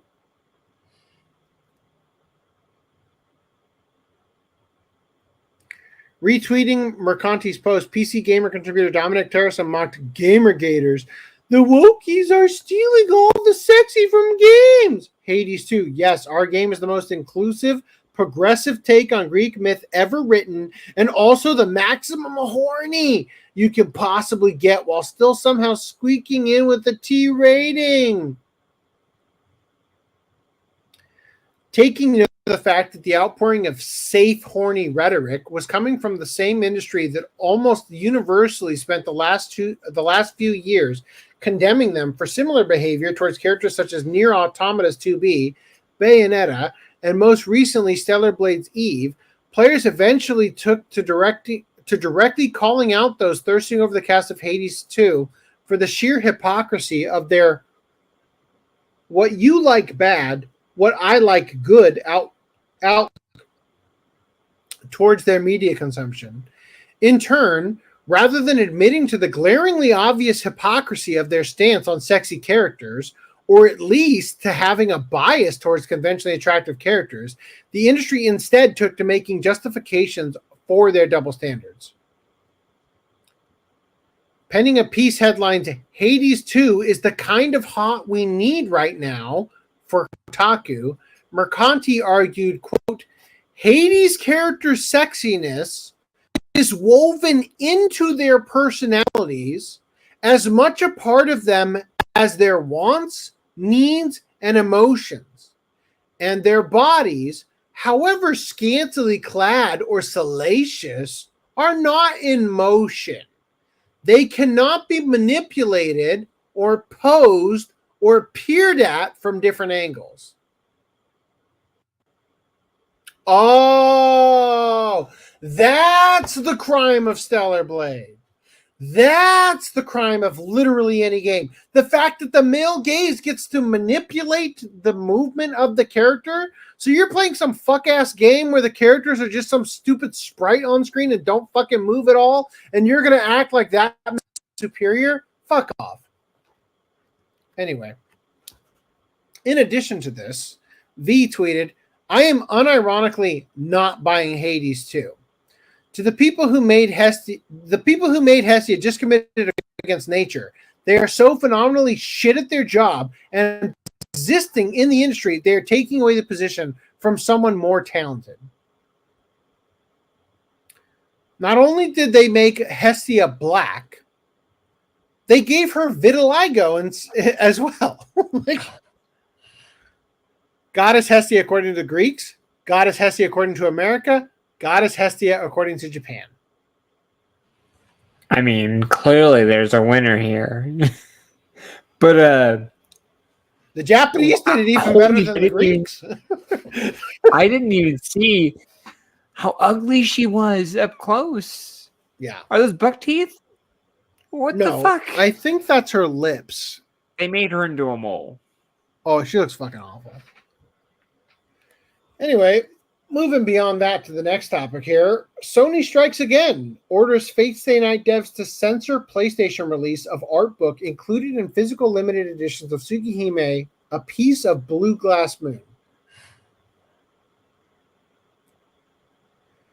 In the latest instance of the company unfairly turning their censorious attentions on an East Asian developer, Sony has reportedly ordered Fate Stay Night devs Type Moon to censor a physical art book set to be included in the limited edition of their upcoming visual novel. This is fucking unbelievable.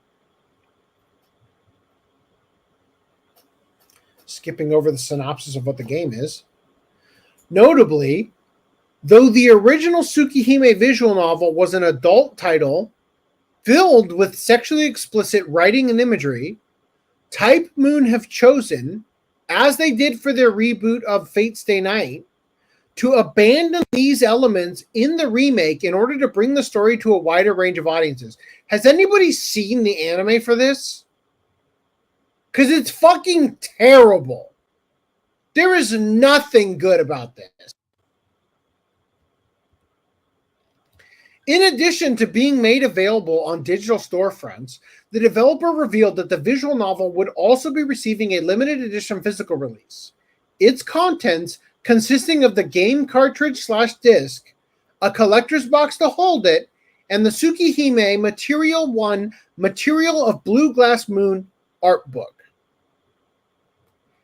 International Switch players will receive the art book in its original, unaltered state. The same cannot be said for those who consider PlayStation to be their console of choice. Taking to the game's official English language Twitter account on May 1st, Type Moon sadly confirmed to players, quote, "Due to differing platform publishing policies, the art book included in the physical limited edition for PlayStation 4 will be printed with graphic modifications to 2 pages, while the art book included in the physical limited edition for Nintendo Switch will be printed without the modifications."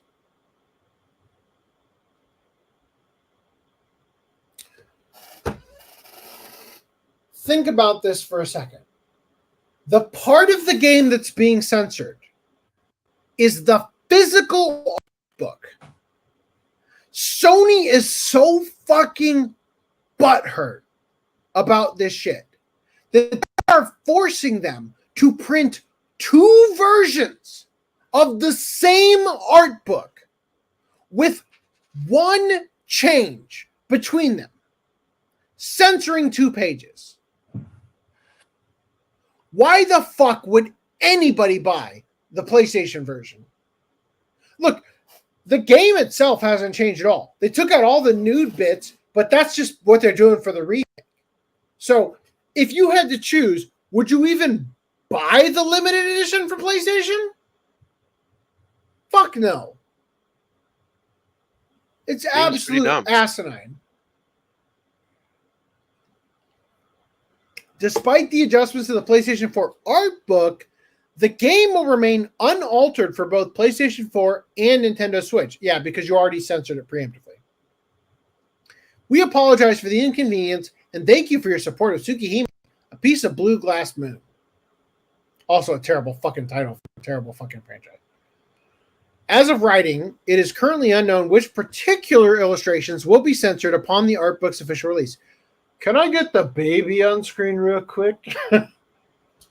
I think we know which one it is. The big baby, please.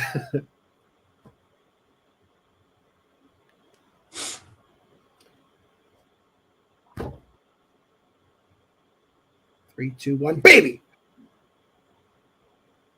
Okay, cool. Oh, only slightly delayed. All right. You're on the delay. The baby's been there for like half an hour, right? Oh shit.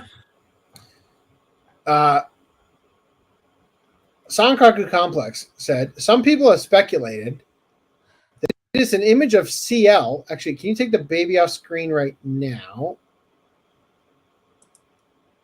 All right, I'm going to show you the top half. That's right. Perfectly safe. Okay. Some people have speculated that it is an image of CL mostly naked, while others brought up 2 images that show off panties on a petite girl, which surely would raise alarm bells with those who can't differentiate reality from fiction.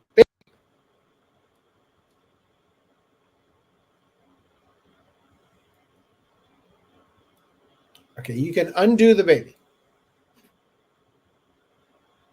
All right. Fill in the blanks. There is no vagina or pubic hair, but there is a Barbie bottom. Anyway, so they're saying they think it's the CL one, but CL clearly is a grown-ass woman in the thing. Like, well, I don't know, maybe she's 17 or some shit. Who knows, right? The way that because it takes place in a school or whatever. But they're speculating that if it's 2 different pages, it might be these 2. But it might just be this top one and then the CL one. I don't know. Anyway, you get to see it. We love you, audience. So we give you all the good bits on National Masturbation Day. Although, according to YouTube's terms of service, you're not allowed to get horny by any of this stuff, just so we're clear. You get horny by me and the amazing stuff I do for you and all the podcast, edging sessions that you're doing. You can get horny from that. But you just can't get horny from the stuff that I show you on screen from anime and stuff like that. Okay, just so we're clear, right? That's against the terms of service. Anyway, moving on from here. Kyle said, Sony censors yet another game. Lamer and Tamer. Sorry. For some reason, as I read that, my head just switched to the Lamar roast Franklin bit. Lamer and tamer than family-friendly Nintendo, Sony sabotages an Asian product vision and potential sales again. However, masculine female sex scene in The Last of Us, fine. Anime girl in art book, offensive. Mature rating means nothing. Woke hypocrisy. Again, the game is rated mature.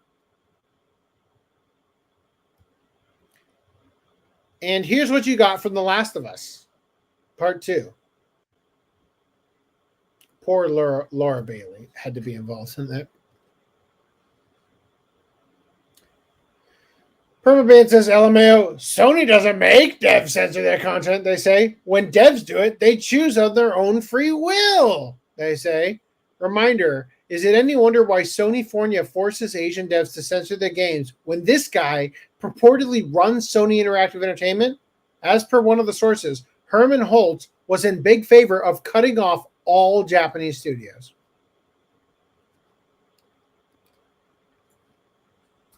Any thoughts on that before we move on? Any comments? Should never have merged Sony Interactive with the California HQ shit. If I could go back in time, rather than killing Hitler, I would kill Sony.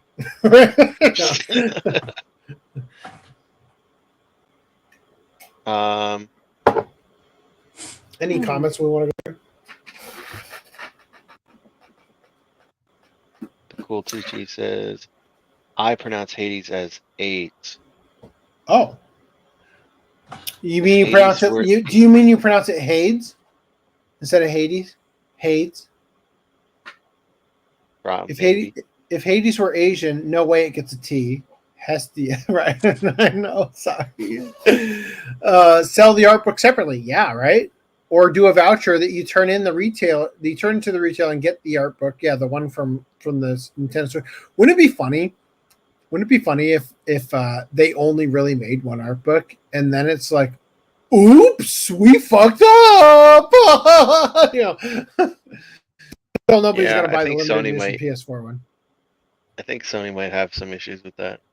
Nobody's gonna buy that. If literally all it comes with is the game, a fucking box to put the game in, and an art book, and you have the choice between, first of all, it's a game that does not need to play on PlayStation. There's no reason you should play that game on PlayStation. You could easily play that like there. I know we're talking about like 60 FPS and stuff, but there's no reason that game needs to be played on anything 60 FPS. Like you could play that on 10 FPS and it would be fine. You know, because it's a visual novel, right? So it's like, who fucking cares? You might not have a Switch though. So yeah, that could be one situation for you. Let's see. If I didn't have a Switch, the best course of option is buy a fucking Switch because they're not that expensive. I've got a PS4, obviously. I've got money, right? Either buy the fucking Switch. No, it's for PS4. Oh, okay. Yeah. But either buy the fucking Switch or, hear me out here, buy the art book on eBay. Ooh. Right? For the same price as you would have paid for the Switch, right? Anyway. All right, back to screen sharing here. Surprise, surprise. In May, all Helldivers 2 players on PC must link their accounts to the PlayStation Network. Thanks to its PC release, Helldivers 2 is already Sony's 7th highest grossing game in history. That is fucking insane, right? Holy shit. What other games do they even have? Like, what's it competing with? Well, I mean, Sony in all of history, like, so that's the up Zelda there with CDI games, right? No, that was Panasonic. Oh, was it? God damn it. Yeah. I thought they were called the Sony CDI games. Oh, no. Zelda CDI. CDI. Okay. Forgive my jokes. Continue. Well, I was just thinking, like, maybe Final Fantasy VII, Spider-Man, you know. But is that a Sony game, or is that just because it's on PlayStation? I guess it technically would be because they're the publisher, right? So because it's yeah. Okay. Yeah. I mean, Helldivers 2 isn't they're a second party dev team. Right. So but that expresses to me, like, I've covered shit like, you know, Resident Evil just reached like 100 million sales or whatever, like whatever we covered. That one might not count because that wouldn't be Sony, right? I mean, many of them, the originals were at least. They were PlayStation exclusive for a while, at least. But I'm just saying, like, the point is that there are a bunch of games that came out for PlayStation exclusive or whatever, right? Not even Stellar Blade is beating out Helldivers, right? Anyway, so it's just crazy, right? 7th highest grossing game in history for Sony. So, but from now on, all Helldivers 2 players on PC are going to need to link their account to the PlayStation Network. Well, also, I should say, this is, like, maybe the first time that I can think of that they've done a release on PC at the same time as the PS5 or, like, the PlayStation version. Usually it's, like, you know, a year later or whatever. Yeah, so like that's usually we're expecting Stellar sales, Blade right? to get a PC port eventually, right? Yeah, like all the Spider-Man games come out a year later, right? Yeah, Final so they're Fantasy came out a year later. Although Final Fantasy, I guess Final Fantasy wouldn't count because it's Square Enix, not Sony, right? Anyway. Yeah, whatever. but the publishing on, I don't know how it works. Whatever. It depends on who publishes. I'd love to see a list later, right? Anyway, so from now on, all Helldivers 2 players on PC must link their account to the PlayStation Network. Quote, account linking plays an important role in protecting our players and upholding the safety and security values of PlayStation and PlayStation Studios games. It is our primary way of protecting players from abuse and violence by allowing us to ban players who engage in such behavior. It also allows players who have been banned to appeal. So, like, why do I have to link to a PlayStation account to play on PC? Oh, it's so we can fucking ban you. That's why. Right? So starting May 6th, 2 days ago now, but yesterday when we started the podcast. So starting May 6th, all new Helldivers 2 players on Steam will be required to link their Steam account to their PlayStation Network account. Players who have previously purchased the game will have to link their Steam and PlayStation Network accounts by the 4th of June. Sony notes that this may be inconvenient, but there's no getting around it. Fuck you! I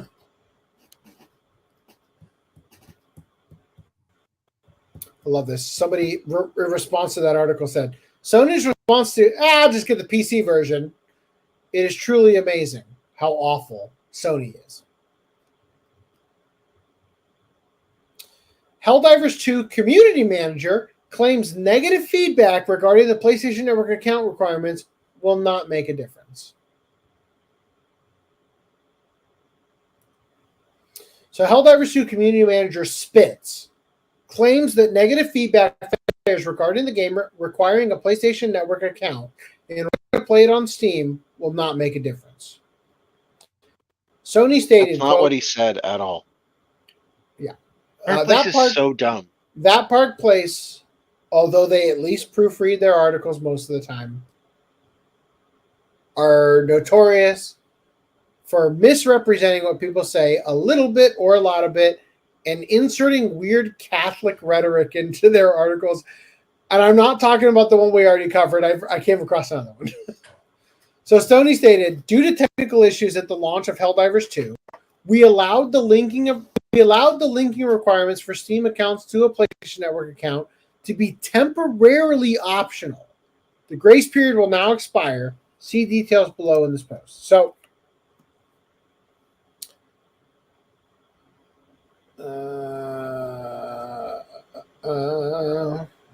Mark Kern said they did not see it coming. Arrowhead, which is the developer for Helldivers 2, their community team was not prepped or just isn't competent. This community and support rep tweeted that Arrowhead is the one who wanted PlayStation Network linking in order to more effectively ban Helldiver accounts, not Sony. The post has since been taken down, and she also locked her account. So they said, hey, this isn't true. Due to the overwhelming amount of people trying to link their accounts, the whole login process just broke, and people couldn't get into the game. Mandatory account linking was disabled 20 to 30 minutes after launch just to let people play the game. And yet people still couldn't get in. It's a process to force people into an ecosystem where when they don't want to, because Sony thinks it'll make people pay for their product. No, it's to allow us to ban people. That is the sole reason. So you couldn't ban people before? That's a lie. Well, we could, but this increases the effectiveness of what we can do, smiley face. I like how this person is a community manager, and they're saying like they're going to be banning people. Like, I don't think that's your job. I think your job is to talk to people on Twitter. Anyway. What do you mean with more effectiveness? I'm trying to be open-minded here, so no judgment in my question, just curiosity. There are certain legal requirements we have to follow to ban people. This help us out with that.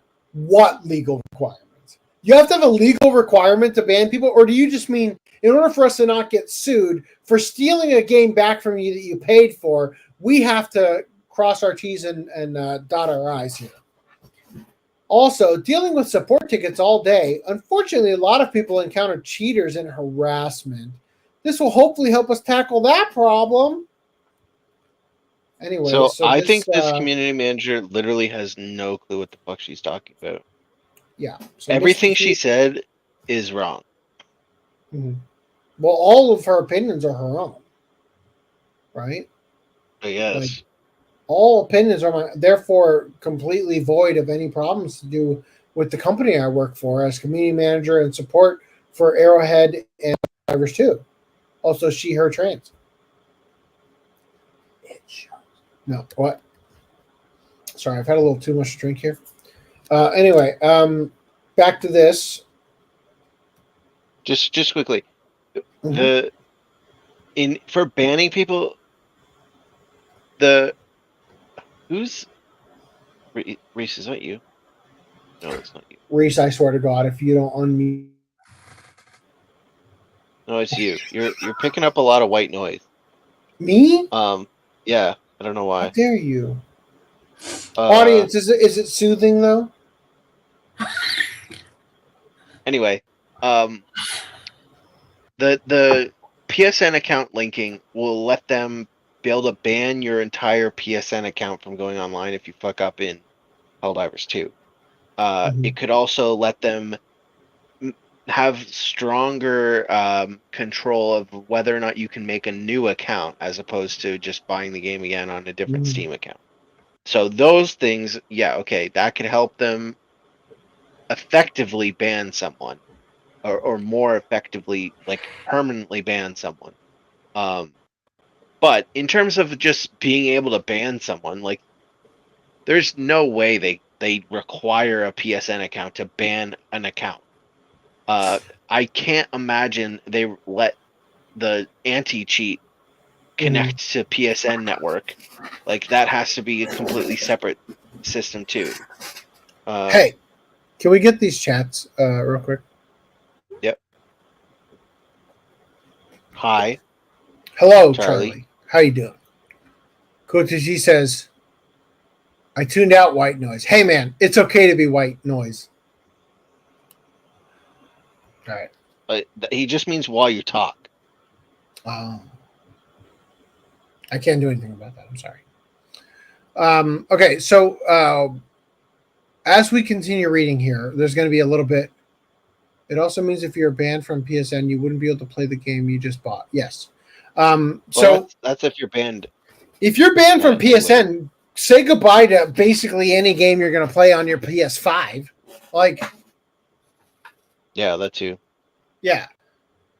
So let's look at this because there's a lot here that you're gonna have comments on. So this reasoning for the account linking was reiterated by Helldivers 2 community manager Spitz, who stated, quote, Sony is the publisher and needs a way to ban PC players right now.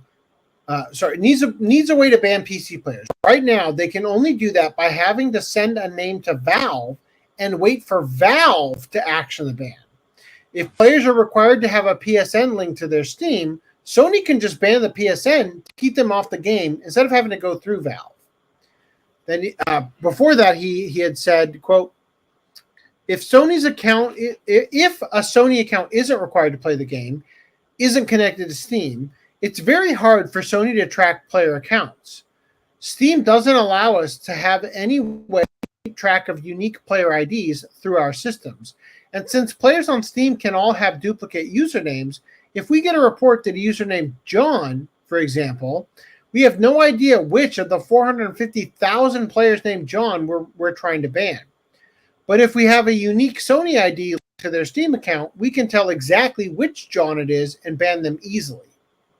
All right, so it's just wild to me how much they're just touting and parading around the concept of, look, we just want to ban you. Like it just. Yeah. I don't know. Okay, I'm not a PlayStation dev. Mm-hmm. So maybe he's right. Although this is just a community manager, I don't know why he would have special knowledge about the programming of how the game works. But all right, fine. Now, I'm gonna say my assumption, and it could be wrong, but see if it makes sense.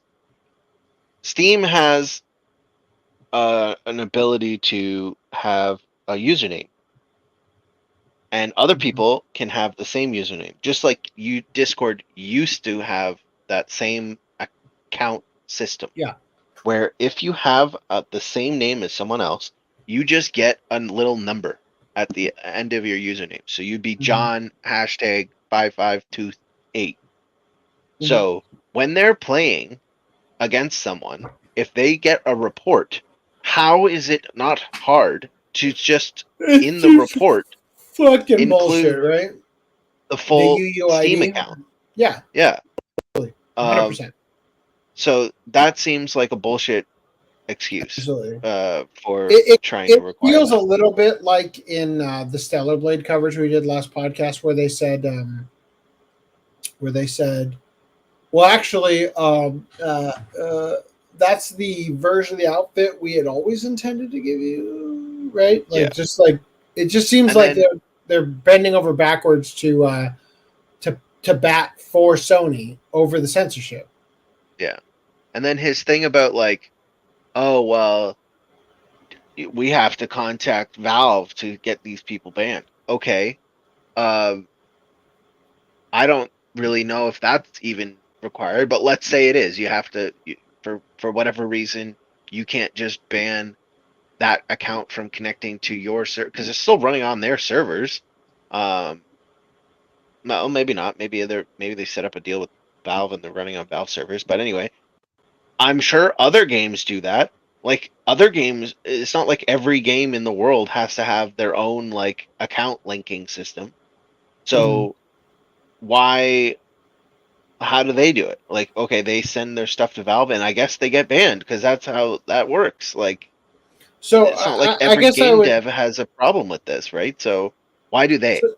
So the bottom line here is X'd out on their reasoning. Like it just seems like an obvious like bullshit excuse. It's just in the contract already. They have to fucking do it according to the contract. There's a rumor that and it might not even be a rumor. They might have full out fucking said it. I don't remember at this point. That Sony is planning on doing what Epic did, where they made their own PC store, right? And so if Sony makes their own store on the PC, like EA Origin or whatever, right? Yeah. That way or, they can take their Securon or whatever Rockstar uses. Rockstar is part of Take-Two. I forget what they use, but anyway, I don't know if they have a full store. Anyway, whatever. The point is, if they can get on their own store that people download to buy games off of, they would get 100% of the profit, right? As opposed to having to share 30% or whatever it is with Steam. So by making people link a PSN account, when they eventually do create the store, that's one less barrier to potential customers to your product. If you're like, well, you already have a PSN account now, so why don't you come to my store and we'll give you a small discount or whatever, and then we get 100% of that profit. It is a very strange flex for Sony, right? Like, I have a PSN account. I've had it for fucking over 10 years, like since like maybe 2012, and I was very fortunate that I like managed to guess the password when I got the PS5 recently, and I was like, "Oh shit, that was easy," you know. But the problem isn't so much that they're asking you to sign into an extra account. It's that, well, as we'll read, there are reasons why not everybody can do that, right? And that's the big issue here, and that's the big. Like Sony's waving their massive like dick in everybody's face, Like, you got to suck this. You got to do what we say because we're Sony, right? That's the reason why people are having a problem with this. Most of the people playing this game probably already have a PlayStation account, right? But there are reasons why it's an issue, right? And as we'll get to in a minute. Well, I shouldn't say most. A good portion of them probably do. Yeah, you could also make it optional and tie a reward. Like a lot of companies will do, like, oh, if you link this, like Baldur's Gate, if you linked you get a special cape or whatever. Yeah, you got special dice in Baldur's Gate 3 if you linked your Valerian account or whatever the fuck their company was called. And there are other benefits that they could potentially offer people, like cross saves, right? If you link your account, you can do cross saves. If you link your account, you can get PlayStation trophies. Is Baldur's Gate 3 worth picking up? Isn't Like, that if you the like one with D&D, the dick physics? The one with the dick physics. Yes, it is, Reese. Thank you for remembering 2 seconds ago. But I'm asking, like, if I pick, like, should I get that for my wife because she likes Dragon Age or whatever?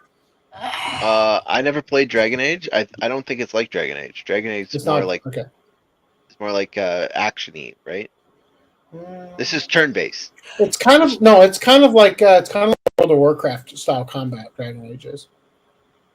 Yeah, so that's like action-y. I don't know. It's turn-based. If you like D&D, you'll like it. It's role-playing. Never played. It's a good game. Okay. But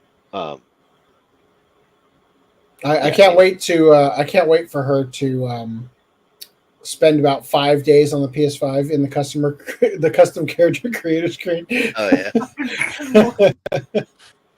My daughter plays Dragon Age and only plays the character creator screen. That's all she's like 5 years old. Do you remember Spore? Yeah. Like they released their character creator thing as like a demo, so that people could just play it before the game came out. Anyway, so they go on to say here, nevertheless, numerous players have indicated they will stop playing the game due to the requirement. In response, Spitz has noted that the PlayStation Network account linking was, quote, required at launch, but was disabled 36 hours after the game was available. Hold on. Wasn't it 20, 30 minutes a second? Isn't that what you just fucking said? No, not him. That was the girl. That was the girl. The other community manager. Misty or whatever. Yeah, Misty, yeah. The community manager also noted that, hold on, I'm supposed to skip that part. Quote, the panel has been unchanged since the game was listed on Steam, and making an account with an email/password in 5 minutes to link it and forget about it forever really isn't a huge deal, to be honest. So he's to be clear, posted an image. You're right. It's not that big of a deal. It's not that hard to do. The issue, and again, this is the problem that people have. You are misrepresenting the problem. It's not that it's like a huge burden for the average American or North American gamer to do. That's not the issue here. Spitz also just before you go on. That quote is in relation to him posting an image of the Steam store page where one of the panels states that a third-party account is required to play the game. So it was on the Steam's page during the sale the entire time that a third-party account would be required, even though they did remove that requirement fairly quickly when their servers were shitting the bed. Yeah. So Spitz also encouraged players to express their dislike of the update, writing, quote, if you dislike the requirement to link your account, you're more than welcome to change your Steam review to negative or do whatever it takes to make that dislike known. But attacking Arrowhead devs, the community team, our moderators, or any other person who has no control or input into the change isn't going to help anyone. That is a perfectly reasonable statement. Perfectly reasonable. Spitz goes on to say regarding the negative feedback, that adding the negative feedback would likely not have any effect, saying, quote, feedback is always listened to. Most of it is passed on, and most of what is passed on is considered and goes into what changes we make. Sorry, hold on. Everything is listened to. Most of it is passed on, and what is passed on is considered and goes into what changes we make. But when it comes to a requirement from Sony, again, another discrepancy here. Now we're putting the blame on Sony, whereas the other community manager says, no, we want to do it so we can ban you. That's the whole reason. When it comes to requirements from Sony that has existed since pre-launch, I don't think feedback is going to change much. Spitz mocked at least one player expressing his dislike of the change, saying, quote, it's not like this is the first or even the 14th mainstream game to require a third-party account that takes a couple minutes to create. But if it's a deal breaker to have to take 100 seconds out of your day to enter an email and password and then forget about it, change your Steam review, and make your displeasure known on a platform where it matters.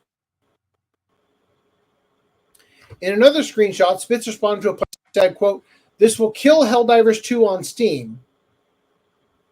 Backpedal or lose your player base. To which Spitz replied, I thought you were refunding and leaving.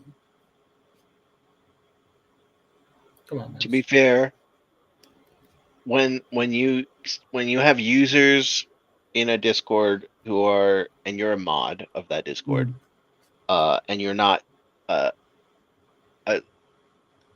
mean, it is rude, that comment. And as a owner of a company, you might not want to make that comment for potential customer or actual customer in this case who had already purchased the game. However, when you're a mod in a Discord and you have those people that go on the Discord like, I'm so offended, I'm leaving, and you're never gonna see me again. And then like 2 hours later, they're still there complaining. There's the door! Yeah, I thought you were leaving. Get the fuck out of here. No one wants your bullshit. Like, so you just want attention. I look at this from the perspective of, imagine you unlock your front door, step outside, turn around, lock the front door, turn back around to face the street, and there's 10,000 people out here with pitchforks and knives and torches. Oh shit, this is an angry mom. And guess what? It's your fucking job to deal with an angry mom. There is absolutely, positively, not one single thing that you can actually do to change an angry mom's mind. The thing is, as Jordan Peterson used to say, you can talk to an individual, you can change the mind of an individual. You cannot change the mind of a mob. It cannot happen. Because as you're reasoning with the guy right in front of you, somebody in the back is throwing a fucking rock at your head. They can't even hear what you're saying. It is a shit job to be a community manager when this shit show is happening. There is no way to handle it correctly. Now, continuing here, Helldivers 2 players are threatening to quit the game after the developer announces the mandated PlayStation Network account linking. I don't want to read this. I just have a couple of key points I want to bring up. That I swear to God, I better be highlighting. So one person said, I, for one, cannot imagine many players tolerate being forced to create a Sony account. They're differentiating Sony. It's a PlayStation Network account, but they're pointing out, I don't think players are going to tolerate creating a Sony account just to play Helldivers 2 when that is not required for God of War, Monster Hunter World, or Armored Core 6. Another person said, this further exposes me to having my data stolen. One more account. Notoriously, yeah, they've been hacked like multiple times. Absolutely. My data breach that we were talking about probably happened from fucking PlayStation. Requiring us to link our Steam to a non-PC platform to continue playing? That sounds like trying to play a Ubisoft game that launches some other launcher to log into before you can even play. Whatever reason the devs have, why this would seem like that a is good what idea. happens, though. I mean, I don't know if they're being facetious, but that literally happened. Like behind the scenes, when you launch an Epic game, like it launches the Epic launcher in the background, and then it launches your game. So, but anyway. That sounds like trying to play a Ubisoft game that launches some other launcher or to log into before you can even play. Whatever reason the devs have for why this would seem like a good idea, don't seem like they fully outweigh how bad of a blow this could end up being to the overall active player count. Even if it's a simple process to link accounts, and no matter how much I enjoy a game, I won't be arbitrarily signing up for more junk like this, selling my data, further clogging my emails, or having to create /remember burner accounts. And one more. Numerous players on Helldivers 2 Discord are protesting the change with the phrase, quote, just make an account on Battle.net. Just make an account on Origin. Just make an account on Nintendo. Just make an account on Ubisoft. Just make an account on Xbox. Just make an account on Epic Games. Just make an account on PSN. I bought this game on Steam. Let me stay on Steam. Of note, this move comes in the wake of a mass boycott against the PlayStation Network begun as part of Mark Kern's 8-step plan to free Stellar Blade from censorship, right? Remember, this was about cancel your PlayStation Network subscription?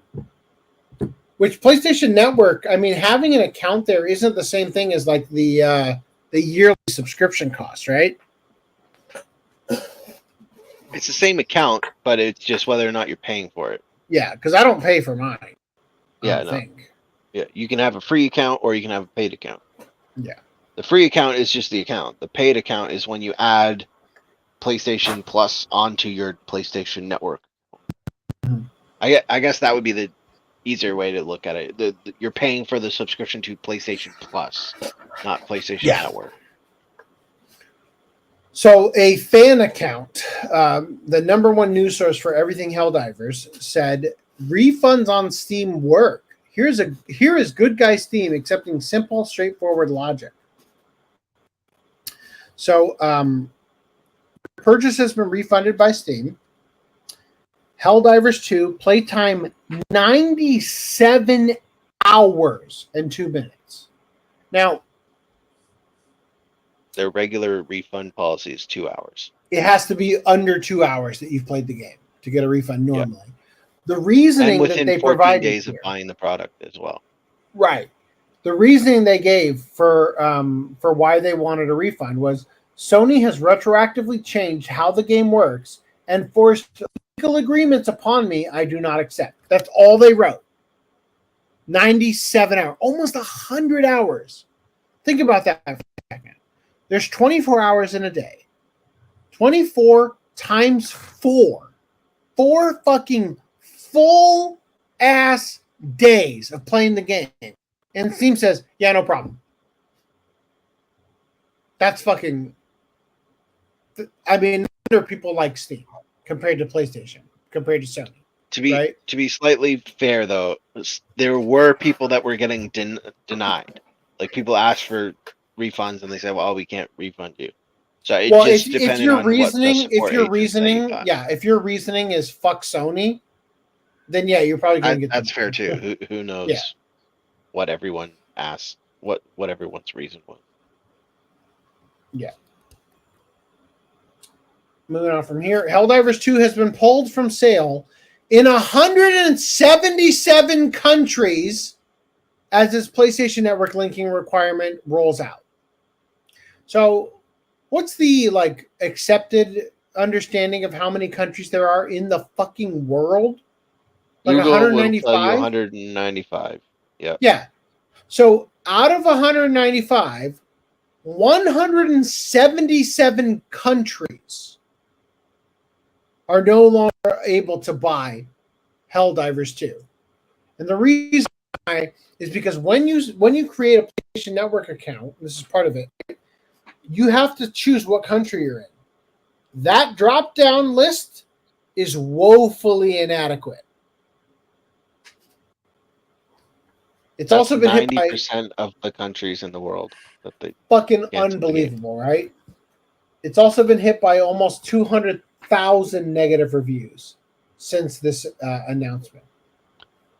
I would also like to say that I would think, again, not knowing, but I would think that I don't think they purposely pulled it down like Sony. I think this is Steam pulling it down in response to everyone asking for refunds, and then it being very clear that under their own terms of service and how PSN is only operating in those countries, it would be impossible for anyone buying the game outside of those countries to play the game.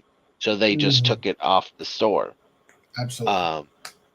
So I don't think this is Sony taking it down. But yeah, so if there is a hurdle that your customers are going to be unable to come over, then just prevent the PR nightmare and support ticket headache, and just don't even allow them to buy it, because they're not going to be able to actually play the game because they won't be able to create the PSN account. So therefore, just don't even let them buy it, right? Yeah. So continuing here, it says, on the website page that explains how to sign in to PSN when playing a game on PC. In the UK, it now says that, quote, some PlayStation games may require you to sign in and link to an account on PSN. But for the US version of the same page, it advises that, quote, signing into PSN is optional when playing PlayStation games on PC.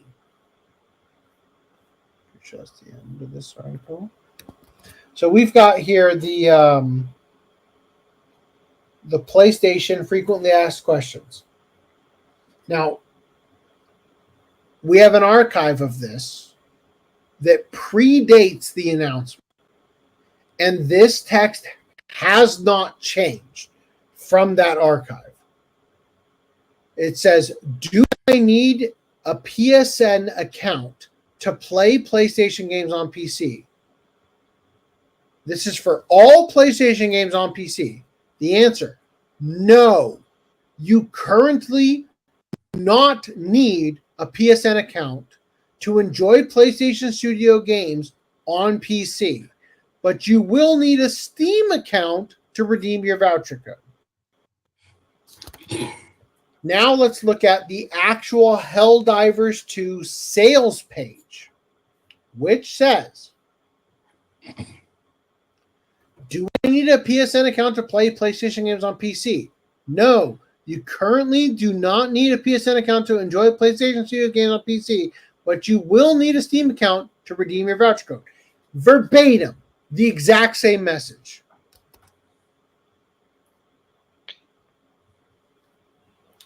So Cabrutus tweeted this out. The last 2 weeks were tough ones for PlayStation fans, as Sony has been collecting a bunch of L's lately. Sony struggled a lot to release an actually successful product on Steam for years before finally achieving it with Helldivers 2. This game's success is very well deserved, and I said many times it is my favorite game of this year to date. Then they deliberately decided to prevent a lot of players around the world from accessing their own beloved by many people game just for the sake of having a little more PSN accounts in their database. Ghost of Tsushima is going to be released on Steam very soon.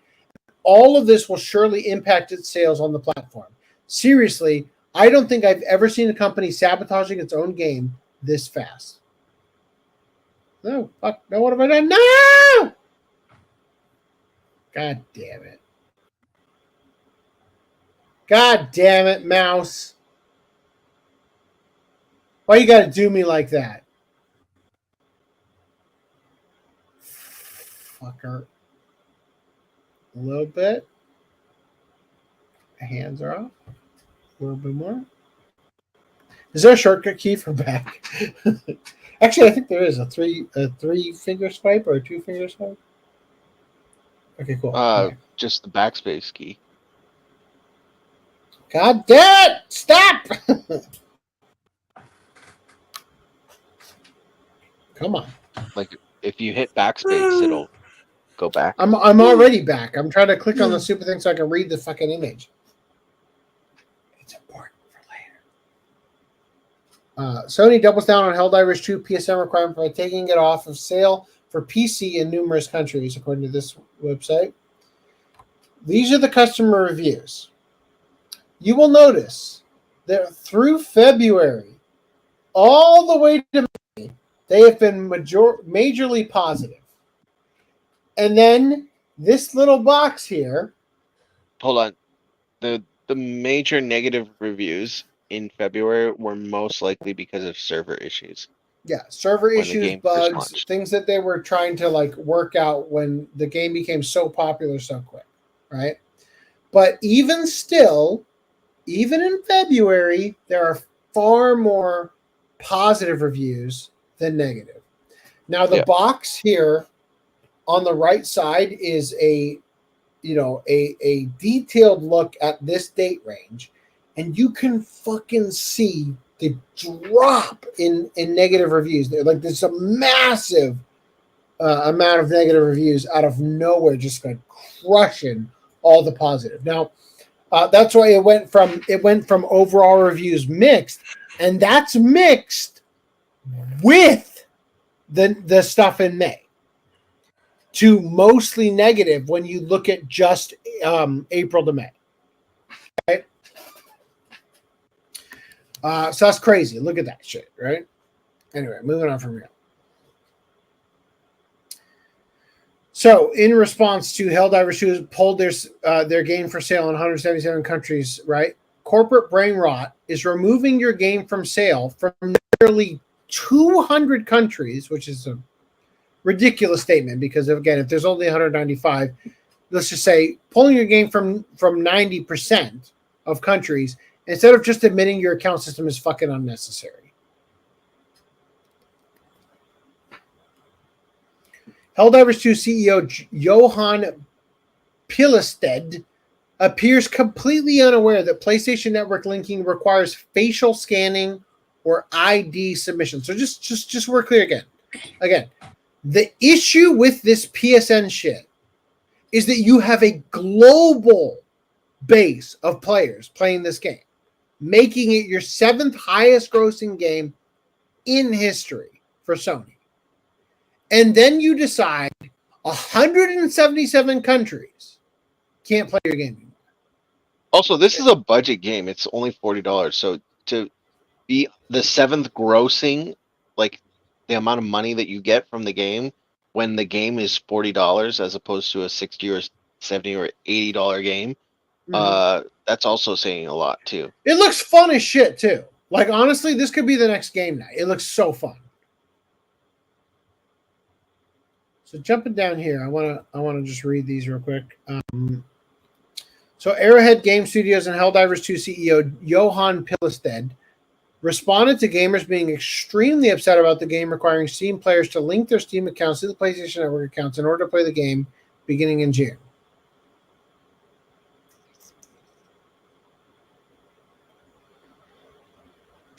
Skipping.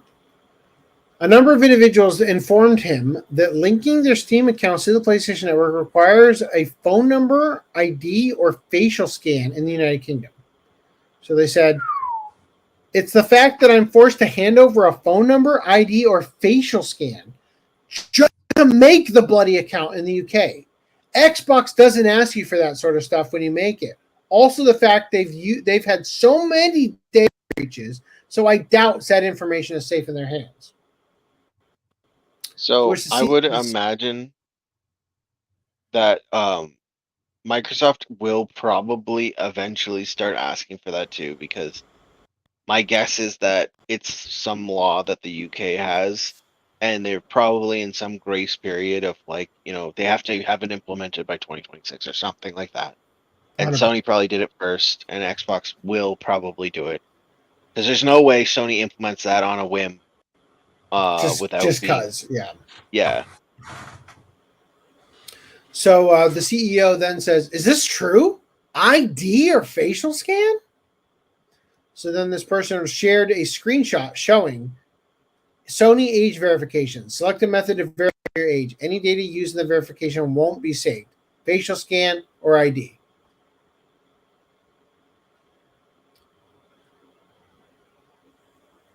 So the CEO did not seem to be aware that PlayStation Network linking requires a phone number, ID, or facial scan. He did address the fact that linking will lock out players who live in certain countries that cannot make PlayStation Network accounts. Another user said, let me start by saying I know it's not you guys, but Sony who is holding the metaphorical gun here. But some countries that have your players literally cannot make PlayStation Network accounts because Sony does not recognize them on PlayStation Network. What's going to happen to those players? We're discussing that question with our partners at PlayStation and are trying to find a solution. So again, it's a fucking unbelievable disaster of a move from Sony. So the CEO also said, I do have a part to play. I am not blameless in all this. It was my decision. Pardon. It was my decision to disable account linking at launch so that players could play the game. I did not ensure players were aware of the requirement. Didn't talk about it enough. We knew for about 6 months before launch that it would be mandatory for online PlayStation titles. Then this next person says, wait, you knew for 6 months? Then why sell it to non-PlayStation Network countries? And then he responds, we do not handle selling the game. That's the publisher, Sony, right?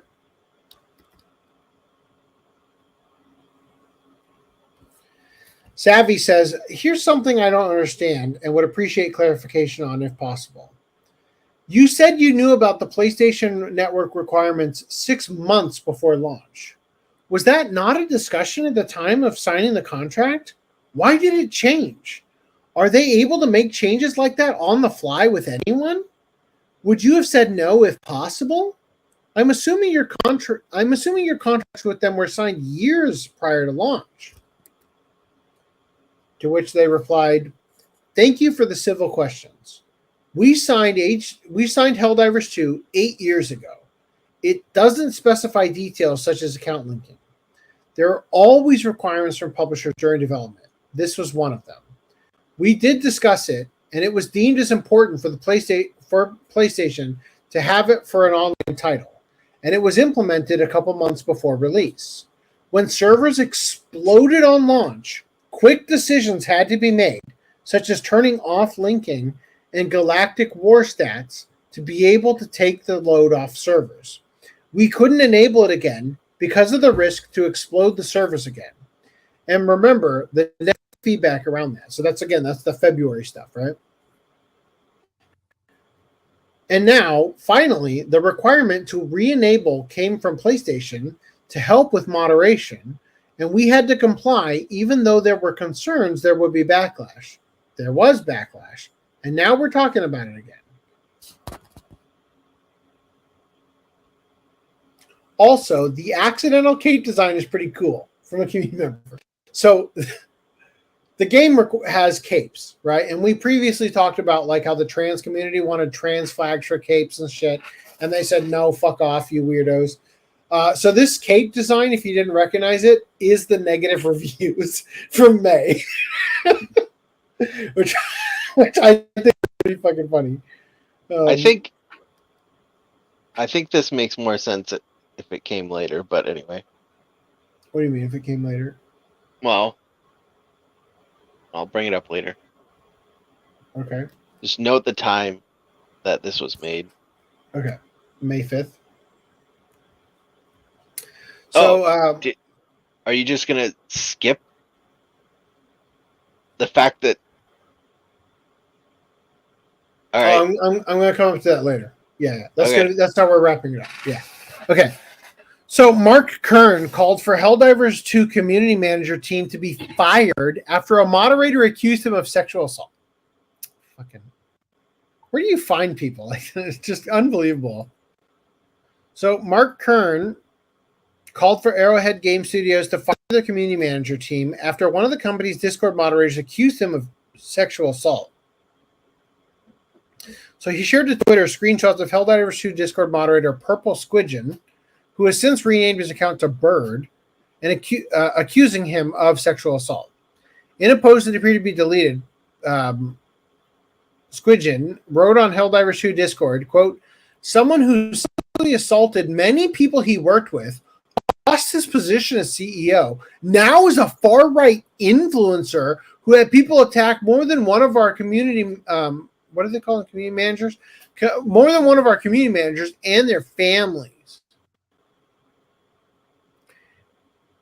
Anyone here who is a Grums fan, please out yourself so I can help you out the door. Slander implies it was a lie. So Kern reacted to these posts, writing, Helldivers moderator Purple Squidgen falsely proclaims that I have sexually assaulted many people. Falsely claims I sent people to attack their community managers and their families. Currently is banning anyone who defends me or even likes a comment that defends me from this slander. He added, Helldivers 2, Johan Pillestad, this is not okay, and your community team is out of control and lying. Also, I am not far right. I am actually left of center, but these radicals have pushed all sanity into the bucket and kicked it off a cliff. Following this post, it appeared the Helldivers 2 Discord moderator team began actively blocking the word grums. Twitter user every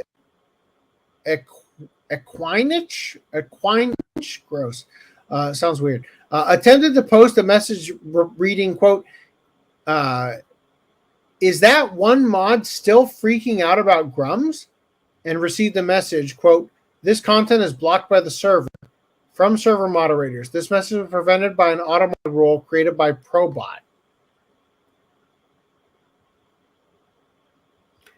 Can confirm.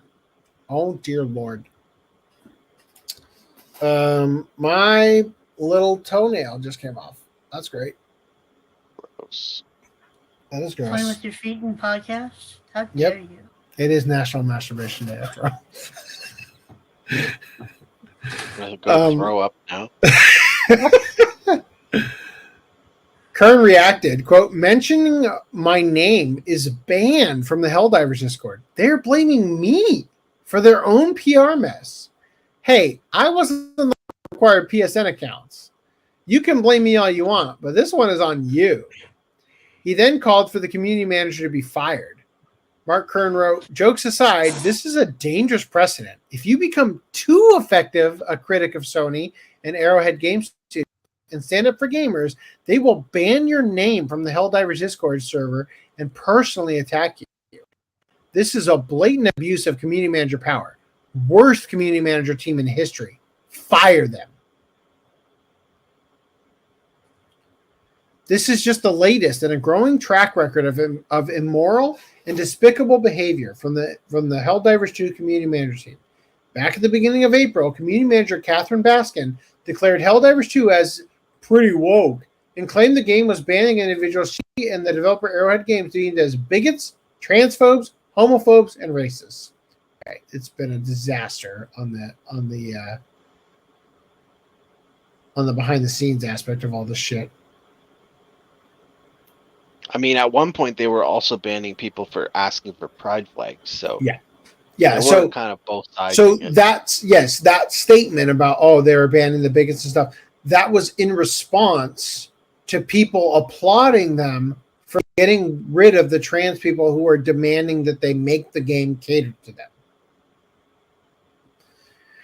Anyway, we're almost through this. Yay! All right. So Mark Kern says, update. Helldivers mod who falsely accused me of sexual assault forced to delete his post and got demoted from senior to regular mod. Grum also is no longer a bannable offense to like. However, posts mentioning me still seem to auto-delete. Conflicting here. He remains a mod, but changed his name and profile picture to try to ride it out. We keep winning, but Helldivers still has huge bugs in their CM team.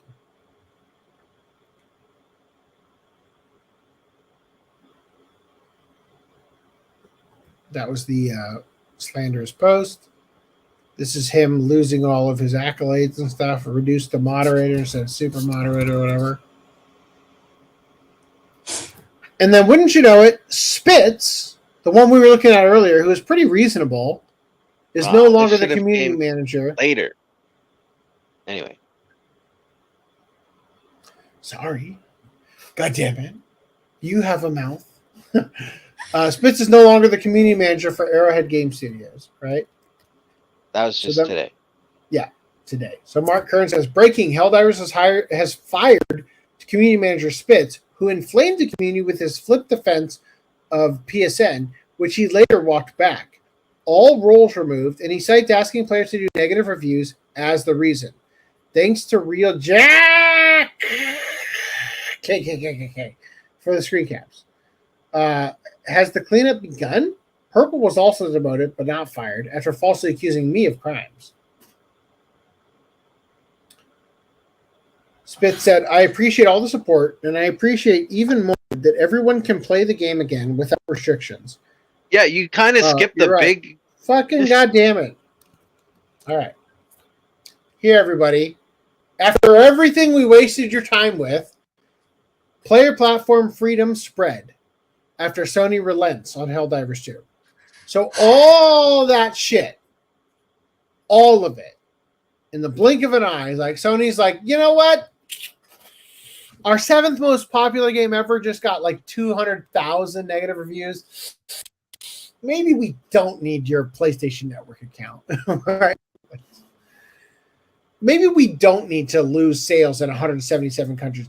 Why doesn't PlayStation just add those countries to their fucking thing instead? Like, doesn't that seem like it makes more sense? Address that part of it? Fucking ridiculous, right? I mean, there are issues with like legal like requirements in each country that they probably just didn't want to deal with. Like, I prefer money. Yeah. Anyway, so this is the official statement. Helldivers fans, we've heard your feedback on the Helldivers 2 account linking update, the May 6th update, which would have required Steam and PlayStation Network account linking for new players and for current players beginning May 30th, will not be moving forward. We're still learning what's best for PC players, and your feedback has been invaluable. Thanks again for your continued support of Helldivers 2, and we want to keep you updated on future plans. Wow. I saw Kyle.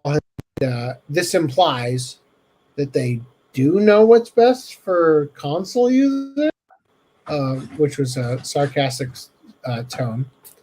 If you also go back to the beginning of this marathon of topic, it's one of the quotes, which I don't know what the source was, so maybe take it with a grain of salt, but it was like, we cannot, we have to do this. Like, there's no way around it. We have to do it. Yeah. They said there's no, it may be inconvenient, but there's no getting out of it. Yeah. So Spitz had said, I appreciate all the support, and I appreciate even more that everyone can play the game again without restrictions. I knew I was taking a risk with that, with what I had said about refunding and changing reviews. I stand by it. It was my job to represent the community. That's what I did. Taking the rest of the day off, not feeling super well. Love you all. All roles removed that were important. Mod related, yeah. Mod related, yeah. Which kind of sucks because, like, for him, he seemed the most level-headed out of all of the ones that we've looked at. And, you know, if you're... I don't know if he was getting paid or if it was just a volunteer thing, but, I mean, if you're sitting there and you're modding something to lose, you know, that for something as silly as trying to help the game succeed, even if they think that you did it wrong incorrectly, I don't know. Yeah, it's like I said before. You turn around, especially when the other person is still a mod, the one that, like, the purple guy or whatever. Exactly. I was gonna say, like, it's like, especially when what you've done is you lock the door and turn around, and there's a literal 10,000 people angry mob right behind you, or right in front of you, I guess, right? Like, there is no right answer. Nothing you say is going to quell them. You don't have the authority to offer them peace offerings or anything. You just have to try to say something to control the situation.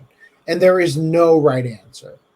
Meanwhile, The other co-mod is saying, like, let's ban Grum's mentions and ban everybody who likes posts defending him and, you know, all that shit. Like, that person definitely deserved more of a harsh, you know, reciprocation than Spitz here did, you know? Yeah. Now, they're saying he was fired, but it's equally possible he just said, look, I don't want to do this anymore. I'm stepping out.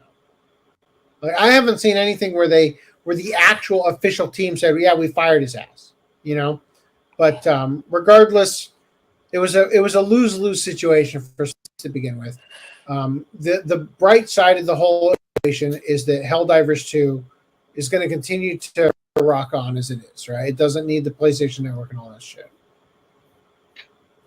The other thing to note, why I brought it up before about the cape comment, I think that would have happened after he already knew that they were bringing back, or that like they were getting rid of the PSN requirement, right? Because it could be this exact image we're looking at here. It looks more similar to this one, right? So they say here, Helldivers 2 players have restored the game rating to mostly positive 24 hours after the PlayStation Network U-turn. So, I mean, that's fucking unreal. How much of it is. It's funny. It still says mixed, actually. That's fucking funny. But, like, considering how positive it was every day, you know, and then boom, all of a sudden.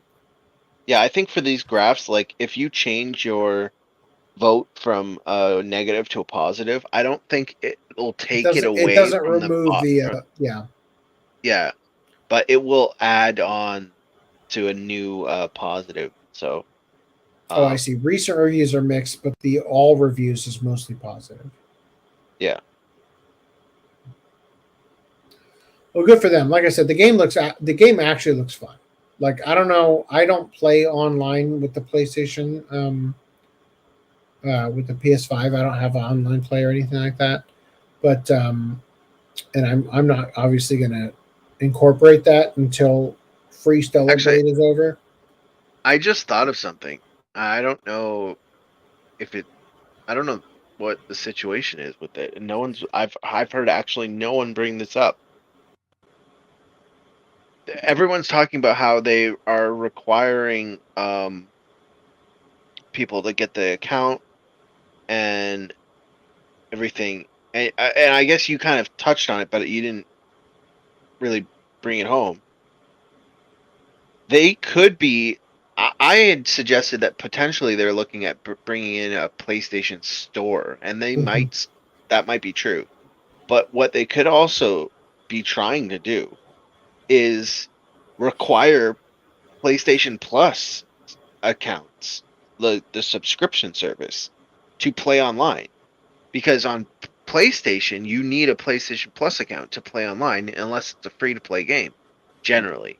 And this would not be a free-to-play game, so in theory, you'd have to pay for a PlayStation Plus account if you wanted to play online. So if you're playing it on console. Yeah. But so if they make the requirement on PC that you need the account to have the game, right? Then they were trying to milk them for an extra thing just because of how popular it was. Well, it's a simple next step to say, well, actually now we also require you to have PlayStation Plus accounts. Like, it might not have been instant, but I could see them trying to get down that road of let's start trying to eventually make these people pay for online play as well. Yeah. You know? For sure. Cool. Well, let's keep going here. We got a couple more things. Luckily, they're smaller topics. Oh, actually, no, this first. So Give Me Banhammer / Permaband was saying, first it was Stellar Blade, then it was Tsukihime, now it's Helldivers 2. All in the span of just a week. Impressive, Sony. Which is kind of interesting, honestly. Like, that's a lot of bad PR, right? That's a lot of bad PR for Sony. And it's kind of funny that the one that they relent on is the least egregious for their normal shit, you know, because they normally want to like censor like sexuality and whatnot above all else when it comes to Western or Eastern games, right? So the one they relent is Helldivers. We have had zero progress on Free Stellar Blade except for, you know, the continually increasing signatures, right? Can we get some of these comments up real quick before we end this topic? My life for Super Earth. Yeah, we read that one. Yeah. My life for Super My Earth. life for Super Earth, and then that's that was my toenail. I think is it. Yeah, thanks for reminding us. Yeah. Quoku T, you playing? Do you have a PS5? Will you play Helldivers 2 with me? Reese, can I buy you a PS5? You want to check which microphone you're connected to? Sure. Let me.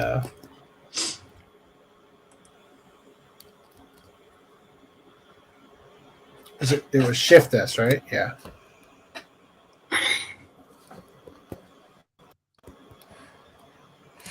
Cool. It's not working. You got to be highlighted on the StreamYard window. That's why I hit Command Tab first, and I click on Opera, and then I don't know. There you go. It's gone. Okay, let me see. Settings. Audio. Oh, fucker. This whole time.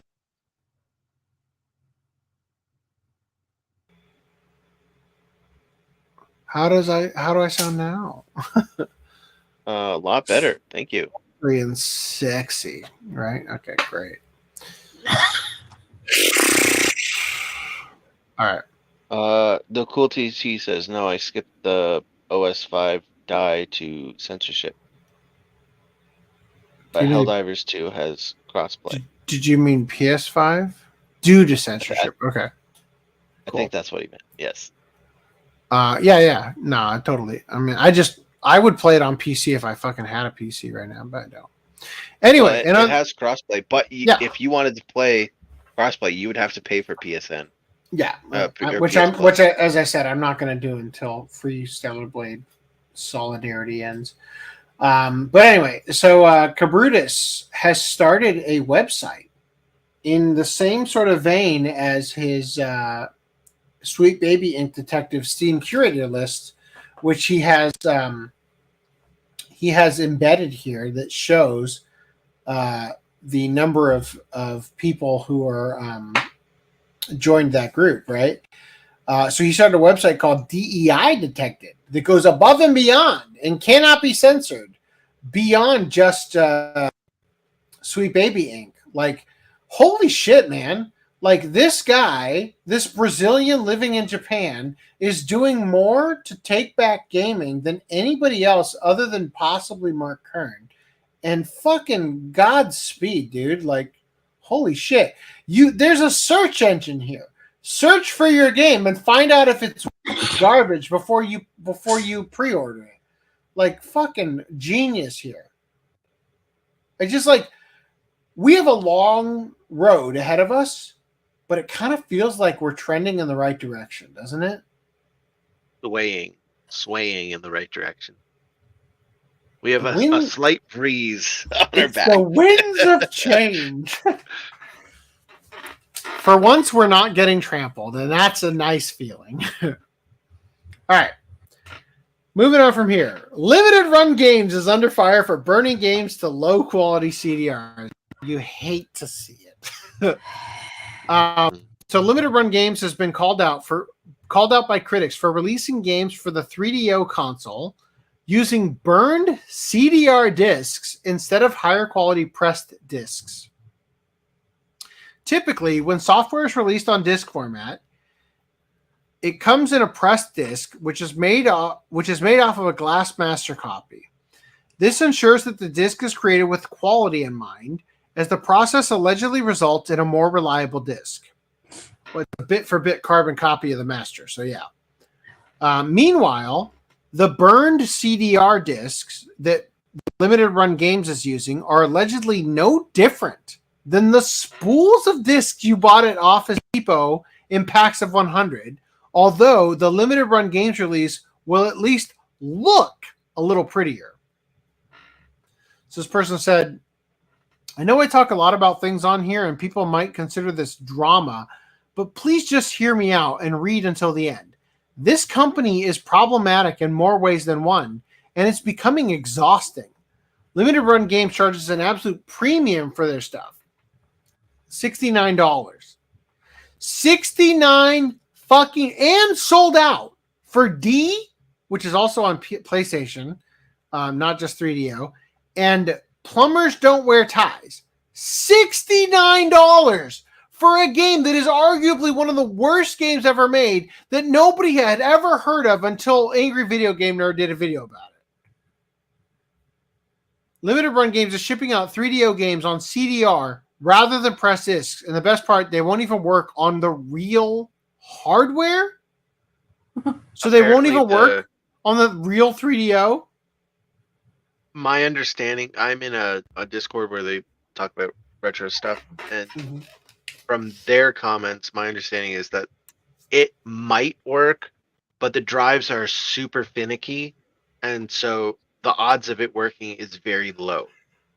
Like, what are you buying it just to have it for your game collection? Like, so this is the copy of D. You can see the burn lines. Yeah. That's a big difference between burn discs and press discs. The press discs won't have that big burn line. Yeah, and honestly, I'm surprised because an actual CD that you burn, I don't remember them having burn lines. Like, it wasn't as noticeable for CD. No, for a DVD, absolutely. It is clear as day. Yeah, even for CDs, for sure. I remember getting CDs that were like all the different colors and absolutely always using the black ones that looked like the PS1 disc. Then you had to get like the like silver Sharpies to write on. Like the underside was all black, not just. I mean, it had still had the regular label on it, but the underside was all black, like a PS1 disc. Oh, I only know. Are you sure? I've never seen that. I remember using. You could buy those discs.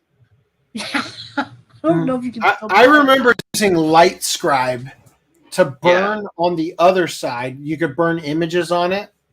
Yeah, I bought a Light Scribe drive because I'm like, oh, that's so cool. I'm gonna make copies of all my Blu-rays, and I bought all these like DVD jewel cases where it was like, you know, hold 5, so I could get my whole like Looney Tunes Golden Collection in all one thing, and I was gonna print off a label, and I was gonna, you know, light scribe the DVDs, and then I was like, all right, cool. The light scribe DVDs are so expensive though. It's like $10 for like a pack of 4, instead of $10 for a pack of 100.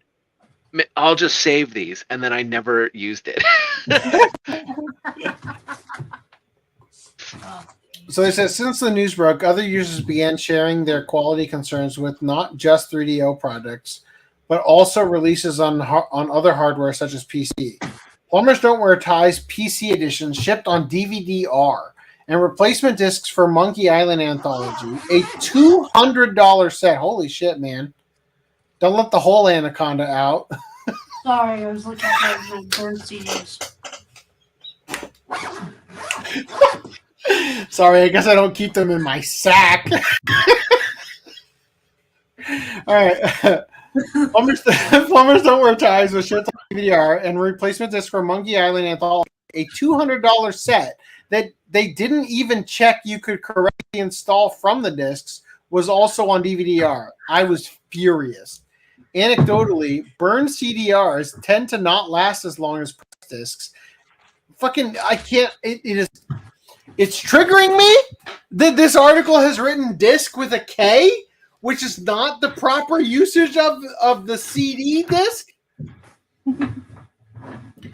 And it's possible that when a disc unsuited for the hardware is used, it can result in damage to both the disc and possibly the system. I doubt it. What has fans most upset is that the unexpected lack of quality isn't disclosed on site. Yeah, fucking bullshit. Moving on. Oh, all right. Hold on before you move on. Good. So the CEO of Limited Run Games came out and said, "Oh, sorry guys, like we are all about quality, and we're the company that you go to get all We this missed stuff. the mark. We want to make sure that we're doing it everything good, whatever." And he's like, "We consulted with 3DO experts, and they told us that CDRs were actually more compatible than press discs, and press discs would have issues with potentially playing in your 3DO. That's why we went with the CDRs." Oh, and then meanwhile, everyone in the community that I've heard from, everybody said doubted that. Right? It's the exact opposite, right? Press discs are the ones that will work. CDRs are extremely finicky. Obviously, right? Like fucking obvious. Anyway, so in release news here, somebody said, "I forgot the Soul Leveling Blu-ray Volume 2 was released 1 week ago, but it's not on the ranking." So this is just saying Solo Leveling's second, like the fucking in Japan, the Blu-rays for Solo Leveling are flopping hardcore. Like it is crashing and burning. For comparison, the lowest one this week were for the Blu-rays, Mashal Season 2 Volume 2 with 629 copies, and DVD Blue Exorcist Season 3 Volume 1, 164 copies. Solo Leveling Blu-ray is not on the charts at all. It's doing worse than that. That's how badly Solo Leveling is doing in Japan right now. I hope Korea and North America can save it, because I watched season 1 and I enjoyed it. So I hope that it can continue. I'm sure it'll get a release over here. Well, but yeah, they dubbed it. So. Oh, it's going to definitely get a release. Yeah. And season 2, Reese says season 2 is already announced, so we'll get a season 2. Mm-hmm. But if the Blu-rays crash and burn, we're not getting a season 3. Yeah. So, well, they might cancel season 2. Who knows? This is the most ridiculous title for an article for a manga. Destroy all humans. They can't be regenerated. A Magic the Gathering manga. That's a card launches in English this fall. There is a manga that is Magic the Gathering themed. And there it is. I just destroy all humans. They can't be regenerated. A Magic the Gathering manga is the full fucking title. Hold on. Yes, she does look like it does look like the characters from Full Metal Panic. Yes. No, there's a game literally called Destroy All Humans. Yes, there is. I feel like we covered Destroy All Humans too, removing like the remake. Yeah, I feel like they're potentially going to run into some trademark issues here. Well, that's why they made the title a full sentence instead of just leaving it at Destroy All Humans. Actually, no. Destroy All Humans is one sentence. It's got Destroy a period. All Humans, period. Right, they made it a paragraph instead of just leaving it at one sentence. There's a period in the title. No, it's not the title. It's a call to action. Does the game have anything to do with the manga? I doubt it. That'd be weird. It's simultaneously about Magic the Gathering and the game Destroy All Humans, right?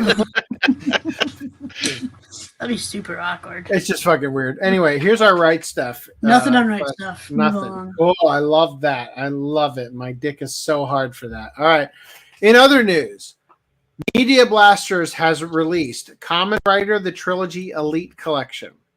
To commemorate the special event, Media Blasters announces a pre-order date for an exclusive limited Blu-ray pressing of Kamen Rider the Trilogy Elite Collection. This slipcase set will only be available via direct sales from the Media Blaster storefront and will contain a bonus surprise, Kamen Rider World. The 2-disc Elite Collection will contain the following 4 films. Keita Amemiya's Kamen Rider Zo,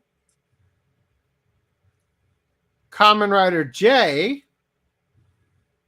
Shin Kamen Rider Prologue, and a bonus that's only included in the direct sales, Elite Collection, and never before released in North America, Kamen Rider World. So if you guys are Kamen Rider fans, you got to go to Media Blasters to get this special. If you guys are Kamen Riders. It doesn't have the Masked Rider. Come on. What kind of complete Kamen Rider collection would it be without the Masked Rider? Well, if you buy this, maybe they'll release Masked Rider. So there you go. If you guys would like to support the OCA podcast, there is stealthweave.com. Let's double check if that one is still broken, because it's still broken. It's probably broken. Well, there goes my mouse. Have you done anything to fix it? I updated the PHP. No, that's what broke it. No, that's what fixed it.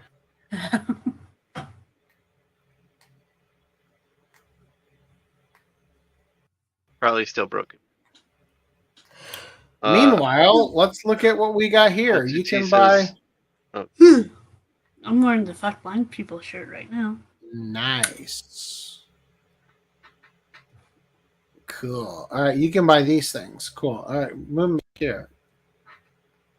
All right, it's double broken. Great. Moving on. What was the cool 2T saying? In my opinion, censored Blade belongs on DEI Detected. Yeah, seriously.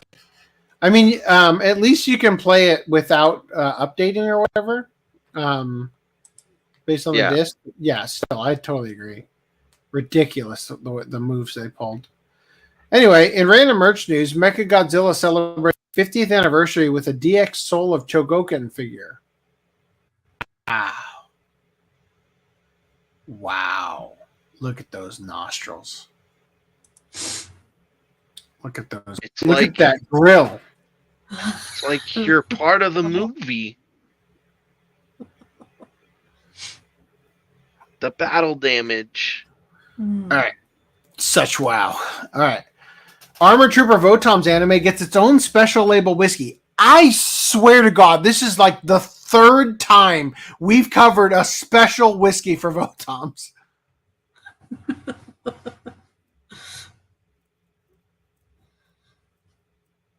Single malt Scotch whiskey. Oh, at least they don't pretend it's Japanese whiskey. All right. Tokyo whiskey. Do you guys remember the Japanese potato crisis of COVID? The Potato Wars? Yes, the Potato Wars. The mythical Potato Wars? So, the Orange Juice Crisis 2024. Japan's orange juice supplies are drying up. Oh, shit. Finally, a real crisis in the world we should be donating money towards instead of Ukraine and Israel. Multiple factors making orange juice hard to sell/buy in Japan. Despite Japan's well-deserved reputation as a wonderland of delicious pleasures for the palate, the country isn't immune to food/beverage crisis.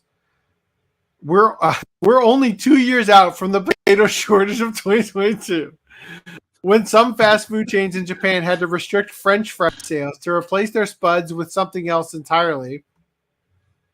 And who can forget the dark, dry days of the butter crisis of 2014 or the pizza potato crisis of 2017? Now Japan looks to be facing another shortage of something ordinarily available just about anywhere, orange juice. In early April, Meg Milk Snow brand, the Japanese distributor for Dole juices, that's disgusting, Meg Milk, suspended sales Dole Orange 100% juice in 450 millimeter and 1 liter cartons. despite the less than half pint 200 millimeter pack as the only remaining option. I'm sorry, wait, what? No, leaving the less than half pint. Then on April 25th, Morinaga Milk, Sunkist Japanese distributor, announced that it will be suspending sales of 200 millimeter cartons of Sunkist 100% juice, 100% orange juice once its current ingredient supply runs out. So what is causing the orange juice shortage? Japan imports about 90% of its orange juice. What the fuck? That's almost as much as it imports of its special Japanese whiskey, of which it is made from fruit grown in Brazil, which suffered significant rain damage and a citrus disease outbreak in 2023.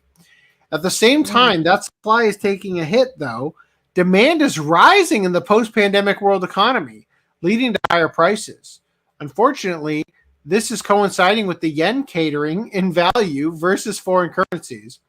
According to statistics released by the Japanese government's Ministry of Finance in March, the in-yen price for importing orange juice has jumped 69% a year ago and has doubled since 2019, making it difficult for Japanese companies to import it in the current business climate.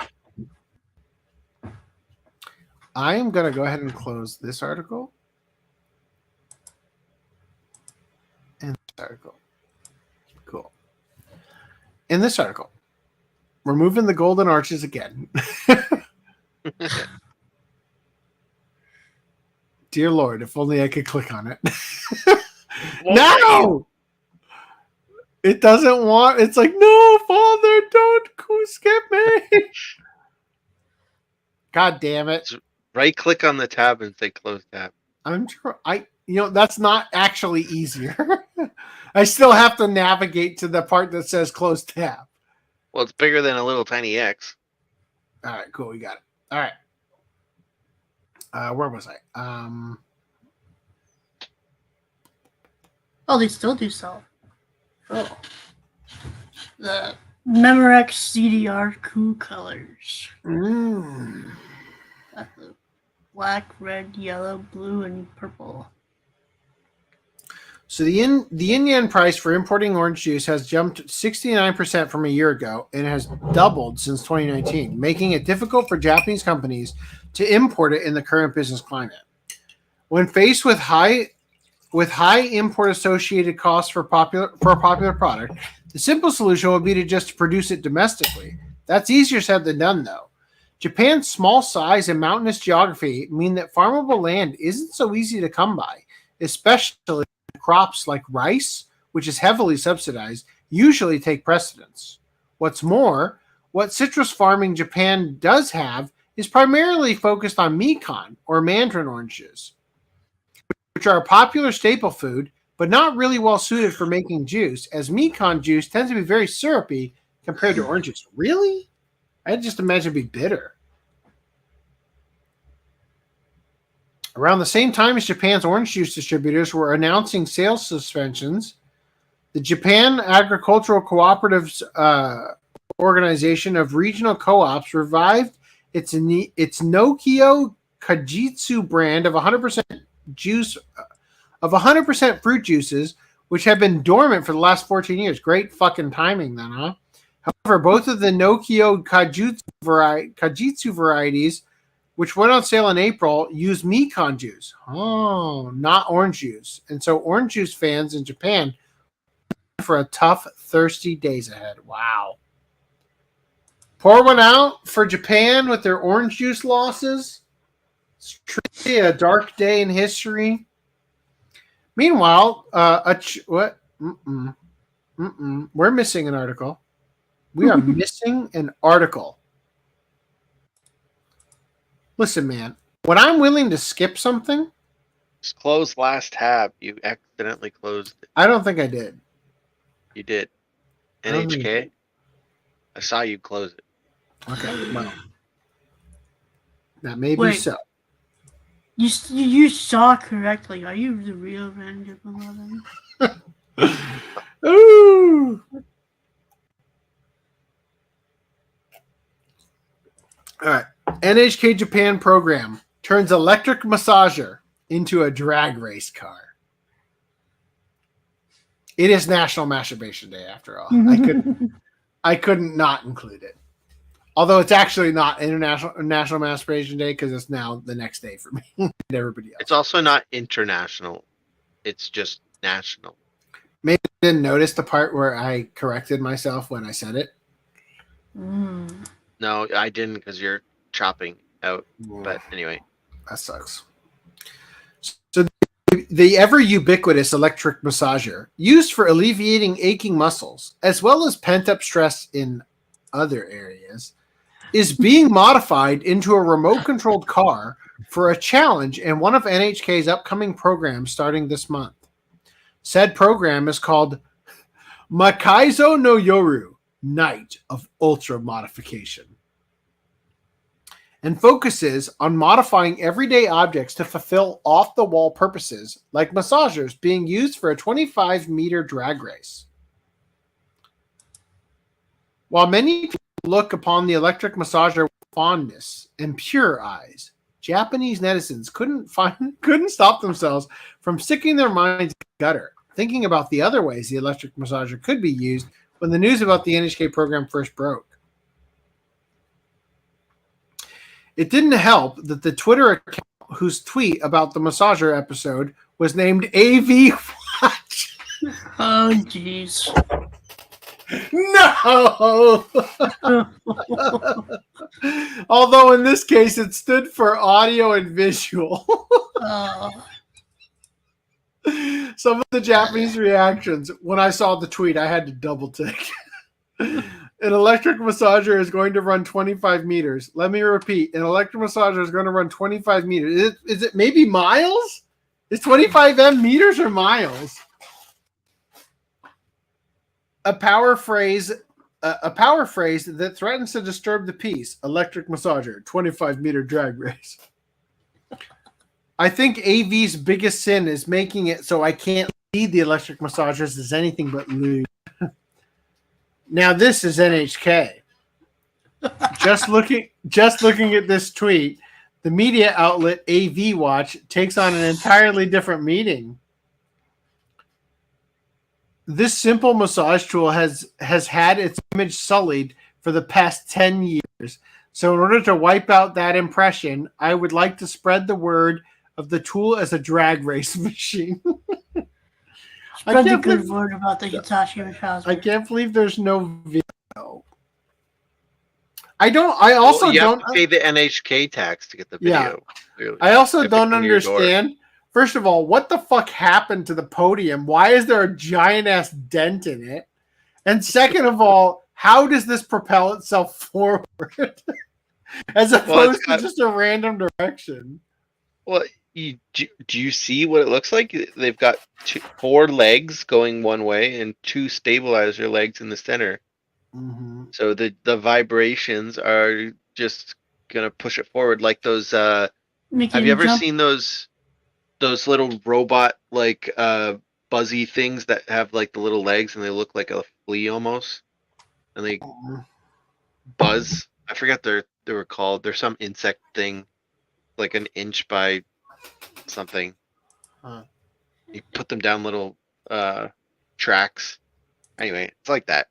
How fast do you think this thing's going to do this 25 Not very fast. Yeah, not fast. And they're up.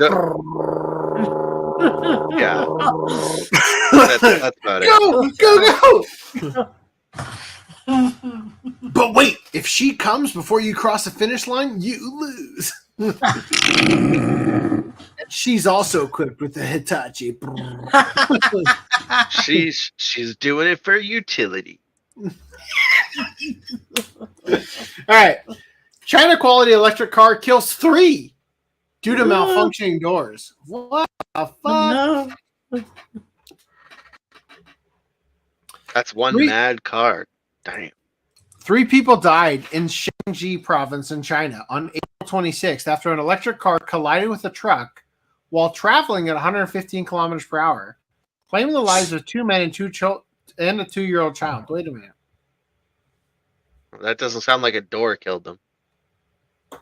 Maybe the door opened. Maybe the doors wouldn't open. See, I pictured like the doors open, like get on in, and then as soon as they tried to get in, it's like and closed on them. But it sounds like maybe they just wouldn't open and they burned to death. No, my guess, more likely, it opened when it wasn't supposed to, and they got flung out the car. Maybe Not having read that. Seatbelt. Stupid kids. The Ito M7 SUV, is this the one that is the Mona Lisa of cars? From the bot. The Ito M7 SUV reportedly exploded and burst into flames immediately after the accident. And while drivers of nearby cars tried to break the electric vehicle's windows in an attempt to rescue the victims, they were unable to in the end. Later, a woman who identified herself as the sister of the man who owned the electric vehicle in the accident raised suspicion that the car was defective. The woman said that the car involved in the accident was a late model and that her brother had purchased it 3 months earlier. She also added that the doors were locked and could not be opened at the time of the incident, and the airbags did not deploy. The police are investigating the cause of the accident, including vehicle defects, but the manufacturer of Ito has denied the suspicion of defects, saying, quote, "The airbag and battery power operated normally," while expressing condolences to the victims. Listen, I know you think the doors are broken, but look, it doesn't matter because the airbag and the power battery operate normally. Jesus. I saw some article, or maybe it was a TikTok, where I think it was a Tesla Cybertruck. Yeah. Caught on fire, and they couldn't get the person out because they couldn't break down the window. Mm-hmm. I don't know if that was true or not. That's what I heard. Bulletproof windows? No, they're not bulletproof. That's bullshit. But they are reinforced. Nice. All right, let's do the SpongeBob. Restaurant employee putting penis on food investigation uncovers alleged child porn and sex abuse. Wow, man. Ooh. Wow. Shocked, I say. Let's get through this one quick. Othello Holmes was allegedly caught on camera placing his genitals on open food in a Houston restaurant. Sorry. And nobody, the one mobster calls the Black Russian Othello. I thought it was kind of... Yeah. But it was after investigators got a hold of his phone that authorities say the true depths of his reprehensible and pervy behavior was revealed. After volunteering his phone to investigators, a restaurant employee in Houston found himself facing much bigger problems than just those for allegedly putting his penis on food items at work. Othello Holmes, 27, now faces 5 counts of possession of child pornography and indecent assault. Do you think they planted it? Fucking idiot gave us his phone. Let's airdrop some porn, right? Like, he also obviously is no longer employed at the restaurant where all of his legal trouble started. What? They fired him over this? They fired him for sticking his junk in food? That's a fireable offense? Like, the case get money for that. The case against Holmes started on April 4th when the manager of Culture Restaurant in Houston reached out to the Harris County Sheriff's Office with video of Holmes allegedly putting his dick onto and into food. Allegedly? Allegedly. I can't tell. What does the video show? Could be a hot dog. Could be. See, when we thought maybe that's his dick going in a bun, but it could be a real thick sausage. Like, he reportedly admitted. He's just testing the temperature. Fucking Jesus. He reportedly admitted to putting it into jelly, telling investigators that, quote, he had a sexual urge. However, he stopped himself before he ejaculated. So you wasted everyone's time. Not for utility. This is against the masturbation day. Come on. Right. If you stick your dick in a jar of jelly, do you think you could even finish? No. Like It'd have to be pretty thick, jelly. Right? Honestly, the reason he didn't finish is because, this is too much of a mess. I gotta clean this up before somebody comes in here. It's all over the place.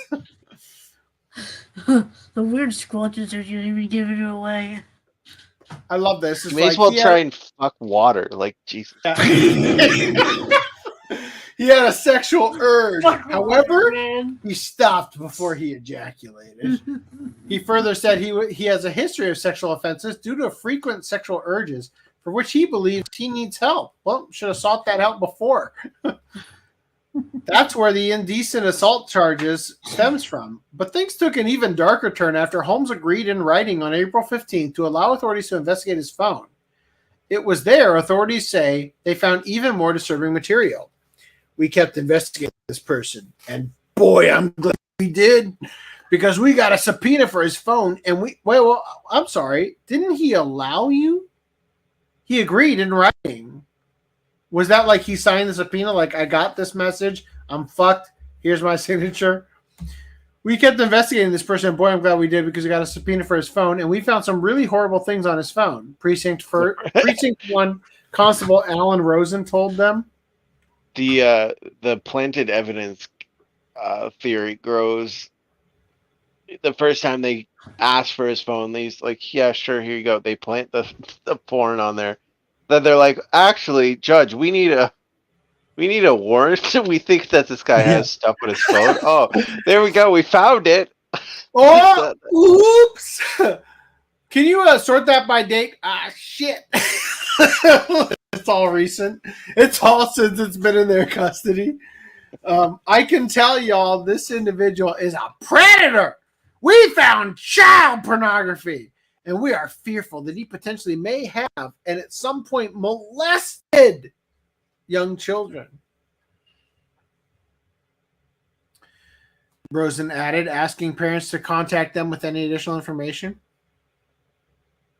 So I'm thinking, whose collection did they just amongst themselves did they decide to give to this poor guy? Yeah, no, but Like, hey, think about this for a second.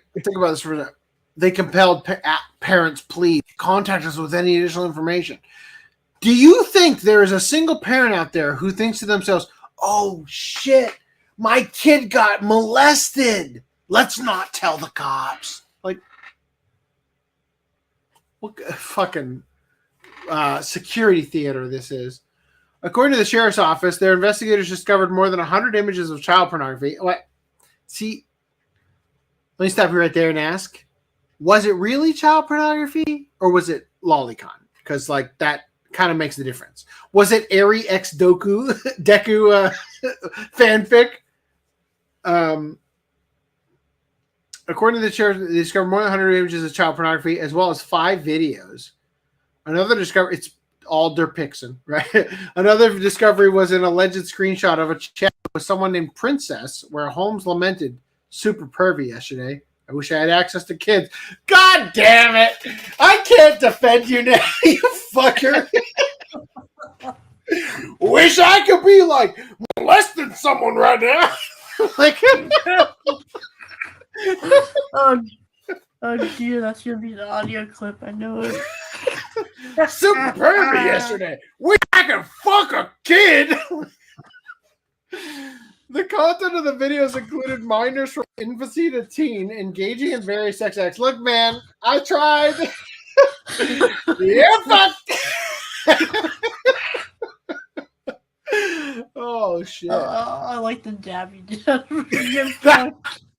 That wasn't a dab, but I saw it in my periphery, and that was fucking hilarious. Oh fuck! All right, where was I? The content of these included minors from infancy to teen engaging in various sex acts, including intercourse. Whoa! What other sex acts are there? As well as one of Holmes fondling himself while lying next to a child estimated to be about 6 years old. per court documents. He was purportedly identified in this clip by investigators by his tattoos and bedding from other videos. Rosen went on to say that the restaurant was extremely proactive in regards to this case, shutting down immediately. Wait, hold on. The restaurant. Eating. The restaurant. Stop eating. Yeah. Stop eating. Everyone, we have a situation. Stop now. It's like that scene in Tom. Have you seen Tomcats? It was like that scene in Tomcats. Tomcats. No. Okay, it's got I can't remember who's in it, but anyway, there's a scene where the guy's got testicular cancer and he has one of his nuts taken off, and it just like falls in, and it somehow makes its way to the hospital cafeteria. It's like, stop eating, and everybody but the guy who has it in his hands and eats spits off the food. What? Wow. Watch party win. That story kind of just pittered out there. It's just like your mom goes, stop eating! Like, no, don't eat that! Like everybody spits out the food except for the one person who absolutely should, but just continues eating it anyway. There's a hair in my jelly. Huh? Listen, Your Honor, I know there's a video on his phone of him jerking off next to a child who may be 6, but you have to understand it was National Masturbation Day. And he had to get it out before midnight. He couldn't let this go to waste. Unfortunately, he also was required to babysit. Oh boy. Okay. I disavow. Where was I? The end. The last part. The restaurant shutting down immediately. That's what we're at. Quote, they had not served a single patron of the restaurant, he explained. And they shut down and only had their staff, their cook staff, go in and throw away items in the kitchen and or sterilize things and take the appropriate corporate responsible action to fix the problem. And they sterilized it. Don't worry, man. Like, they took the lettuce and they like rinsed it. Like, doesn't matter his dick was in the jelly. They scooped out that bit. In a statement received by KPRC, Culture Restaurant emphasized they were unaware of Holmes' at work unacceptable act contrary to our code of conduct and out of work reprehensible illegal activities. Oh, I'm on the wrong window. Good morning, Footnum. Well, holy shit. Wow. After confirming their aforementioned cleaning efforts, the restaurant went on to note they are enhancing their camera systems. With all of these actions, quote, implemented within 1 hour of the incident. We have a code red! Within 1 hour, all that food went out, and they're already within 1 hour. All that food ended up in the dumpster out back. The employees, after, where was I? Yeah, the employee has been terminated. With 1 hour of the incident being brought to our attention, ensuring that the matter was addressed before the business opened again. The employee has been terminated, and we have taken all necessary steps to restore our normal services to the public. We strongly believe this is an isolated incident resulting from retaliatory measures due to a demotion. Why did he get the demotion? Probably because he's fucking kids. If you pay someone to make food and handle food, I don't think it's a good idea to punish them by like cutting their pay or demoting them. You just fire them and get somebody else. Right? Like, that just seems common sense, doesn't it? Yep. Most importantly, this dangerous pedophile is off the streets. The statement continued. We are continuing to work with ourselves. Work with ourselves. On National Masturbation Day, you work with yourself. We're continuing to work with ourselves and Work our hard with employees yourself. and law enforcement in this orgy. No group plays here. No circle jerking. As this ongoing investigation unfolds. Holmes has been booked into Harris County Jail on a $50,000 bond for child pornography charges. Make it higher. Remember when Farrah claimed that there were charges coming on Vic for attempted murder? Murder. Oh, how'd that work out? Anyway, that's it. That's our SpongeBob article. And for those of you who are news, SpongeBob articles are the last article of the night. Oftentimes they are egregious and awful and horrible, and we want to kill ourselves after we read them. Not so much. Got the video is because he was demoted. He was normal before that. He old got the video is what? You want to try that again, Kotuti? Angel Eggs 4K happening. Yeah, we covered it earlier. You missed the news. Yeah, man, you should have been here, man. Fucker. If only you had given me the Cinco de Mayo intro, we might have done a show on Sunday. He gave you an opening. You just didn't like it. No, you gave me a shit opening. All you had to do was play the guitar again without plugging it into the amp, and boom, we got our Spanish intro. All right, let's wrap this shit up. Yeah. I gotta go back. All right. Yes.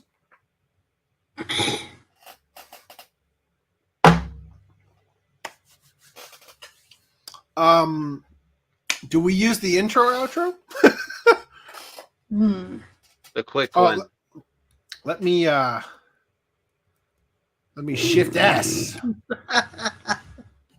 That doesn't work. Shift S again. Okay, go. Yeah, you're right. You have to click on it. You can't just command tab.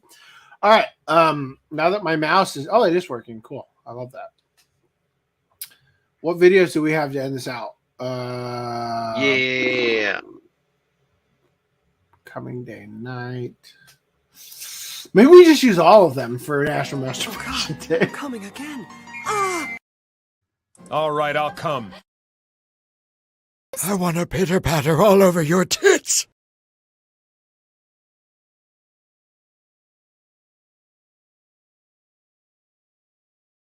I want.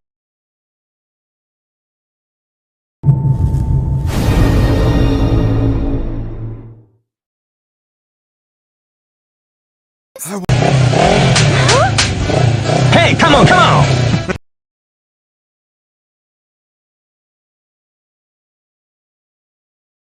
Come.